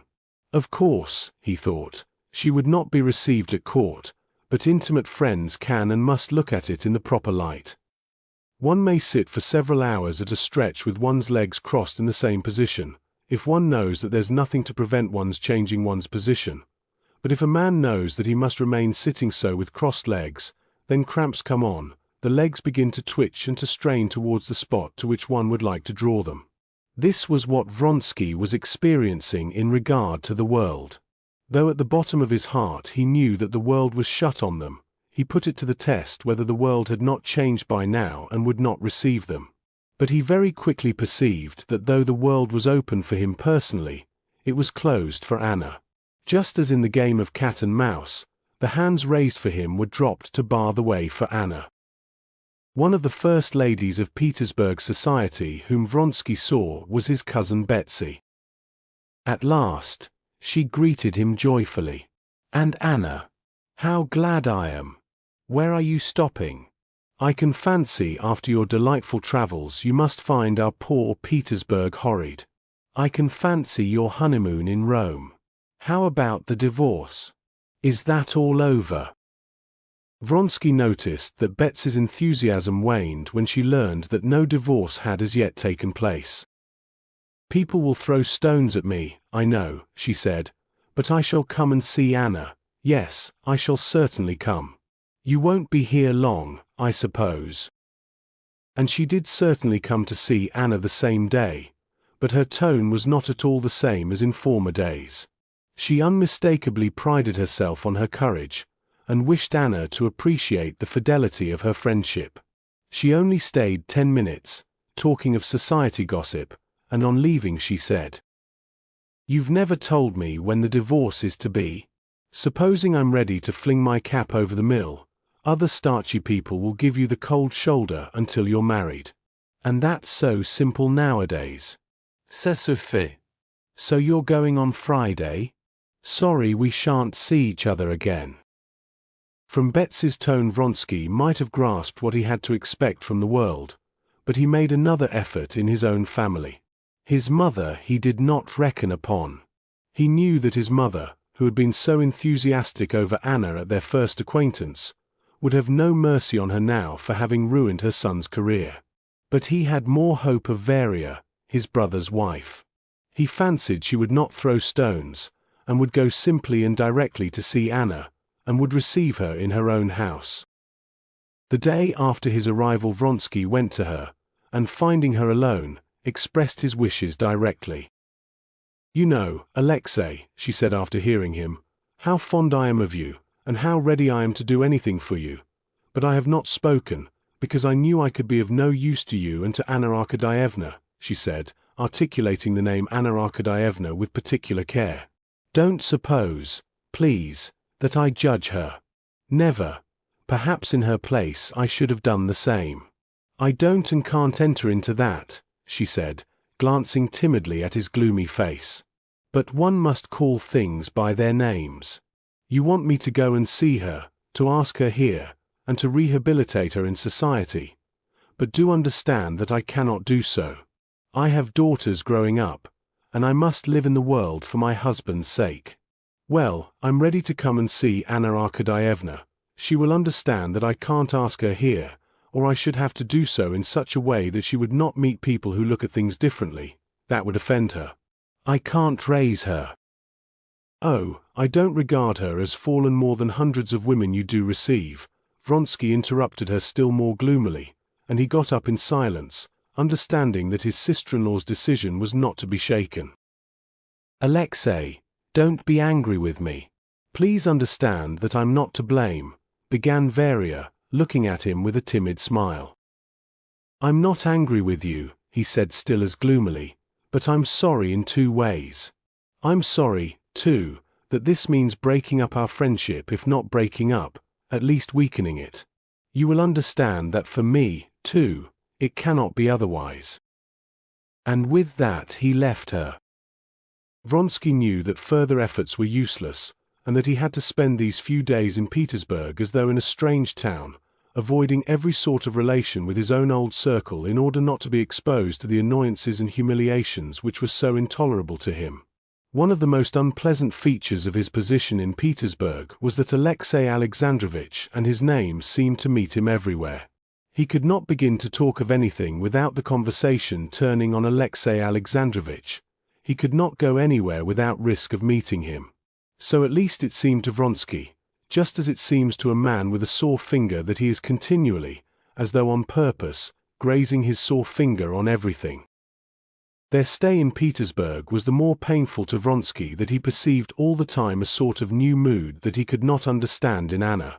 At one time she would seem in love with him, and then she would become cold, irritable, and impenetrable. She was worrying over something, and keeping something back from him, and did not seem to notice the humiliations which poisoned his existence, and for her, with her delicate intuition, must have been still more unbearable. Chapter 29. One of Anna's objects in coming back to Russia had been to see her son. From the day she left Italy, the thought of it had never ceased to agitate her. And as she got nearer to Petersburg, the delight and importance of this meeting grew ever greater in her imagination. She did not even put to herself the question how to arrange it. It seemed to her natural and simple to see her son when she should be in the same town with him. But on her arrival in Petersburg she was suddenly made distinctly aware of her present position in society, and she grasped the fact that to arrange this meeting was no easy matter. She had now been 2 days in Petersburg. The thought of her son never left her for a single instant, but she had not yet seen him. To go straight to the house, where she might meet Alexey Alexandrovitch, that she felt she had no right to do. She might be refused admittance and insulted. To write and so enter into relations with her husband that it made her miserable to think of doing. She could only be at peace when she did not think of her husband. To get a glimpse of her son out walking, finding out where and when he went out, was not enough for her. She had so looked forward to this meeting, she had so much she must say to him, she so longed to embrace him, to kiss him. Seriozha's old nurse might be a help to her and show her what to do. But the nurse was not now living in Alexey Alexandrovitch's house. In this uncertainty, and in efforts to find the nurse, 2 days had slipped by. Hearing of the close intimacy between Alexey Alexandrovitch and Countess Lydia Ivanovna, Anna decided on the 3rd day to write to her a letter, which cost her great pains, and in which she intentionally said that permission to see her son must depend on her husband's generosity. She knew that if the letter were shown to her husband, he would keep up his character of magnanimity, and would not refuse her request. The commissionaire who took the letter had brought her back the most cruel and unexpected answer, that there was no answer. She had never felt so humiliated as at the moment when, sending for the commissionaire, she heard from him the exact account of how he had waited, and how afterwards he had been told there was no answer. Anna felt humiliated, insulted, but she saw that from her point of view Countess Lydia Ivanovna was right. Her suffering was the more poignant that she had to bear it in solitude. She could not and would not share it with Vronsky. She knew that to him, although he was the primary cause of her distress, the question of her seeing her son would seem a matter of very little consequence. She knew that he would never be capable of understanding all the depth of her suffering, that for his cool tone at any allusion to it she would begin to hate him. And she dreaded that more than anything in the world, and so she hid from him everything that related to her son. Spending the whole day at home she considered ways of seeing her son, and had reached a decision to write to her husband. She was just composing this letter when she was handed the letter from Lydia Ivanovna. The Countess's silence had subdued and depressed her, but the letter, all that she read between the lines in it, so exasperated her, this malice was so revolting beside her passionate, legitimate tenderness for her son, that she turned against other people and left off blaming herself. This coldness, this pretense of feeling, she said to herself. They must needs insult me and torture the child, and I am to submit to it. Not on any consideration. She is worse than I am. I don't lie, anyway. And she decided on the spot that next day, Serioja's birthday, she would go straight to her husband's house, bribe or deceive the servants, but at any cost see her son and overturn the hideous deception with which they were encompassing the unhappy child. She went to a toy shop, bought toys, and thought over a plan of action. She would go early in the morning at 8 o'clock, when Alexey Alexandrovitch would be certain not to be up. She would have money in her hand to give the hall porter and the footman, so that they should let her in, and not raising her veil, she would say that she had come from Serioja's godfather to congratulate him, and that she had been charged to leave the toys at his bedside. She had prepared everything but the words she should say to her son. Often as she had dreamed of it, she could never think of anything. The next day, at 8 o'clock in the morning, Anna got out of a hired sledge and rang at the front entrance of her former home. "Run and see what's wanted." "Some lady," said Kapitonich, who, not yet dressed, in his overcoat and galoshes, had peeped out of the window and seen a lady in a veil standing close up to the door. His assistant, a lad Anna did not know, had no sooner opened the door to her than she came in, and pulling a 3-ruble note out of her muff put it hurriedly into his hand. "Serioja Sergei Alexeich," she said, and was going on. Scrutinizing the note, the porter's assistant stopped her at the second glass door. "Whom do you want?" he asked. She did not hear his words and made no answer. Noticing the embarrassment of the unknown lady, Kapitonich went out to her, opened the second door for her, and asked her what she was pleased to want. "From Prince Skorodumov for Sergei Alexeich," she said. "His honor's not up yet," said the porter, looking at her attentively. Anna had not anticipated that the absolutely unchanged hall of the house where she had lived for 9 years would so greatly affect her. Memories sweet and painful rose one after another in her heart, and for a moment she forgot what she was here for. "Would you kindly wait?" said Kapitonich, taking off her fur cloak. As he took off the cloak, Kapitonich glanced at her face, recognized her, and made her a low bow in silence. "Please walk in, Your Excellency," he said to her. She tried to say something, but her voice refused to utter any sound. With a guilty and imploring glance at the old man she went with light, swift steps up the stairs. Bent double, and his galoshes catching in the steps, Kapitonich ran after her, trying to overtake her. "The tutor's there. Maybe he's not dressed. I'll let him know." Anna still mounted the familiar staircase, not understanding what the old man was saying. "This way, to the left, if you please. Excuse it's not being tidy. His honor's in the old parlor now," the hall porter said, panting. "Excuse me, wait a little, Your Excellency. I'll just see," he said, and overtaking her, he opened the high door and disappeared behind it. Anna stood still waiting. "He's only just awake," said the hall porter, coming out. And at the very instant the porter said this, Anna caught the sound of a childish yawn. From the sound of this yawn alone she knew her son and seemed to see him living before her eyes. "Let me in, go away," she said, and went in through the high doorway. On the right of the door stood a bed, and sitting up in the bed was the boy. His little body bent forward with his nightshirt unbuttoned. He was stretching and still yawning. The instant his lips came together they curved into a blissfully sleepy smile, and with that smile he slowly and deliciously rolled back again. "Serioja," she whispered, going noiselessly up to him. When she was parted from him, and all this latter time when she had been feeling a fresh rush of love for him, she had pictured him as he was at 4 years old, when she had loved him most of all. Now he was not even the same as when she had left him. He was still further from the 4-year-old baby, more grown and thinner.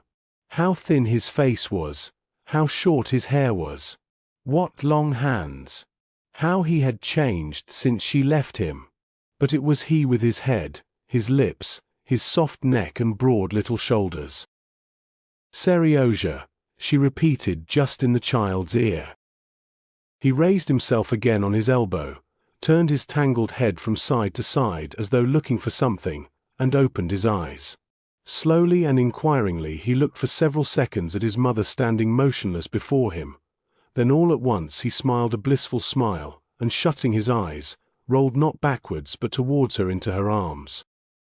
"Serioja, my darling boy," she said, breathing hard and putting her arms round his plump little body. "Mother," he said, wriggling about in her arms so as to touch her hands with different parts of him. Smiling sleepily still with closed eyes, he flung fat little arms round her shoulders, rolled towards her, with the delicious sleepy warmth and fragrance that is only found in children, and began rubbing his face against her neck and shoulders. "I know," he said, opening his eyes. "It's my birthday today. I knew you'd come. I'll get up directly." And saying that he dropped asleep. Anna looked at him hungrily. She saw how he had grown and changed in her absence. She knew, and did not know, the bare legs so long now, that were thrust out below the quilt, those short-cropped curls on his neck in which she had so often kissed him. She touched all this and could say nothing. Tears choked her. "What are you crying for, Mother?" he said, waking completely up. "Mother, what are you crying for?" he cried in a tearful voice. "I won't cry. I'm crying for joy. It's so long since I've seen you." I won't," she said, gulping down her tears and turning away. "Come, it's time for you to dress now," she added, after a pause, and, never letting go his hands, she sat down by his bedside on the chair, where his clothes were put ready for him. "How do you dress without me? How?" She tried to begin talking simply and cheerfully, but she could not, and again she turned away. "I don't have a cold bath. Papa didn't order it. And you've not seen Vasily Lukitch? He'll come in soon. Why, you're sitting on my clothes." And Serioja went off into a peal of laughter. She looked at him and smiled. "Mother, darling, sweet one," he shouted, flinging himself on her again and hugging her.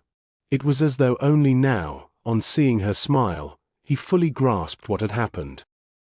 "I don't want that on," he said, taking off her hat. And as it were, seeing her afresh without her hat, he fell to kissing her again. "But what did you think about me? You didn't think I was dead?" "I never believed it." "You didn't believe it, my sweet?" I knew," he repeated his favorite phrase, and snatching the hand that was stroking his hair, he pressed the open palm to his mouth and kissed it. Chapter 30. Meanwhile Vasily Lukitch had not at first understood who this lady was, and had learned from their conversation that it was no other person than the mother who had left her husband, and whom he had not seen, as he had entered the house after her departure. He was in doubt whether to go in or not, or whether to communicate with Alexey Alexandrovitch. Reflecting finally that his duty was to get Serioja up at the hour fixed, and that it was therefore not his business to consider who was there, the mother or anyone else, but simply to do his duty, he finished dressing, went to the door and opened it. But the embraces of the mother and child, the sound of their voices, and what they were saying, made him change his mind. He shook his head, and with a sigh he closed the door. "I'll wait another 10 minutes, he said to himself, clearing his throat and wiping away tears. Among the servants of the household there was intense excitement all this time. All had heard that their mistress had come, and that Kapitanich had let her in, and that she was even now in the nursery, and that their master always went in person to the nursery at 9 o'clock, and everyone fully comprehended that it was impossible for the husband and wife to meet, and that they must prevent it. Corney, the valet, going down to the hall porter's room, asked who had let her in, and how it was he had done so, and ascertaining that Kapitanich had admitted her and shown her up, he gave the old man a talking to. The hall porter was doggedly silent, but when Corney told him he ought to be sent away, Kapitanich darted up to him, and waving his hands in Corny's face, began. "Oh yes, to be sure you'd not have let her in. After 10 years' service, and never a word but of kindness, and there you'd up and say, 'Be off, go along, get away with you.' Oh yes, you're a shrewd one at politics, I dare say. You don't need to be taught how to swindle the master, and to filch fur coats." "Soldier," said Corny contemptuously, and he turned to the nurse who was coming in. "Here, what do you think, Marya Efimovna, he let her in without a word to anyone," Corny said, addressing her. "Alexey Alexandrovitch will be down immediately and go into the nursery." A pretty business, said the nurse. "You, Corny Vasilievich, you'd best keep him some way or other, the master, while I'll run and get her away somehow. A pretty business." When the nurse went into the nursery, Seryozha was telling his mother how he and Nadinka had had a fall in sledging downhill, and had turned over 3 times. She was listening to the sound of his voice, watching his face and the play of expression on it, touching his hand, but she did not follow what he was saying. She must go, she must leave him, this was the only thing she was thinking and feeling. She heard the steps of Vasily Lukitch coming up to the door and coughing. She heard, too, the steps of the nurse as she came near, but she sat like one turned to stone, incapable of beginning to speak or to get up. "Mistress, darling," began the nurse, going up to Anna and kissing her hands and shoulders. "God has brought joy indeed to our boy on his birthday. You aren't changed one bit." "Oh, nurse dear, I didn't know you were in the house," said Anna, rousing herself for a moment. "I'm not living here, I'm living with my daughter. I came for the birthday, Anna Arkadyevna, darling." The nurse suddenly burst into tears, and began kissing her hand again. Seryozha, with radiant eyes and smiles, holding his mother by one hand and his nurse by the other, pattered on the rug with his fat little bare feet. The tenderness shown by his beloved nurse to his mother threw him into an ecstasy. "Mother. She often comes to see me, and when she comes," he was beginning, but he stopped, noticing that the nurse was saying something in a whisper to his mother, and that in his mother's face there was a look of dread and something like shame, which was so strangely unbecoming to her. She went up to him. "My sweet," she said.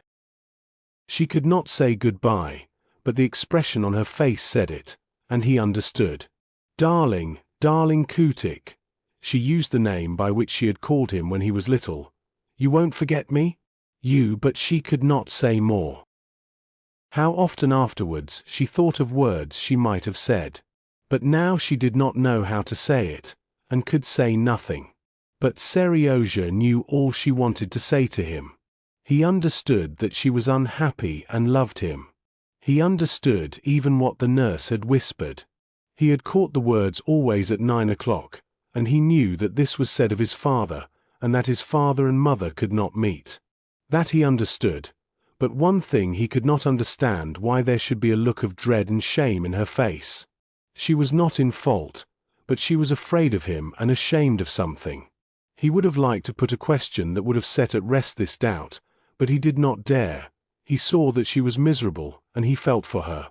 Silently he pressed close to her and whispered, "Don't go yet. He won't come just yet." The mother held him away from her to see what he was thinking, what to say to him, and in his frightened face she read not only that he was speaking of his father, but, as it were, asking her what he ought to think about his father. "Seryozha, my darling," she said, "love him, he's better and kinder than I am, and I have done him wrong. When you grow up you will judge." "There's no one better than you," he cried in despair through his tears, and, clutching her by the shoulders, he began squeezing her with all his force to him, his arms trembling with the strain. "My sweet, my little one," said Anna, and she cried as weakly and childishly as he. At that moment the door opened. Vasily Lukitch came in. At the other door there was the sound of steps, and the nurse in a scared whisper said, "He's coming," and gave Anna her hat. Seryozha sank onto the bed and sobbed, hiding his face in his hands. Anna removed his hands, once more kissed his wet face, and with rapid steps went to the door. Alexey Alexandrovich walked in, meeting her. Seeing her, he stopped short and bowed his head. Although she had just said he was better and kinder than she, in the rapid glance she flung at him, taking in his whole figure in all its details, feelings of repulsion and hatred for him and jealousy over her son took possession of her. With a swift gesture she put down her veil, and, quickening her pace, almost ran out of the room. She had not time to undo, and so carried back with her, the parcel of toys she had chosen the day before in a toy shop with such love and sorrow. Chapter 31. As intensely as Anna had longed to see her son, and long as she had been thinking of it and preparing herself for it, she had not in the least expected that seeing him would affect her so deeply. On getting back to her lonely rooms in the hotel, she could not for a long while understand why she was there. "Yes, it's all over, and I am again alone," she said to herself, and without taking off her hat she sat down in a low chair by the hearth. Fixing her eyes on a bronze clock standing on a table between the windows, she tried to think. The French maid brought from abroad came in to suggest she should dress. She gazed at her wonderingly and said, "Presently." A footman offered her coffee. "Later on," she said. The Italian nurse, after having taken the baby out in her best, came in with her, and brought her to Anna. The plump, well-fed little baby, on seeing her mother, as she always did, held out her fat little hands, and with a smile on her toothless mouth, began, like a fish with a float, bobbing her fingers up and down the starched folds of her embroidered skirt, making them rustle. It was impossible not to smile, not to kiss the baby, impossible not to hold out a finger for her to clutch, crowing and prancing all over. Impossible not to offer her a lip which she sucked into her little mouth by way of a kiss. And all this Anna did, and took her in her arms and made her dance, and kissed her fresh little cheek and bare little elbows. But at the sight of this child it was plainer than ever to her that the feeling she had for her could not be called love in comparison with what she felt for Seryozha. Everything in this baby was charming, but for some reason all this did not go deep to her heart. On her first child, though the child of an unloved father, had been concentrated all the love that had never found satisfaction. Her baby girl had been born in the most painful circumstances and had not had 100th part of the care and thought which had been concentrated on her first child. Besides, in the little girl everything was still in the future, while Seryozha was by now almost a personality, and a personality dearly loved. In him there was a conflict of thought and feeling. He understood her, he loved her, he judged her, she thought, recalling his words and his eyes. And she was forever not physically only but spiritually divided from him, and it was impossible to set this right. She gave the baby back to the nurse, let her go, and opened the locket in which there was Seryozha's portrait when he was almost of the same age as the girl. She got up, and, taking off her hat, took up from a little table an album in which there were photographs of her son at different ages. She wanted to compare them, and began taking them out of the album. She took them all out except one, the latest and best photograph. In it he was in a white smock, sitting astride a chair, with frowning eyes and smiling lips. It was his best, most characteristic expression. With her little supple hands, her white, delicate fingers, that moved with a peculiar intensity today, she pulled at a corner of the photograph, but the photograph had caught somewhere, and she could not get it out. There was no paper knife on the table, and so, pulling out the photograph that was next to her son's, it was a photograph of Vronsky taken at Rome in a round hat and with long hair, she used it to push out her son's photograph. "Oh, here is he," she said, glancing at the portrait of Vronsky, and she suddenly recalled that he was the cause of her present misery. She had not once thought of him all the morning. But now, coming all at once upon that manly, noble face, so familiar and so dear to her, she felt a sudden rush of love for him. But where is he? How is it he leaves me alone in my misery? She thought all at once with a feeling of reproach, forgetting she had herself kept from him everything concerning her son. She sent to ask him to come to her immediately.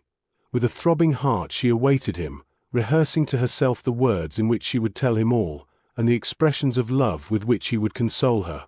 The messenger returned with the answer that he had a visitor with him, but that he would come immediately, and that he asked whether she would let him bring with him Prince Yashvin, who had just arrived in Petersburg.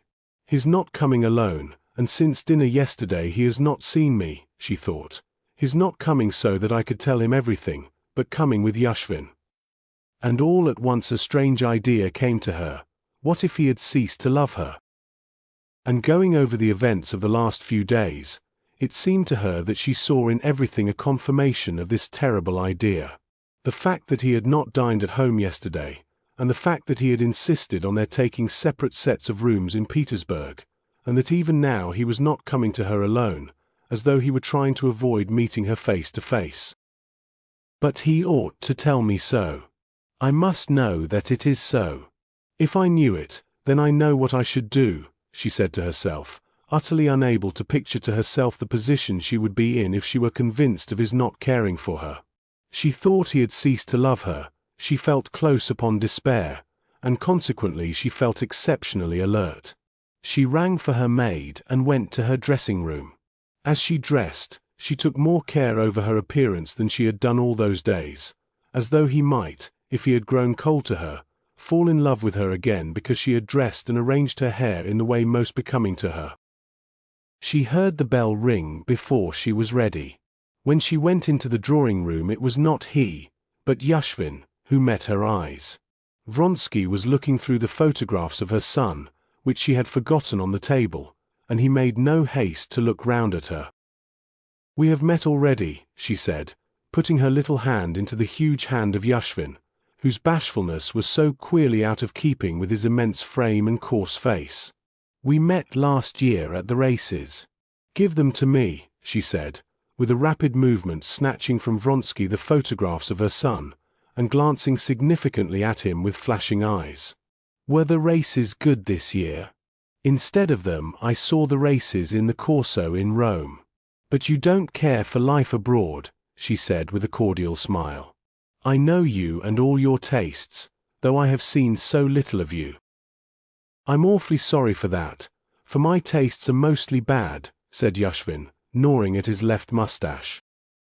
Having talked a little while, and noticing that Vronsky glanced at the clock, Yashvin asked her whether she would be staying much longer in Petersburg, and unbending his huge figure reached after his cap. "Not long, I think," she said hesitatingly, glancing at Vronsky. "So then we shan't meet again?" "Come and dine with me," said Anna resolutely, angry it seemed with herself for her embarrassment, but flushing as she always did when she defined her position before a fresh person. "The dinner here is not good, but at least you will see him. There is no one of his old friends in the regiment Alexei cares for as he does for you." "Delighted," said Yashvin with a smile, from which Vronsky could see that he liked Anna very much. Yashvin said goodbye and went away. Vronsky stayed behind. "Are you going too?" she said to him. "I'm late already," he answered. "Run along. I'll catch you up in a moment," he called to Yashvin. She took him by the hand, and without taking her eyes off him, gazed at him while she ransacked her mind for the words to say that would keep him. "Wait a minute, there's something I want to say to you," and taking his broad hand she pressed it on her neck. "Oh, was it right my asking him to dinner?" "You did quite right," he said with a serene smile that showed his even teeth, and he kissed her hand. "Alexei, you have not changed to me," she said, pressing his hand in both of hers. "Alexei, I am miserable here. When are we going away?" "Soon, soon.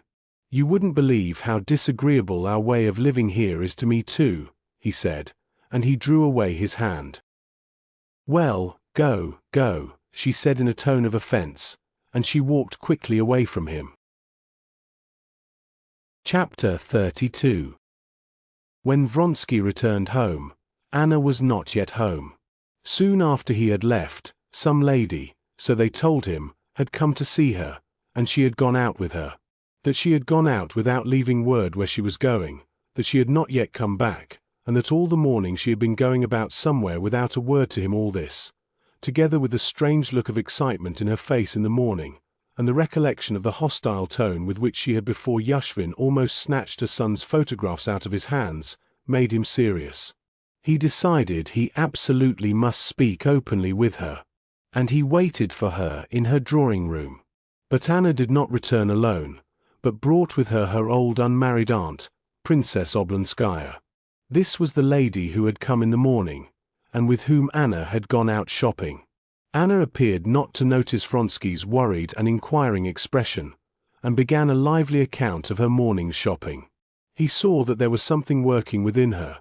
In her flashing eyes, when they rested for a moment on him, there was an intense concentration, and in her words and movements there was that nervous rapidity and grace which, during the early period of their intimacy, had so fascinated him, but which now so disturbed and alarmed him.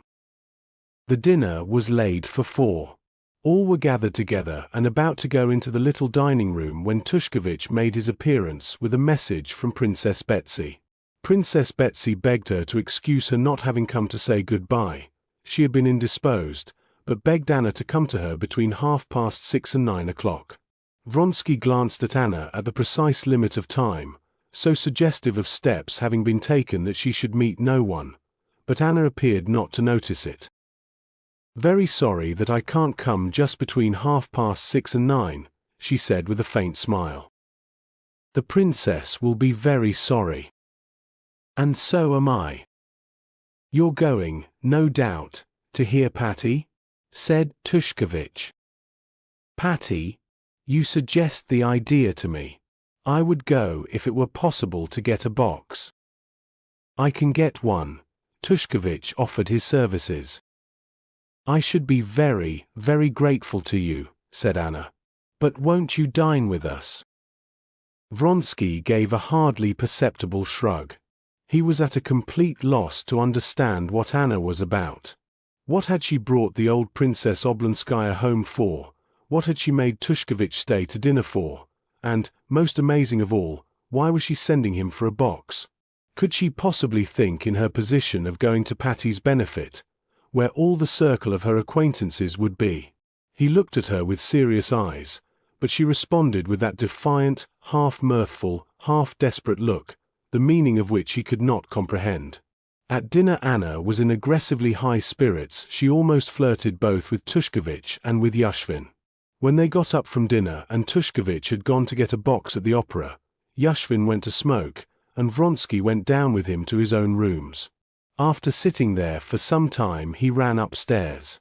Anna was already dressed in a low-necked gown of light silk and velvet that she had made in Paris, and with costly white lace on her head, framing her face, and particularly becoming, showing up her dazzling beauty. "Are you really going to the theater?" he said, trying not to look at her. "Why do you ask with such alarm?"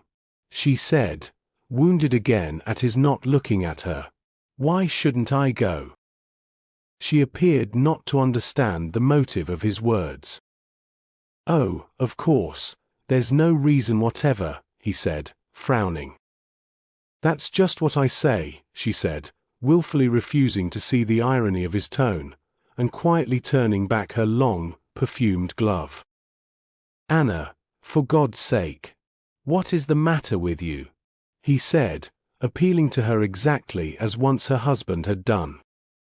"I don't understand what you are asking. You know that it's out of the question to go." "Why so?" "I'm not going alone.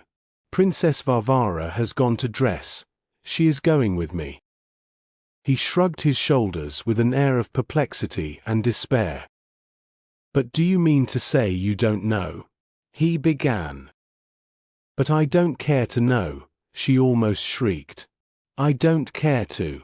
Do I regret what I have done? No, no, no.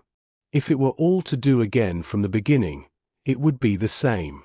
For us, for you, and for me, there is only one thing that matters, whether we love each other. Other people we need not consider. Why are we living here apart and not seeing each other? Why can't I go? I love you, and I don't care for anything, she said in Russian, glancing at him with a peculiar gleam in her eyes that he could not understand. If you have not changed to me, why don't you look at me? He looked at her. He saw all the beauty of her face and full dress, always so becoming to her. But now her beauty and elegance were just what irritated him. My feeling cannot change, you know, but I beg you, I entreat you, he said again in French, with a note of tender supplication in his voice, but with coldness in his eyes.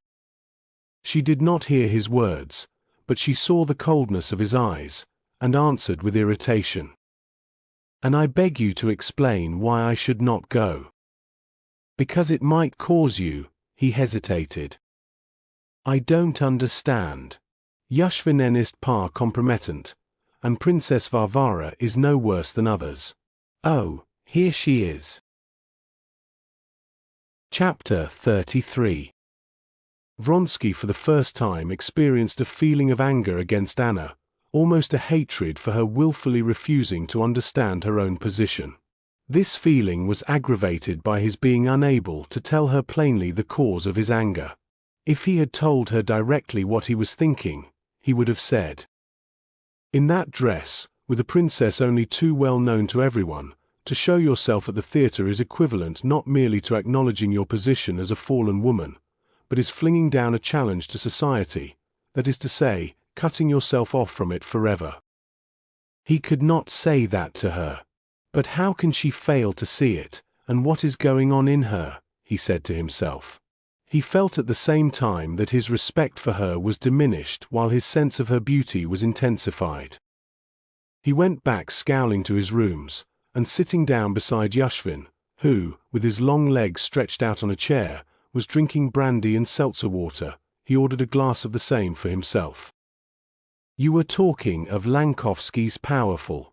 That's a fine horse, and I would advise you to buy him," said Yashvin, glancing at his comrade's gloomy face. "His hindquarters aren't quite first-rate, but the legs and head one couldn't wish for anything better." "I think I will take him," answered Vronsky. Their conversation about horses interested him, but he did not for an instant forget Anna, and could not help listening to the sound of steps in the corridor and looking at the clock on the chimney-piece. Anna Arkadyevna gave orders to announce that she has gone to the theatre. Yashvin, tipping another glass of brandy into the bubbling water, drank it and got up, buttoning his coat. "Well, let's go," he said, faintly smiling under his mustache, and showing by this smile that he knew the cause of Vronsky's gloominess, and did not attach any significance to it. "I'm not going," Vronsky answered gloomily. "Well, I must, I promise to. Goodbye, then. If you do, come to the stalls. You can take Kruzin's stall," added Yashvin as he went out. "No, I'm busy." A wife is a care, but it's worse when she's not a wife, thought Yashvin, as he walked out of the hotel. Vronsky, left alone, got up from his chair and began pacing up and down the room. "And what's today? The fourth night. Jaeger and his wife are there, and my mother, most likely. Of course all Petersburg's there. Now she's gone in, taken off her cloak and come into the light. Tushkevich, Yashvin, Princess Varvara," he pictured them to himself. "What about me? Either that I'm frightened or have given up to Tushkevich the right to protect her. From every point of view stupid, stupid. And why is she putting me in such a position?" he said with a gesture of despair. With that gesture he knocked against the table, on which there was standing the seltzer water and the decanter of brandy, and almost upset it. He tried to catch it, let it slip, and angrily kicked the table over and rang. "If you care to be in my service," he said to the valet who came in, "you had better remember your duties. This shouldn't be here. You ought to have cleared away." The valet, conscious of his own innocence, would have defended himself, but glancing at his master, he saw from his face that the only thing to do was to be silent, and hurriedly threading his way in and out, dropped down on the carpet and began gathering up the whole and broken glasses and bottles. That's not your duty. Send the waiter to clear away, and get my dress coat out. Vronsky went into the theatre at 8:30. The performance was in full swing. The little old box-keeper, recognizing Vronsky as he helped him off with his fur coat, called him Your Excellency, and suggested he should not take a number but should simply call Fyodor. In the brightly lighted corridor there was no one but the box opener and 2 attendants with fur cloaks on their arms listening at the doors. Through the closed doors came the sounds of the discreet staccato accompaniment of the orchestra, and a single female voice rendering distinctly a musical phrase. The door opened to let the box opener slip through, and the phrase drawing to the end reached Vronsky's hearing clearly. But the doors were closed again at once, and Vronsky did not hear the end of the phrase and the cadence of the accompaniment, though he knew from the thunder of applause that it was over. When he entered the hall, brilliantly lighted with chandeliers and gas jets, the noise was still going on. On the stage the singer, bowing and smiling, with bare shoulders flashing with diamonds, was, with the help of the tenor who had given her his arm, gathering up the bouquets that were flying awkwardly over the footlights. Then she went up to a gentleman with glossy pomaded hair parted down the center, who was stretching across the footlights holding out something to her, and all the public in the stalls as well as in the boxes was in excitement, craning forward, shouting and clapping. The conductor in his high chair assisted in passing the offering, and straightened his white tie. Vronsky walked into the middle of the stalls, and, standing still, began looking about him. That day less than ever was his attention turned upon the familiar, habitual surroundings, the stage, the noise, all the familiar, uninteresting, party-colored herd of spectators in the packed theatre. There were, as always, the same ladies of some sort with officers of some sort in the back of the boxes, the same gaily dressed women God knows who in uniforms and black coats, the same dirty crowd in the upper gallery, and among the crowd, in the boxes and in the front rows, was some 40 of the real people. And to those oases Vronsky at once directed his attention, and with them he entered at once into relation.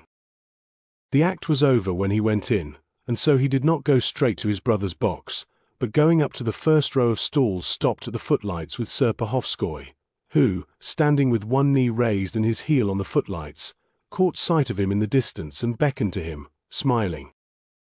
Vronsky had not yet seen Anna. He purposely avoided looking in her direction, but he knew by the direction of people's eyes where she was.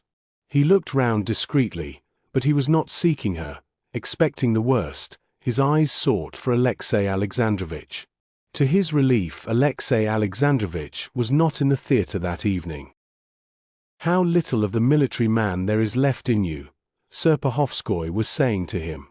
"A diplomat, an artist, something of that sort, one would say." "Yes, it was like going back home when I put on a black coat," answered Vronsky, smiling and slowly taking out his opera glass.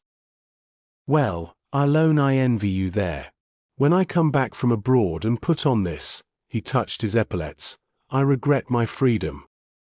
Serpuhovskoy had long given up all hope of Vronsky's career, but he liked him as before, and was now particularly cordial to him. "What a pity you were not in time for the first act." Vronsky, listening with one ear, moved his opera glass from the stalls and scanned the boxes. Near a lady in a turban and a bald old man, who seemed to wave angrily in the moving opera glass, Vronsky suddenly caught sight of Anna's head, proud, strikingly beautiful, and smiling in the frame of lace. She was in the 5th box, 20 paces from him. She was sitting in front, and slightly turning, was saying something to Yashvin. The setting of her head on her handsome, broad shoulders, and the restrained excitement and brilliance of her eyes and her whole face reminded him of her just as he had seen her at the ball in Moscow. But he felt utterly different towards her beauty now. In his feeling for her now there was no element of mystery, and so her beauty, though it attracted him even more intensely than before, gave him now a sense of injury. She was not looking in his direction, but Vronsky felt that she had seen him already. When Vronsky turned the opera glass again in that direction, he noticed that Princess Varvara was particularly red, and kept laughing unnaturally and looking round at the next box. Anna, folding her fan and tapping it on the red velvet, was gazing away and did not see, and obviously did not wish to see, what was taking place in the next box. Yashvin's face wore the expression which was common when he was losing at cards. Scowling, he sucked the left end of his mustache further and further into his mouth, and cast sidelong glances at the next box. In that box on the left were the Kartasovs. Vronsky knew them, and knew that Anna was acquainted with them. Madame Kartasova, a thin little woman, was standing up in her box, and, her back turned upon Anna, she was putting on a mantle that her husband was holding for her. Her face was pale and angry, and she was talking excitedly. Kartasov, a fat, bald man, was continually looking round at Anna, while he attempted to soothe his wife. When the wife had gone out, the husband lingered a long while, and tried to catch Anna's eye, obviously anxious to bow to her. But Anna, with unmistakable intention, avoided noticing him, and talked to Yashvin, whose cropped head was bent down to her. Kartasov went out without making his salutation, and the box was left empty. Vronsky could not understand exactly what had passed between the Kartasovs and Anna, but he saw that something humiliating for Anna had happened. He knew this both from what he had seen, and most of all from the face of Anna, who, he could see, was taxing every nerve to carry through the part she had taken up. And in maintaining this attitude of external composure she was completely successful. Anyone who did not know her and her circle, who had not heard all the utterances of the women expressive of commiseration, indignation, and amazement, that she should show herself in society, and show herself so conspicuously with her lace and her beauty, would have admired the serenity and loveliness of this woman without a suspicion that she was undergoing the sensations of a man in the stocks.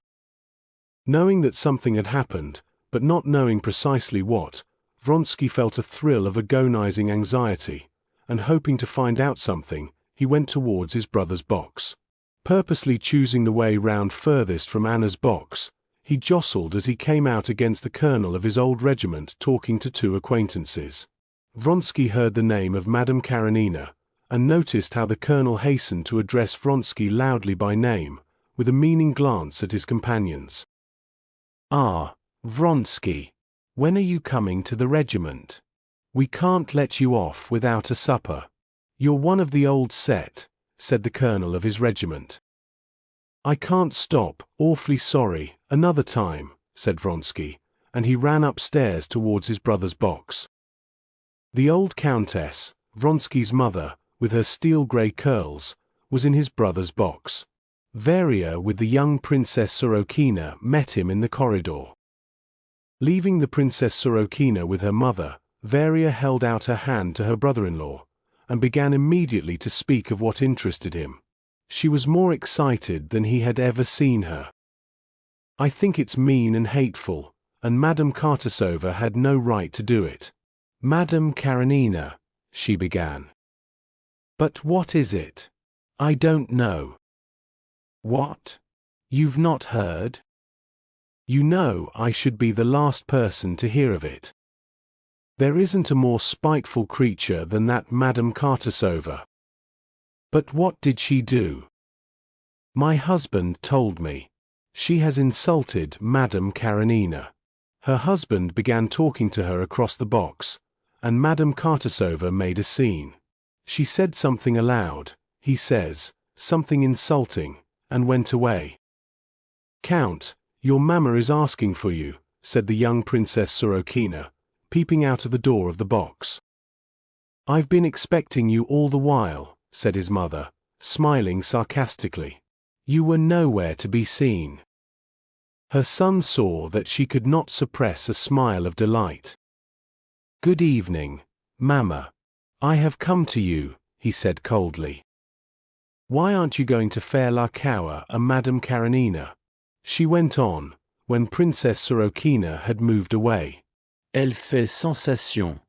On oublie la pâtie pour elle." "Mamma, I have asked you not to say anything to me of that," he answered, scowling.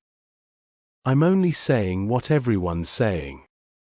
Vronsky made no reply, and saying a few words to Princess Sorokina, he went away. At the door he met his brother. "Ah, Alexei," said his brother. "How disgusting. Idiot of a woman. Nothing else. I wanted to go straight to her. Let's go together." Vronsky did not hear him. With rapid steps he went downstairs. He felt that he must do something, but he did not know what. Anger with her for having put herself and him in such a false position, together with pity for her suffering, filled his heart. He went down, and made straight for Anna's box. At her box stood Stremov, talking to her. "There are no more tenors. Le moule en est brisé." Vronsky bowed to her and stopped to greet Stremov. "You came in late, I think, and have missed the best song," Anna said to Vronsky, glancing ironically, he thought, at him. "I am a poor judge of music," he said, looking sternly at her. "Like Prince Yashvin," she said smiling, "who considers that Patty sings too loud." "Thank you," she said, her little hand in its long glove taking the playbill Vronsky picked up, and suddenly at that instant her lovely face quivered. She got up and went into the interior of the box. Noticing in the next act that her box was empty, Vronsky, rousing indignant hushes in the silent audience, went out in the middle of a solo and drove home. Anna was already at home. When Vronsky went up to her, she was in the same dress as she had worn at the theater. She was sitting in the first armchair against the wall, looking straight before her. She looked at him, and at once resumed her former position. "Anna," he said. You are to blame for everything," she cried, with tears of despair and hatred in her voice, getting up. "I begged, I implored you not to go. I knew it would be unpleasant."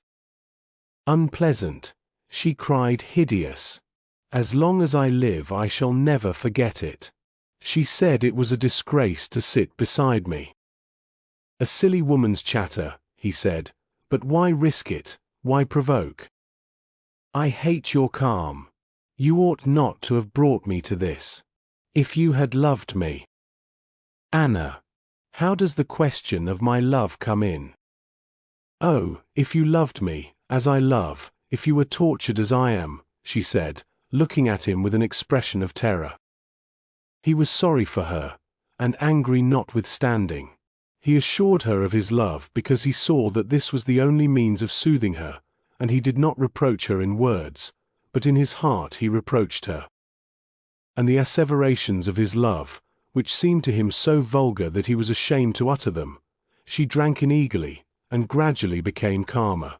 The next day, completely reconciled, they left for the country.